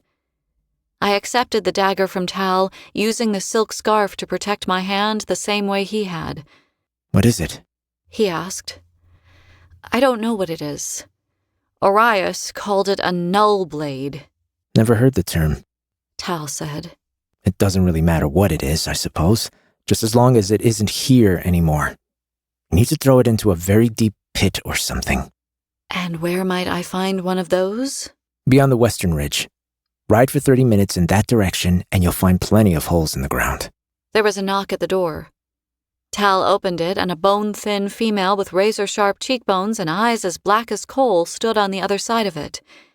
She wasn't Fae, wasn't a high-blood either. There were strange frilled gills at her elongated neck, however it looked as though they had been sewn shut. Her straight black hair hung like a sheet of silk to her shoulders, hiding her mutilated gills for the most part. She bowed her head, surprise flashing over her face when she registered my presence. She was halfway to the ground when I reached out and caught her by the elbow. Please don't do that, I told her. Not right now. I'd well and truly had enough of all the kneeling for one day. The female's eyes widened, but she didn't protest. My apologies, Your Highness. Lord, I'm sorry to disturb you. I came to tell you that I had as yet been unsuccessful in tracking down the venerable queen for her fitting, but it appears that the fates smile upon me tonight. I found her here with you. The female placed her hand on her chest and bowed slightly, and the light caught on her metallic, talon-like fingernails. Her fingers were twice as long as mine and half as thin. There was something unnervingly spider-like about them. My fitting? I asked. Yes, for the ball tomorrow night. Come in, Yannicka. You can take her measurements while she's here. She's bound to slip away otherwise. You should measure him up too. He gestured to Carrion. I smiled distractedly at the female as she floated into the room. Once she was inside and had begun unraveling a black roll full of sewing implements, I turned on Tal. I'm sorry, what ball? The Evenlight Ball, of course. Don't you celebrate that in Zilvarin? I was about to say no, of course we don't, but I wasn't able to. We do, actually, but it's a festival, not a ball, I admitted. Madra stands on a dais and addresses the whole city for an hour. Carrion added. Ranting and raving about the dangers of magic and how mythical fae monsters are trying to infiltrate the city to corrupt us and steal our children. He grinned, waggling his fingers. I rolled my eyes at him. After that, she gives everyone a double ration of water and a bowl of greasy stew, and then there's music. It's the only day of the year when people don't have to work. Sounds delightful. Tal said dryly. It's a little more fun here. Food, wine, dancing, sex. Historically, there have been no grand speeches. You can change that if you're feeling homesick, but I wouldn't recommend it. You are already pretty unpopular. I can't attend a ball right now, Tal. I don't have time. You're mistaken. You don't have a choice. The Evenlight Ball is non-negotiable. The ruler of the Blood Court presides over the evening and must officially open the celebrations. The party cannot begin without their official say-so. If you don't attend, you will be openly shirking your position as queen here, and letting everyone know exactly what you think of Sanisroth and the Blood Court. It wouldn't be a good look. And even if all of that wasn't the case, it is even more vital that you attend this year's festivities, since the Even Light Ball is now doubling as a selection evening. Selection evening? Yes. We've held only one before. Until fairly recently, there was another Lord of Midnight, Zaris. He was killed by his own brother after some pointless disagreement. A selection was held, and that's when Malcolm named Algat as a Lord and Keeper of Records. We must have another selection, so that candidates who wish to present themselves to become the new Lord of Midnight might be considered. I'm not overseeing that. I can't be in charge of making that decision. Well then, your mate should have considered that before he killed Ireth. Not that I'm complaining, of course. Ireth was a repugnant zealot with really bad breath. But now there are only 4 Lords of Midnight, and there have to be 5. Which means that, yes, you have to hear people's petitions, and you have to select a new one. My advice? Do it quickly. The High Bloods will get antsy if they have to wait too long to indulge their appetites. My mouth fell open. Tal! And then there's also that small matter we discussed at the Fool's Paradise not too long ago. He said, leaning in close. The ball is the perfect opportunity to take care of that as well. I would consider it a personal favor to me if you could see your way to sticking around long enough so that can be taken care of too. And I did save your life, so... I was fucked. Royally so, it would seem. I gave up. All right. A ball. I threw my hands up, exasperated. I'm going to a ball. Great. If you could just lift your arms again for me, Your Highness. Yannicka, with her silky hair and metallic fingernails, made me jump. She hadn't made a sound as she'd crept up behind me. Her scent hadn't given her away either. She didn't smell of anything at all. I'm sorry, Yannicka, I don't have time for a fitting right now. There are other matters I need to attend to. I'm sure you're an excellent dressmaker, though. Can't you just eyeball it? The female stepped back, nearly dropping the measuring tape she was holding. Eyeball? I'm sorry, Your Highness. Far be it from me to correct the illustrious queen, but I am not a dressmaker. I am the royal master tailor. I have served this court faithfully for the past 200 years. It is my privilege and right to dress the Blood Court's nobility. The gown you wear tomorrow evening is a showcase of my talents. It must fit you like a glove. I'm sorry, I cannot just guess your measurements. An ill-fitting garment will bring shame to my household and my name. Tal said nothing. Carrion slid his hands into his pockets, giving me a shrug. Sorry, Sunshine. I don't think you can really argue with that. Grudgingly, I let the woman take my measurements. The null blade thrummed in the scabbard on my thigh as I climbed. By the time I reached the library, my leg was numb from my hip to my knee, and I wanted to cry. My runes ached, pain shuttling up and down my arm in waves. I wanted to be rid of the weapon just as badly as Tal had, but without knowing exactly what it was or what it was capable of, hurling it off a cliff felt like a missed opportunity. Orias had said that all Belicon's guards were equipped with these things, and after what had transpired in the tomb, it was pretty obvious we were going to have to face them again. There would be more guards, more null blades. This was an opportunity, and as uncomfortable as carrying the blade was, I didn't really have a choice. It needed to be studied. Carrion had stayed back at Tal's chambers to be measured. He'd said something about going to fetch his sword, too, but had promised to catch up with me as soon as he was done. On the stairs, the sound of my footsteps was my only company. When I arrived at last, the library rang with a deafening silence. Fisher's scent hung thick in the air, telling me exactly which direction he had gone when he'd come up here earlier. But before I headed into the stacks, I needed to take precautions.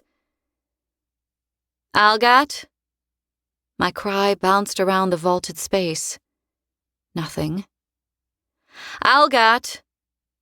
The keeper of records had been very clear when she told me I should only visit the library during the hour right after dusk and the hour directly before dawn. She was in no position to tell me what to do, but even so, if I was about to go toe-to-toe with the old crone, I'd prefer to know about it beforehand, especially since she was probably furious that I'd taken a book from the library. The female didn't come. I took off and headed for the stacks. I hummed as I went, trying to ease the disquiet in the back of my mind. The urgency to rip the null blade from the scabbard and hurl it as far as possible. It was an awful sensation, one that couldn't be described, but the knife was full of hate. It wanted to cause harm. Fisher's scent grew stronger as I wound through the rows and rows of books. Every step I took drew me closer to him, and with it the tension between my shoulder blades eased. It was like this now. A rope pulled taut between us, and the farther apart we were, the tighter it pulled. It was only when we were together that I felt like I could breathe properly. He was Oh! I pressed my hand to my chest. Hello? I jolted back, surprised, but the sudden movement up ahead was only one of the library's stargazers. The paper bird hovered in the air about 2 feet from my face, flitting from side to side as it watched me. I took a step forward, and it hovered backward in concert with my movement. Its tiny head seemed to cock to one side, its wings flapping a mile a minute. Inquisitive little creature, aren't you? I extended my hand, curious to see if the bird would alight on the end of my finger, but it darted back and away. Oops, sorry. It's okay. I'm not going to hurt you. It flew off. Okay, bye then. It was a wonder. I was sad to see it go. But when I went left, turning down another row of books, there were 3 stargazers there, hovering, waiting for me. Huh. Are we playing a game? There was a note of suspicion in my voice now. Foley's warning hadn't wandered far from the forefront of my mind. He'd said the birds were guileless things, easily coerced. I wasn't concerned about the birds themselves. Foley had also mentioned malcontent witches, tricking them into stealing my hair, and it was that idea that gave me pause. I shifted my weight into my left foot, resting my hands on top of Eramar and Selenir, where they hung at my hips. Are you going to let me by?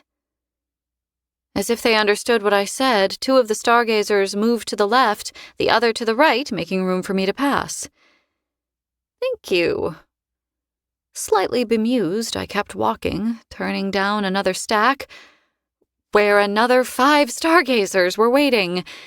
Over my shoulder, the 3 I had just passed were following close behind. Okay, this is getting a little creepy, folks. More of them darted around the corner, more suddenly swooping over the top of the stacks and diving down. 10s of them, hundreds. They gathered overhead, flocking in a circle, the rustle of paper wings growing louder until it was all that I could hear. Fuck, I whispered. And then I ran. Bone-white missiles zipped past my ears as I careened through the library, left, right again, left. The stargazers buzzed my head, swooping, snagging in my hair, teasing it loose from my braid. They crashed into me, pinwheeling to the floor and sliding, only to take off again, whirling around my head. I swatted them away, batting them out of the air, but they only rose again. I spun left and collided with a pile of books that had been stacked haphazardly on the floor. They crashed to the ground, skidding in every direction, nearly bringing me down with them, but I kept my feet. I charged forward, emerging into a small clearing amid the stacks, and my frustration finally won out over my alarm. They were birds. Paper birds. I stopped running and shielded my eyes with my hands, peering through my fingers to assess the situation. There were so many stargazers now, hundreds of them. They flew around me, faster, faster, faster, a vortex of them, whipping around and up toward the library's rafters like one of the dust devils that tore across the dunes back in Zilvarin, only much, much bigger. It was beautiful. Cautiously, I lowered my hands and took it all in. The stargazers formed a tunnel, and I was at its center. The birds stirred the air, creating a breeze that blew my loose strands of hair around my head. I'd never seen anything quite so lovely or magical in all my life. If crows had their murders and vultures had their wakes, then the spectacle of these stargazers' moving harmony could only be one thing: a constellation. Impressive. The thought was whispered out loud, and the birds reacted. A single stargazer broke away from the wheeling mass and dropped from the air like a stone. A split second before it hit the floor, it pulled up and hairpinned in the air, coming right at me. It happened too quickly. I didn't get my hand up in time. The edge of the stargazer's wing sliced my cheekbone, leaving a bright sting of pain in its wake. Ah, what? This was the second time one of them had cut me. That really isn't nice, I hissed. I prepared for what would come next.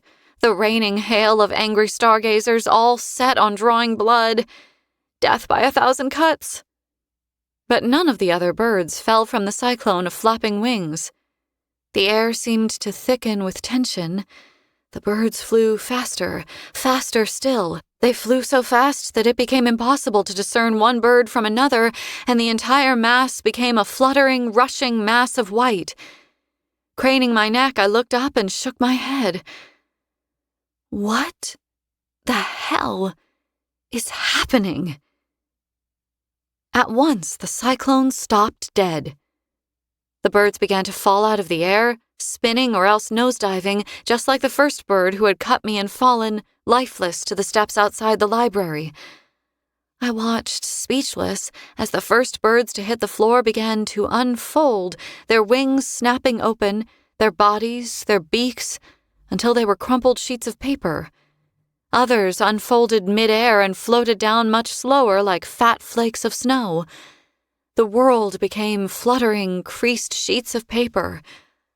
I plucked one out of the air as it drifted past my face, and there on the paper were lines and lines of elegant, slanted handwriting. In most cases, the power is too great. The alchemist will need to surrender. My heart pounded. I plucked another sheet of paper from the air. Often painful, historically it was recommended that a counterbalance be used as a kind of alchemical overflow mechanism. The writing spoke of alchemical magic. All of the pages, so many pages, were full of text about alchemy. My mind would not comprehend it. I'd picked the library at college clean. Both Algat and Foley had confirmed that there were books on alchemy in this library here, but neither of them had considered the stargazers. The birds had been here for centuries, longer than anyone could remember.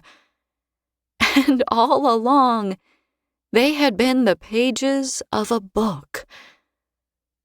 Fast as I could, I started to collect them from the floor. Sheaves and sheaves of paper. They were wrinkled and yellowed by time around the edges, but the writing had been on the inside of the pages. The words there, written in black ink, had been protected by the stargazer's folds. I'd collected half of the pages from the floor when they started to rattle in my hands. I clamped the pile between my fingers, determined to keep hold of them, but then they were ripped free by some invisible force. No! My shout echoed around the library. Please!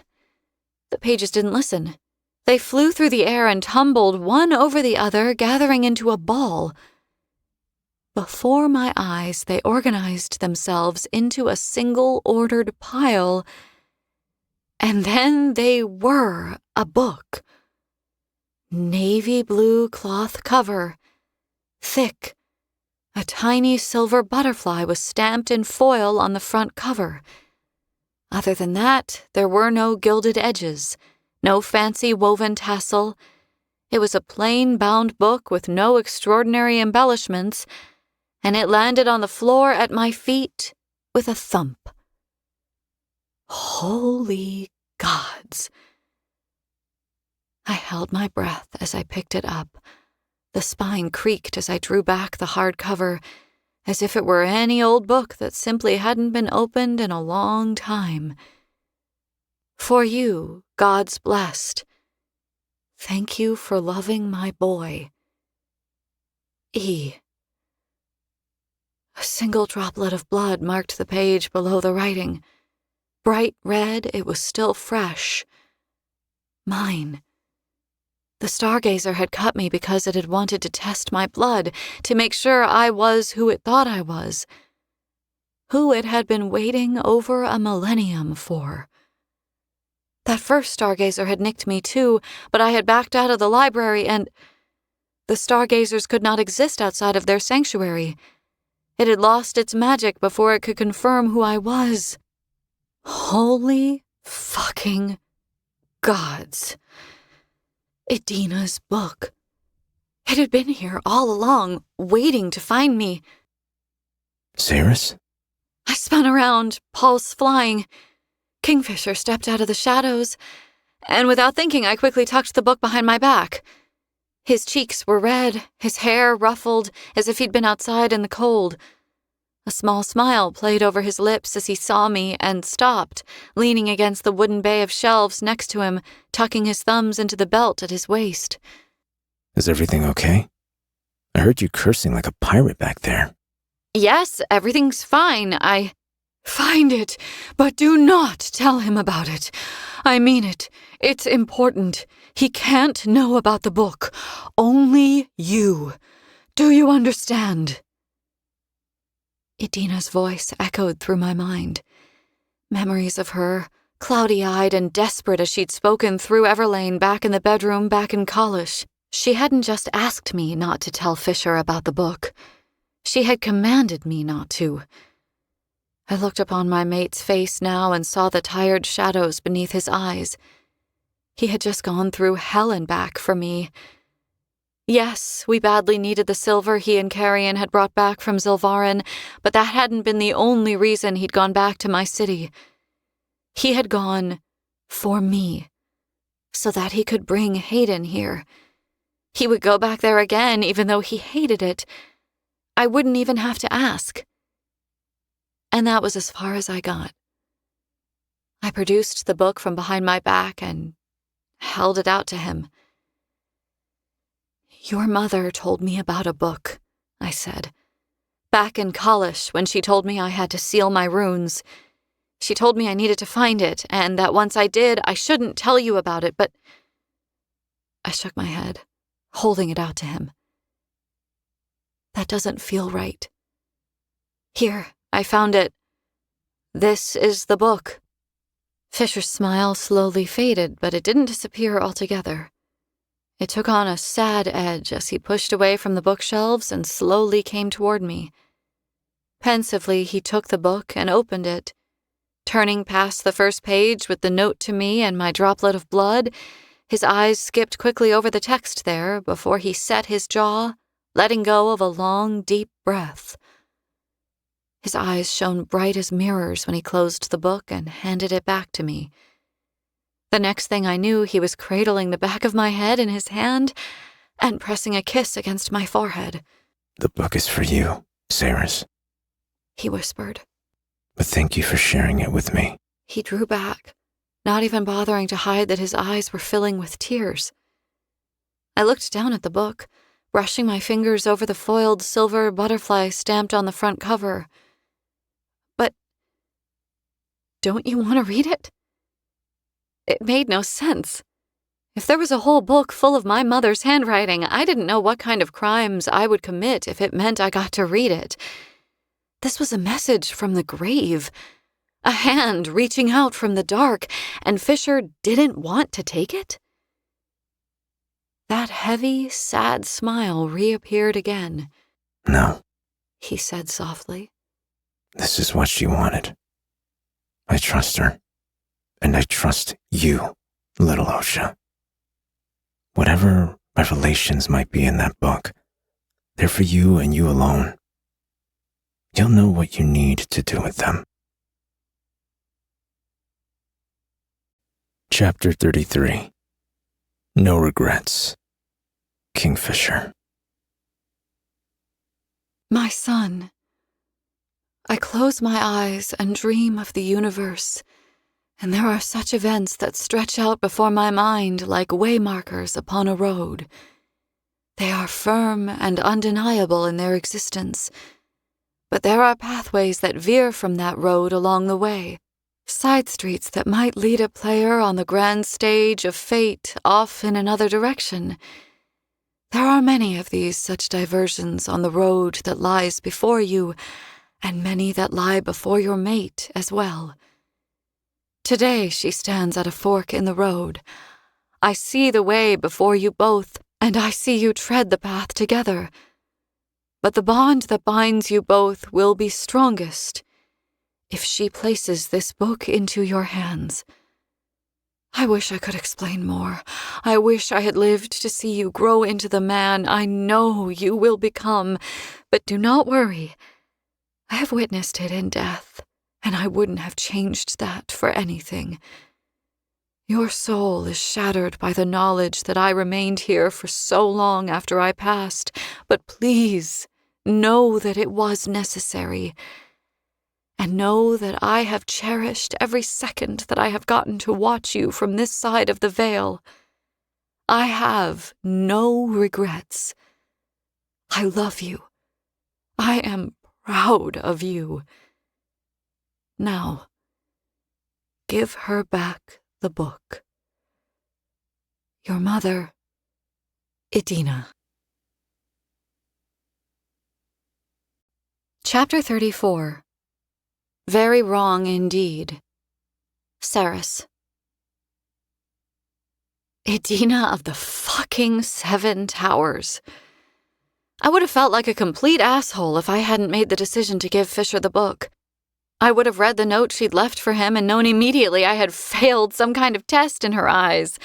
And sure, the female was dead, but I still wanted her to like me. I was in love with her son, after all. Stupid though it might seem, I wanted to be worthy of him in her eyes. I was itching to read the book from cover to cover now, but Amentraeth was abuzz with preparations for tomorrow night's ball, and even my own chambers provided no privacy. Every 5 seconds, someone new knocked at the door with an urgent question. Which flowers ought to be placed on the dais? Should the wine be laced with newborn's blood or adolescent virgin's blood? I had answered definitively that the wine should not be laced with any blood, and that anyone found bleeding newborns would be chained to a post and left outside to greet the dawn. Did I wish for the Lords of Midnight to be seated at my table for dinner in a place of honor? Did I wish for music before the petitions? If so, what kind of music? Did I have a specific dance set in mind? It went on and on and on, and all the while the book felt like a 10-ton weight tucked into the front of my shirt. The book held answers, important answers, and all the even light ball nonsense was getting in the way. Fisher had gone back to spend more time with Foley after he'd found me in the library. Carrion had eventually shown up at my chambers, Simon at his hip, and a cocksure smile plastered on his face. The second Fisher returned at last, I grabbed the book and my blades and made the announcement, "Come on, we're leaving." Leaving? Fisher smirked. We only just got here. Don't you have royal decrees to sign? Important decisions to make about the big party? I need quiet. I can't think here. I'm leaving a note about the ball. I'm delegating all decisions about the party to Tal. He can deal with it. I just need a moment's peace, and I'm not going to get it here. I definitely want to be back for the party. I want to see who you appoint as Lord. Carrion said, looking up from the book he was reading. The new outfit that Yannicka promised sounded amazing, too. I desperately need to expand my wardrobe. Trust Carrion to be thinking of his appearance while the rest of us were trying to prevent the end of the world. All right, then. Fisher said. You don't have to twist my arm. Let's get you back to college for the rest of the night. I have plenty to take care of there myself. As soon as we're back, I'll open a shadow gate and find Lorth. I wasn't going to fetch him until morning, but I'm sure he'll be happy to come home early. I'll open one for Remphis, too. He's bound to have reached Ballard by now.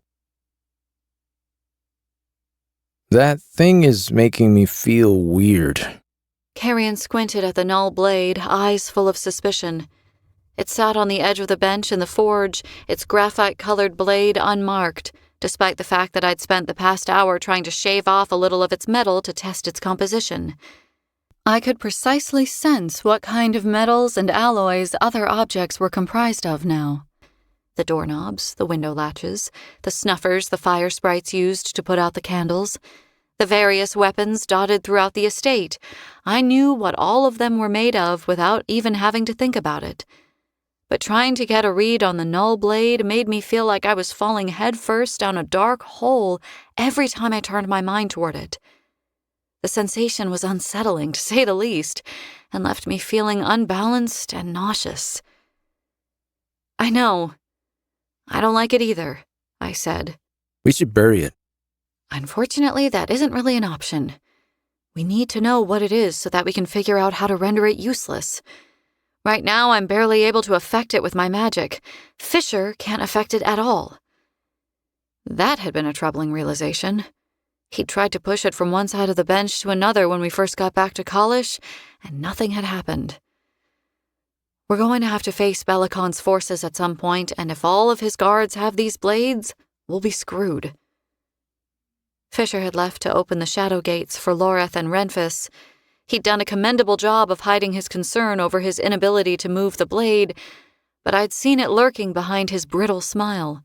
He hadn't experienced anything like the null blade before either. The fact that they couldn't be shattered with a god sword was extra concerning to everyone as well. In the recorded histories of Ivelia, no weapon had ever withstood a direct strike from an Alchemaran blade. I say we bury it and figure that out if and when we need to. Carrion scowled at the dagger even harder, trying to balance on the back legs of his chair. If the problem isn't causing immediate issues, it's always been my policy to let sleeping dogs lie. Bury your head in the sand, you mean? Edina's book sat on the shelf along the back wall. What I wouldn't have given to already be halfway through the damned thing. I wanted to be alone when I cracked it open, though, and the very worst thing you could do with Carrion is let him suspect even for a second that you didn't want him around. You would never be rid of him if you did that. No, all I mean to say is that there's really no point in worrying about an issue if you can worry about it later. Or, just put it off. Like how you're doing with your birthright? Carrion wobbled, nearly losing his balance and toppling backward. He grabbed the edge of the bench and saved himself in the nick of time. Excuse me? My birthright? What the hell are you talking about? I gave him a long, pointed look.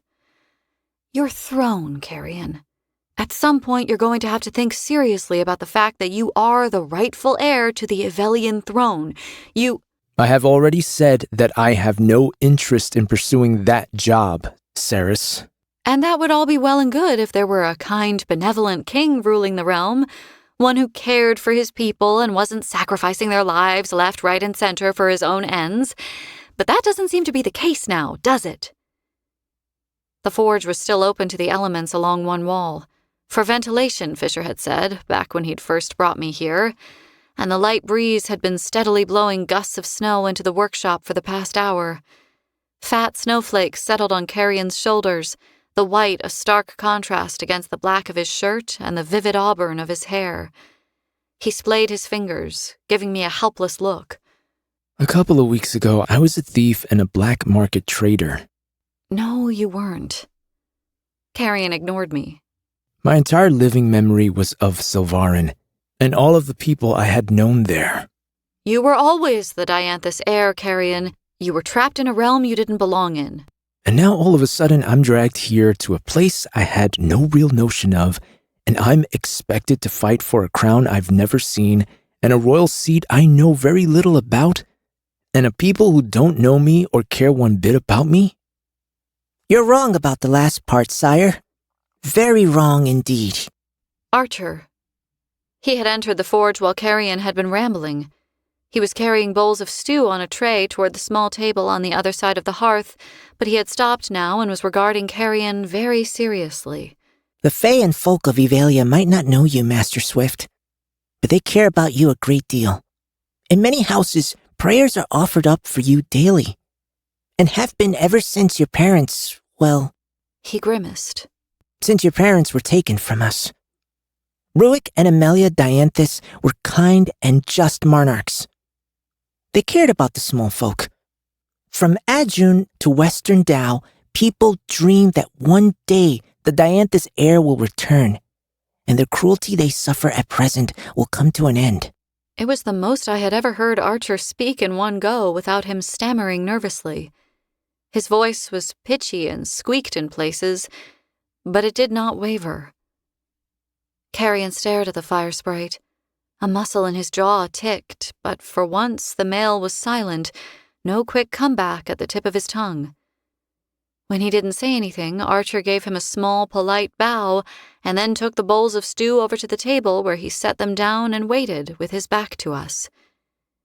He was so small, only 3 feet high or so. His diminutive stature often reminded me of a child, though he was older than me by considerable years. Maybe, actually, it was how innocent he seemed. Of all the Avelian creatures I'd encountered since coming through the Quicksilver, the fire sprite seemed to be the sweetest. When he turned around and smiled at us, the sadness in his flame-filled eyes showed his age at last. You have come home during troubled times, Master, he said. You have seen so little of your kingdom. You don't know it, but it does know you. It knows your blood. Your family has ruled over Evalia for generations. The Dianthuses weren't always perfect. Their ancestors made their fair share of mistakes, but they always fought to correct themselves when they veered from the path. And they always put their people first. I know in my heart that you will do the same, Master Swift. After all, it's in your blood. Carrion had turned a ghastly shade of gray. He looked like he was about to throw up at any moment. His eyes followed Archer as he carried a bowl of stew and a spoon over to him, but he wasn't seeing the sprite. He was 1,000,000 miles away, back in Zilvarin perhaps, or drawn elsewhere to the corners of this realm he hadn't even seen yet. For you, my lady. I had followed Carrion's lead and allowed my mind to drift. I hadn't noticed Archer bringing me my stew either. Thank you, Archer. I took the bowl, smiling distractedly, when a thought occurred to me. Archer, you've been here at Kalish a long time, haven't you? The sprite looked startled. Oh, yes, my lady, since before Master Fisher was born. But I assure you, I love my position, my lady. I wouldn't want to leave. Archer, I don't want you to leave. Why would you think such a thing? The sprite shuffled nervously from one foot to the other. Well, it is known among creatures such as myself that when there is a new lady of a house, she often likes to replace the staff with members of her own household and such. It is known among creatures such as myself that a new lady of the house might mean having to find a new position. Oh, gods, no, Archer. You don't have to worry about that, I promise. I don't have any staff from my house. I didn't even have a house back in Zilvarin. It's true, Carrion said. She was as feral as a hellcat. She would slink through any open window and take a nap when she could. I gave him a look. Yes, thank you, Carrion. The point is, I wasn't asking because I wanted to fire you. I only wanted to know if you'd been here before when Edina was still here. But I suppose you would have been if you took your place at Kalish before Fisher's birth. Oh, yes, absolutely. I knew Lady Edina very well.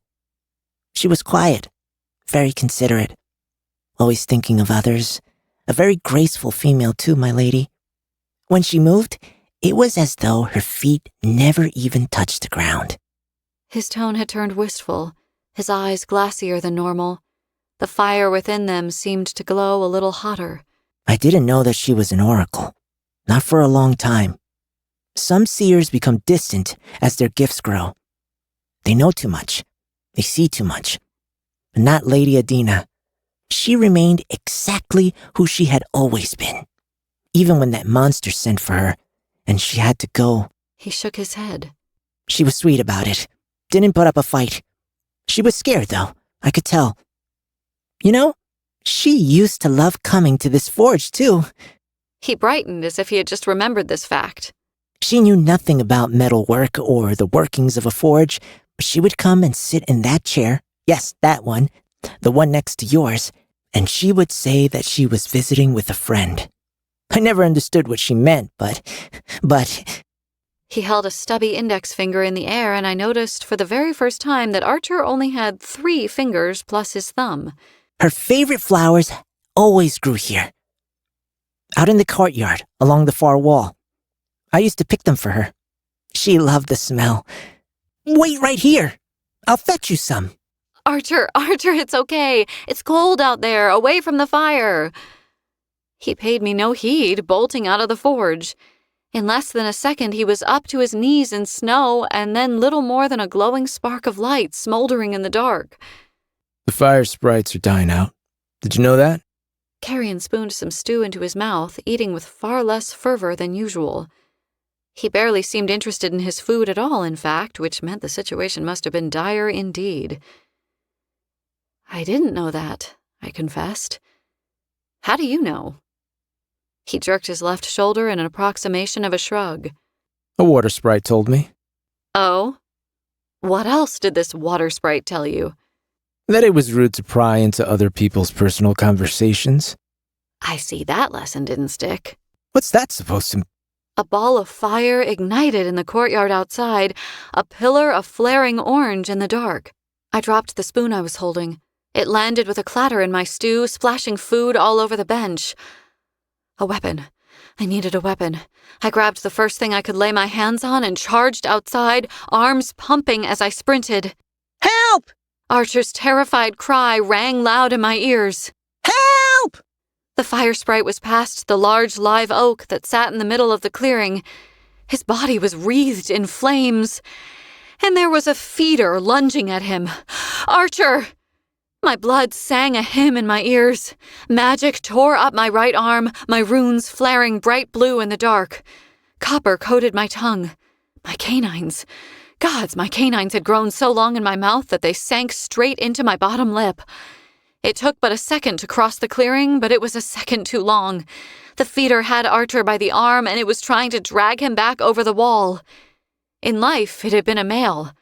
A tall one with long, warm brown hair that reminded me of Wren's. Now that I was closer, I could see that there were war braids in his hair, and he was wearing worn brown leather renegade's armor as well. My heart skipped a beat at the possibility. Was it him? Had something awful happened to him while he'd been gone? But the feeder twisted unnaturally at the waist, turning a full 180 degrees to look back over its shoulder as it attempted to scale the wall, and I saw its features. A broad, flat face with a wide, square jaw, crooked nose, lips that were too thin and torn to shreds besides. The male had been dead for days before it had risen. And the rot. Oh, gods. Infected! It's infected! I skidded to a stop 5 feet away from it, alarm rattling my nerve endings like a jailer rattling a set of keys. Thick black veins spiderwebbed beneath the feeder's sallow skin. Its eyes were completely black. A strange white light pulsed through its waxy throat and glowed within its chest. Its arm was on fire now, but for some reason the rest of it remained unaffected by Archer's flames. My lady! Archer wailed. Please! The fire sprite was a ball of fire, his black, rock-like body kicking and scrambling at its center. Try as he might, though, he couldn't get free. The feeder bared its teeth, snarling, and then it sprang up the wall, holding on to the thick vines of ivy that covered the face of the stonework with its free hand. I reacted without thinking. I threw the blade I was holding. Not Erimar or Selenir. The null blade. I must have grabbed it from the bench.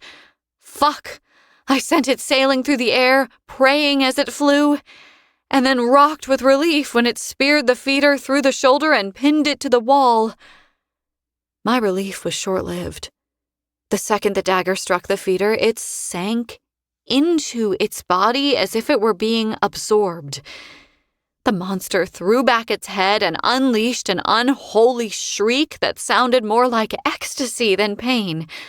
Muscles bulged along its back, multiplying, its biceps doubling in size. It was responding to the blade somehow, growing, becoming stronger. Horror warred with amazement inside me. What the fuck? Archer whimpered, hanging limp in the feeder's grip.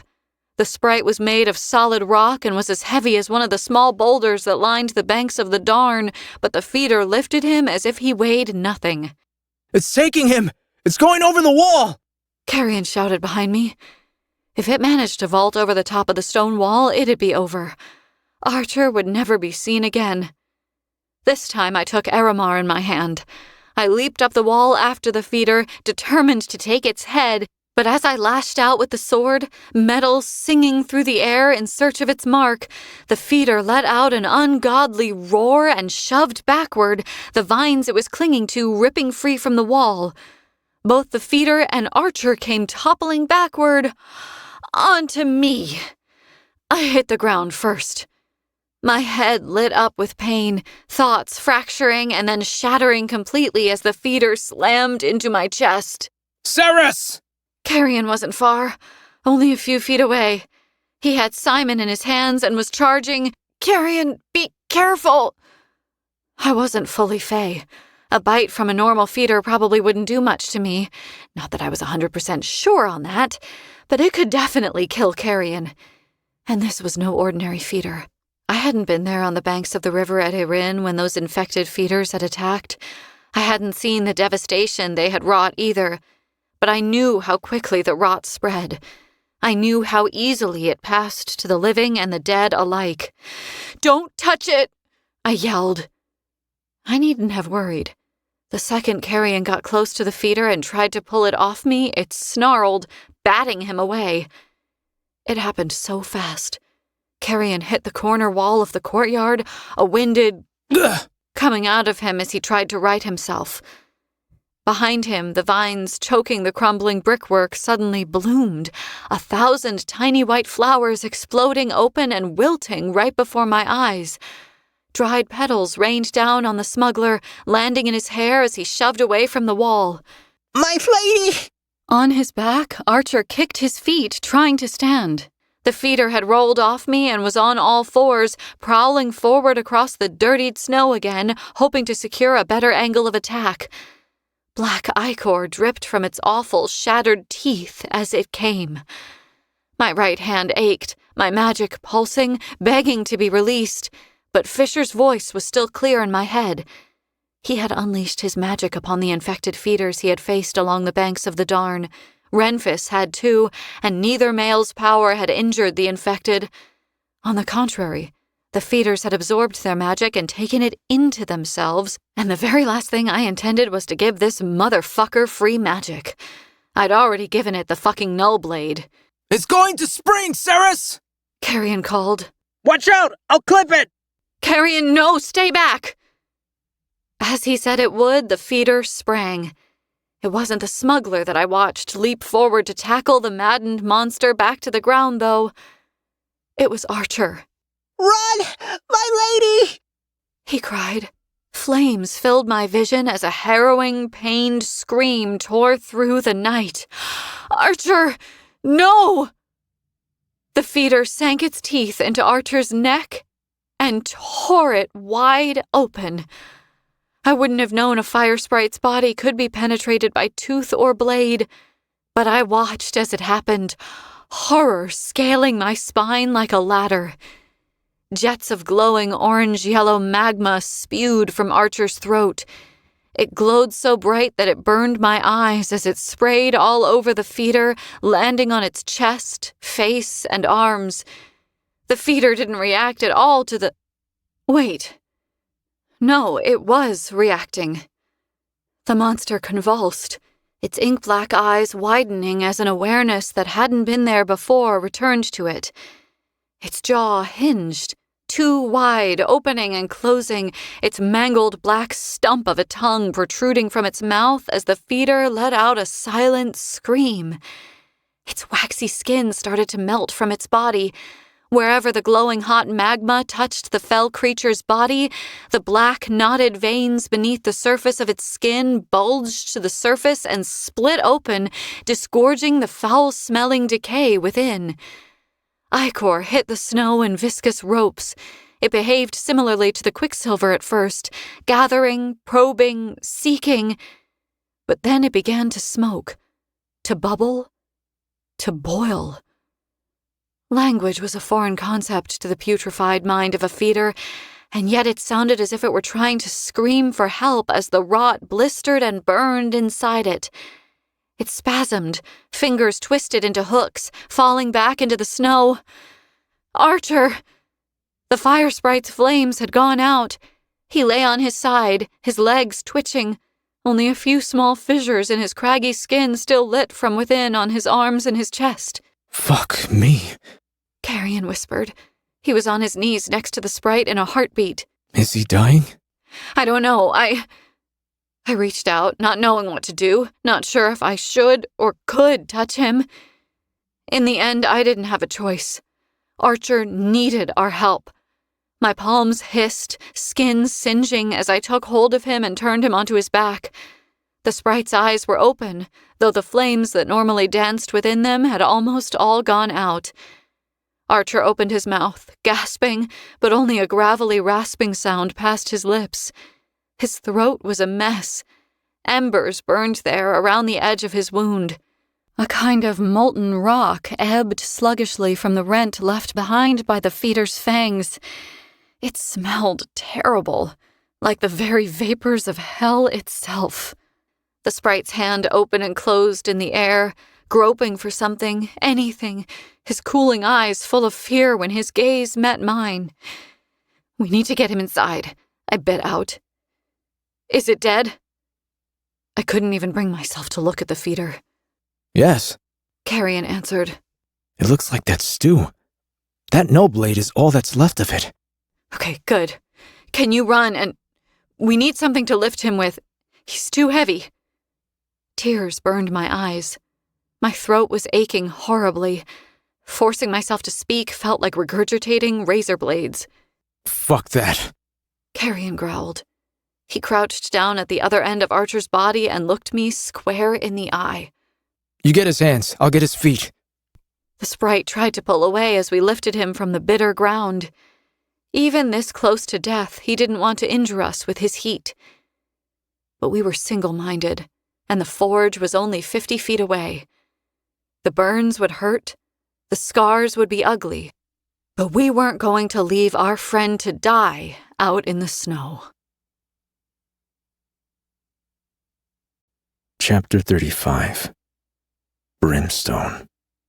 Kingfisher. It's called brimstone. It isn't like our blood, exactly. It is what keeps a fire sprite alive, though, Lorf said. Archer lay on the mossy plinth, his eyes closed. He looked like a small pile of rocks. Sweat ran over my temple and down my cheek, dripping from my chin as I stared down at him, my fury building by the second.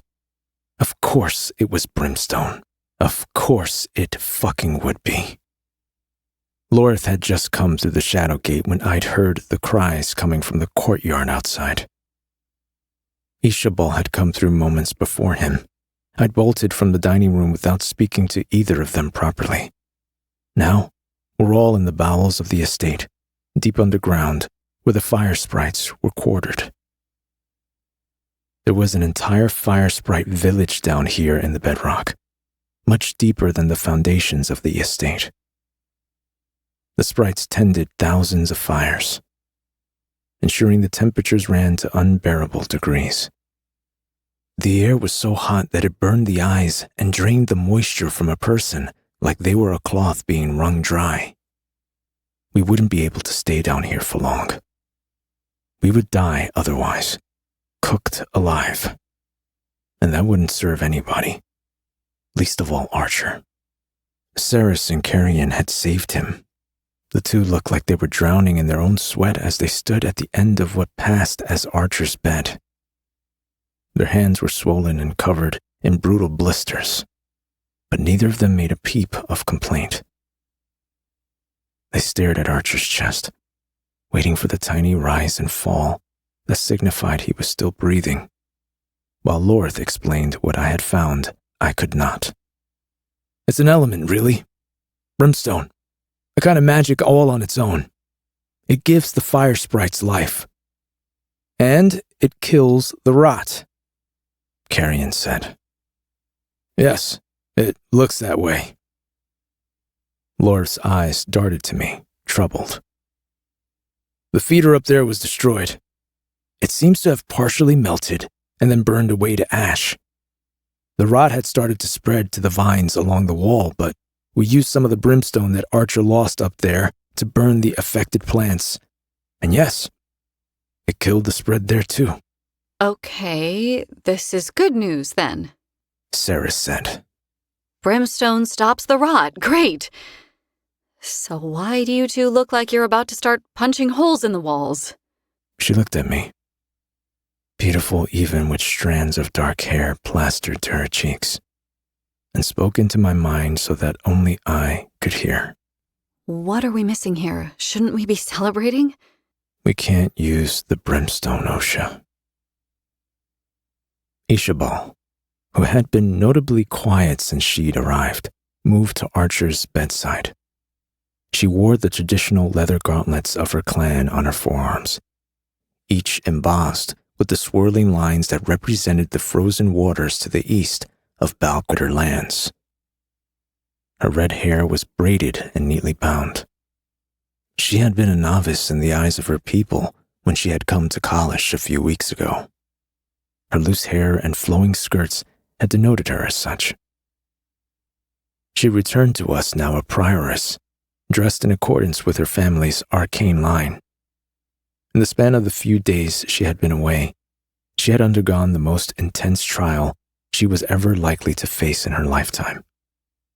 She was probably exhausted and wounded, and yet she had still returned here to Kalish to help. As Loreth mentioned, the fire sprite's brimstone is like our blood, and yet it is not, she said. The brimstone keeps them alive. Like blood, it flows throughout their bodies, keeping their core temperatures high. Unlike blood, they cannot lose a significant amount of it. A few drops at most. It does not regenerate as our blood does. There is a finite amount of brimstone in Avelia, and every last drop of it is spoken for by the sprites. When they want to procreate, the whole community agrees to donate a small part of themselves. Archer will only live because other members of his pyre have given some of their own brimstone to bring his core temperature back up again. The pyre? Carrion asked. Ishabal nodded. The name for an individual fire sprite community. His family. So they don't have sex? Under normal circumstances, I would have snarled at the smuggler for being such a shallow halfwit during such a worrying time. But for once, the question wasn't laced with innuendo. Carrion seemed genuinely confused. He peppered Ishabal with questions about the fire sprites. Meanwhile, my mate chewed on her bottom lip, staring at Archer's still form. Though she kept her own counsel, I knew what she was thinking. I waited for her to say it. After a long moment, she spoke into my head again. We can't use the brimstone. To secure enough of it to eradicate the rot and kill the infected feeders, every fire sprite in Avelia would have to die. Yes. So we're still fucked. Yes. Gods, I need a drink.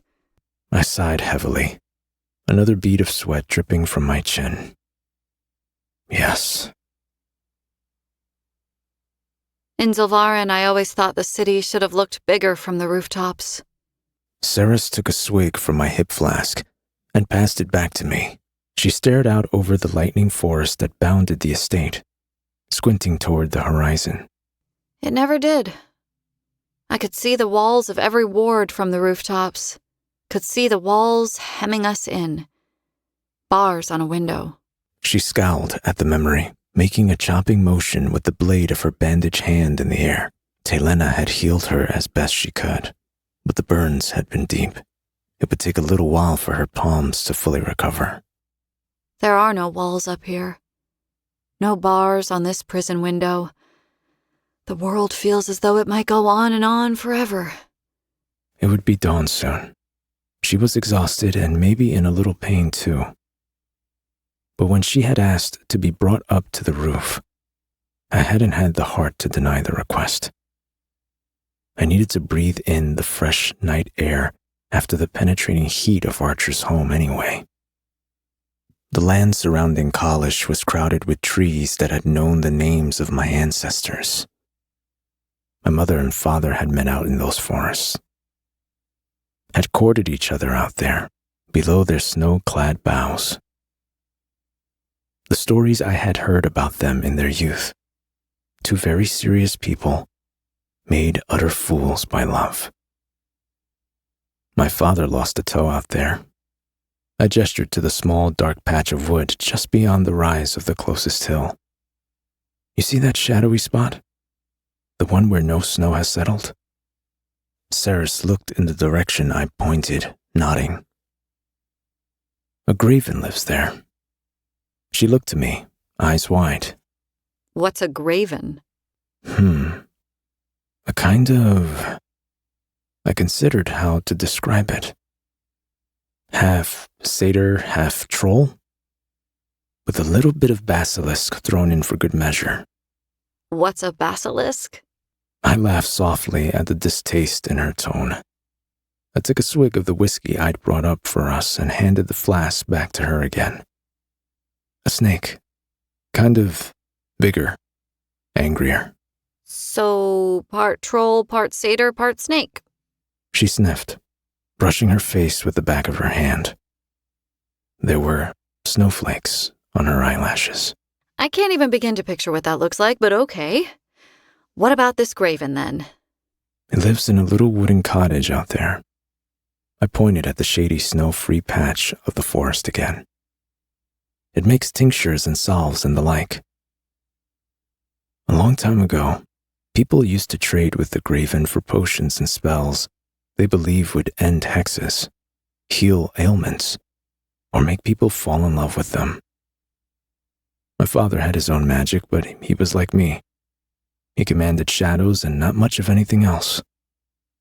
When he met my mother, he was relying on charm alone to woo her. And he didn't have much faith in his own capabilities in that department. So one day, he decided to visit the graven. For a love potion? Saris rolled her eyes at the ridiculousness of it. I did the same. For a love potion, yes. And the graven said to him, I'll make you a deal. I will give you my strongest, most effective love potion, a potion so potent that the object of your heart's desire will be powerless against your advances. She will be yours for all of time if she drinks this potion that I will make for you. And what was the catch? What bargain did he have to strike? My mate was clever. She was learning. I smiled a little as I took the flask from her and drank again. The whiskey warmed me all the way down to the seat of my diaphragm. The graven said to my father, I will give you this potion, and you will live out your days with a wife and a family, and you will be blissfully happy. You will be able to create powerful wards, and you will be a role model to your people and all who follow you and support you. And my father was wowed by this prospect, and he said, as you astutely guessed, wonderful. This is all I've ever dreamed of and more. What do you want in return for these gifts? And the graven replied, your right foot. I want your whole right foot. What? His foot. It wanted his foot.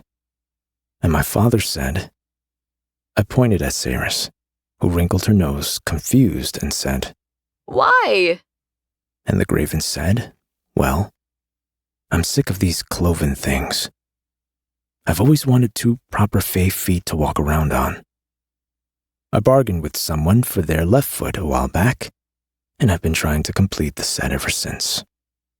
And the graven showed my father a severed left foot, sitting on a flocked red pillow by the fireplace. And that was all it would say on the matter. But your father wouldn't trade his foot for the potion. Ceres said. He would not. So the Graven said, fine. You won't be parted with your foot. So how about this?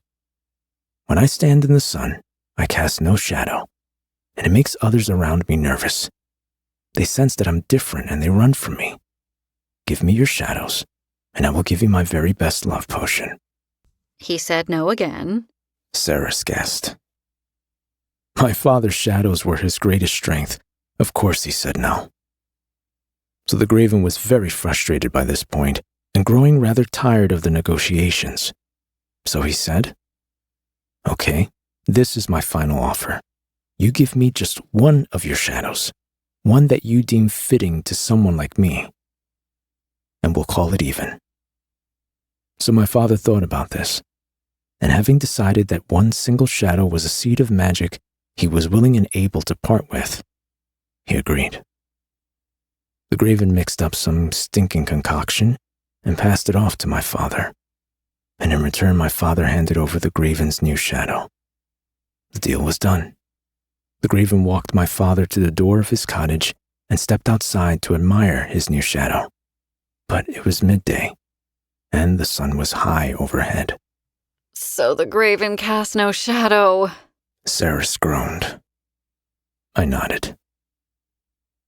It took up a scythe and went after my father. It called him a liar and a cheat, and didn't notice as it chased him through the forest that the angle of the sun had changed, and the shadow of a majestic ox was now stitched to its satyr's hooves. It swung its scythe back and forth, trying to claim my father's right foot. It came damn close to taking it too, but in the end, it only managed to sever his little toe. Ceres frowned as she looked back toward the darkened area of the forest. I let her have her thoughts for a while. Eventually, she said, And the love potion? It worked? I laughed softly.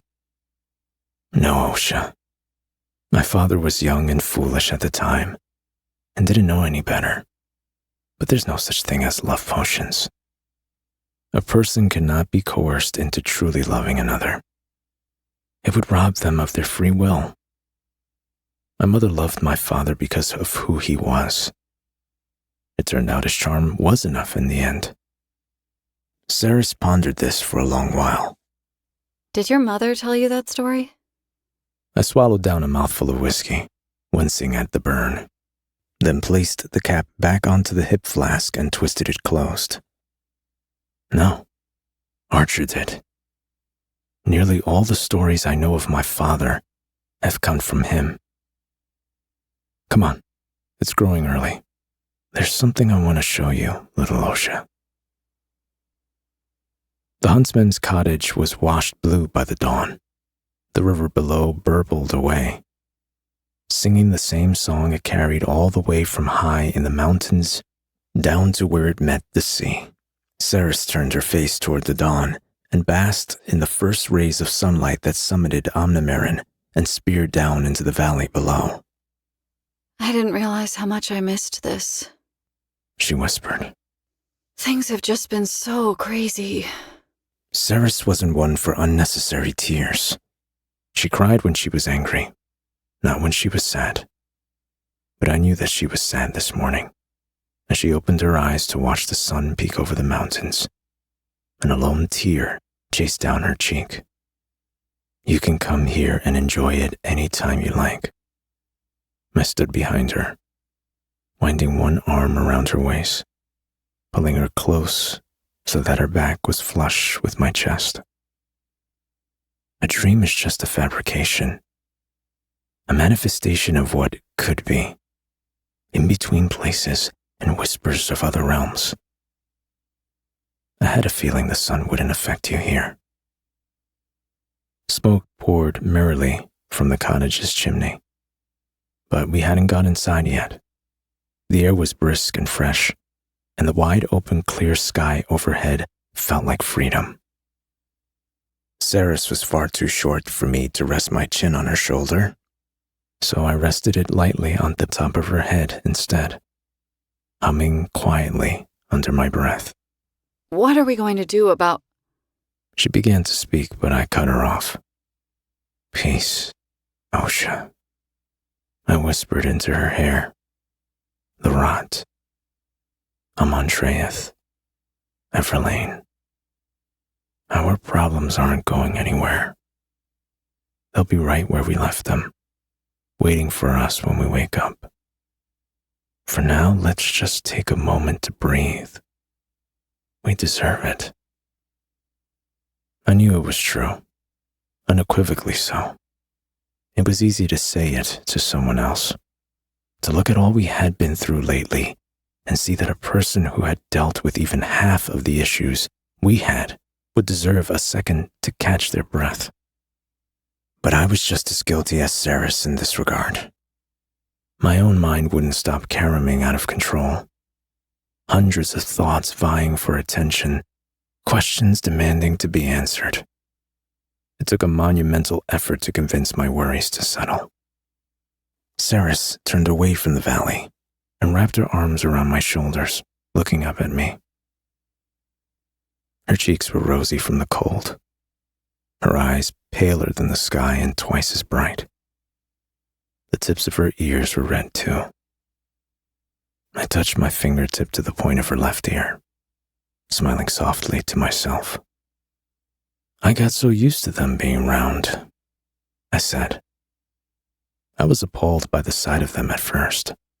Wow, thanks. I laughed. Sorry, I don't mean to offend. I tapped the tip of her sloped ear again. I was just very worried. Humans are difficult to keep alive in a place like this. Even now confessing this made my voice catch. I didn't want to lose you. Other females had looked at me adorningly in the past. I'd let them, feeling only further and further away as they tried to draw closer. When Ceres turned her blue eyes on me, I didn't have a choice. I was laid bare before her. I was brought to my God's cursed knees. You had a funny way of showing it. She said, smiling crookedly. And you still let me train with a sword, even as a human. I raised my eyebrows at her. You mean I could have stopped you? Technically, yes. She said. You could have compelled me not to touch a weapon here in Avelia, and I wouldn't have been able to. Yes. Well, I kissed her lightly, barely grazing her temple with my lips. You would never have spoken to me again. And anyway, I know you, Ceres Fane. Even as a fragile human, you were strong, independent. I would have crushed your spirit if I had sheltered you from this world. Your choices had to be your own. I saw that in the end. I see it now too. Every day. You have the right to walk the road that stretches out before you. I will not rob you of your path by insisting I carry you. She was quiet for a while, mulling this over. The wind kicked up, toying with her hair, blowing it around her face.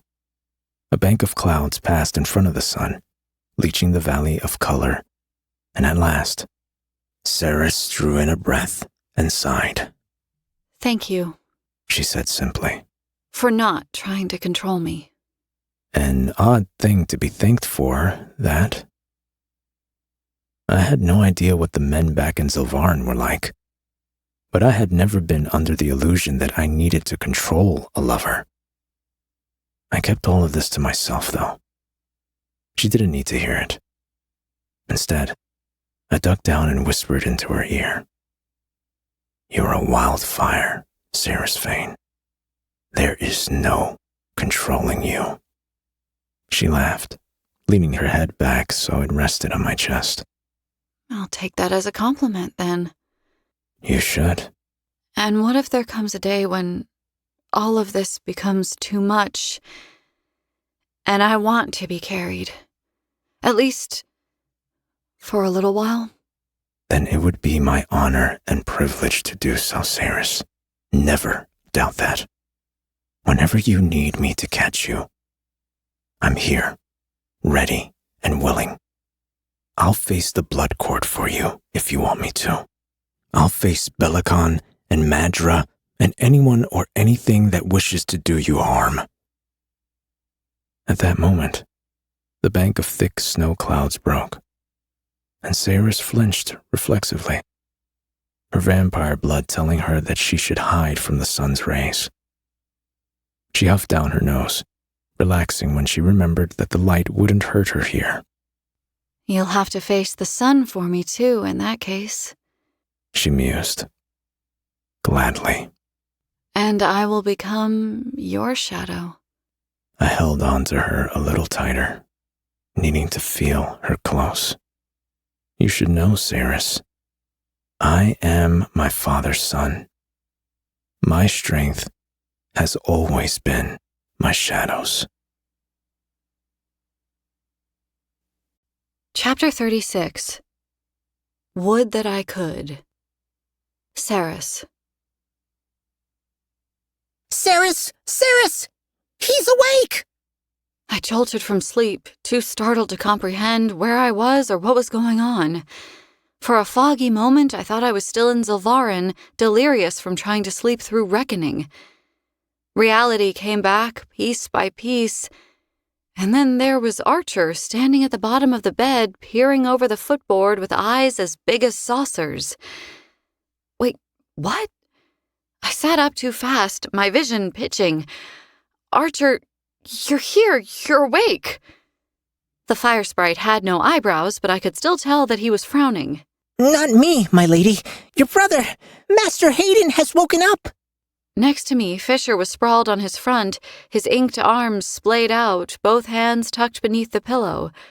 When he pushed himself up, propping himself up groggily on his elbows, his hair was sticking up in 5 different directions. The second he registered who was hovering at the foot of the bed, he sat up, brushing his waves back out of his face. Archer, what in all 5 hells are you doing here? The fire sprite stepped back, a small flame kindling on his shoulder. Me, Master? I came to let the mistress know that her brother... No, why are you up here in the house? Why are you working? I am sorry, Master. I did try to stop that feeder. It's okay, Archer.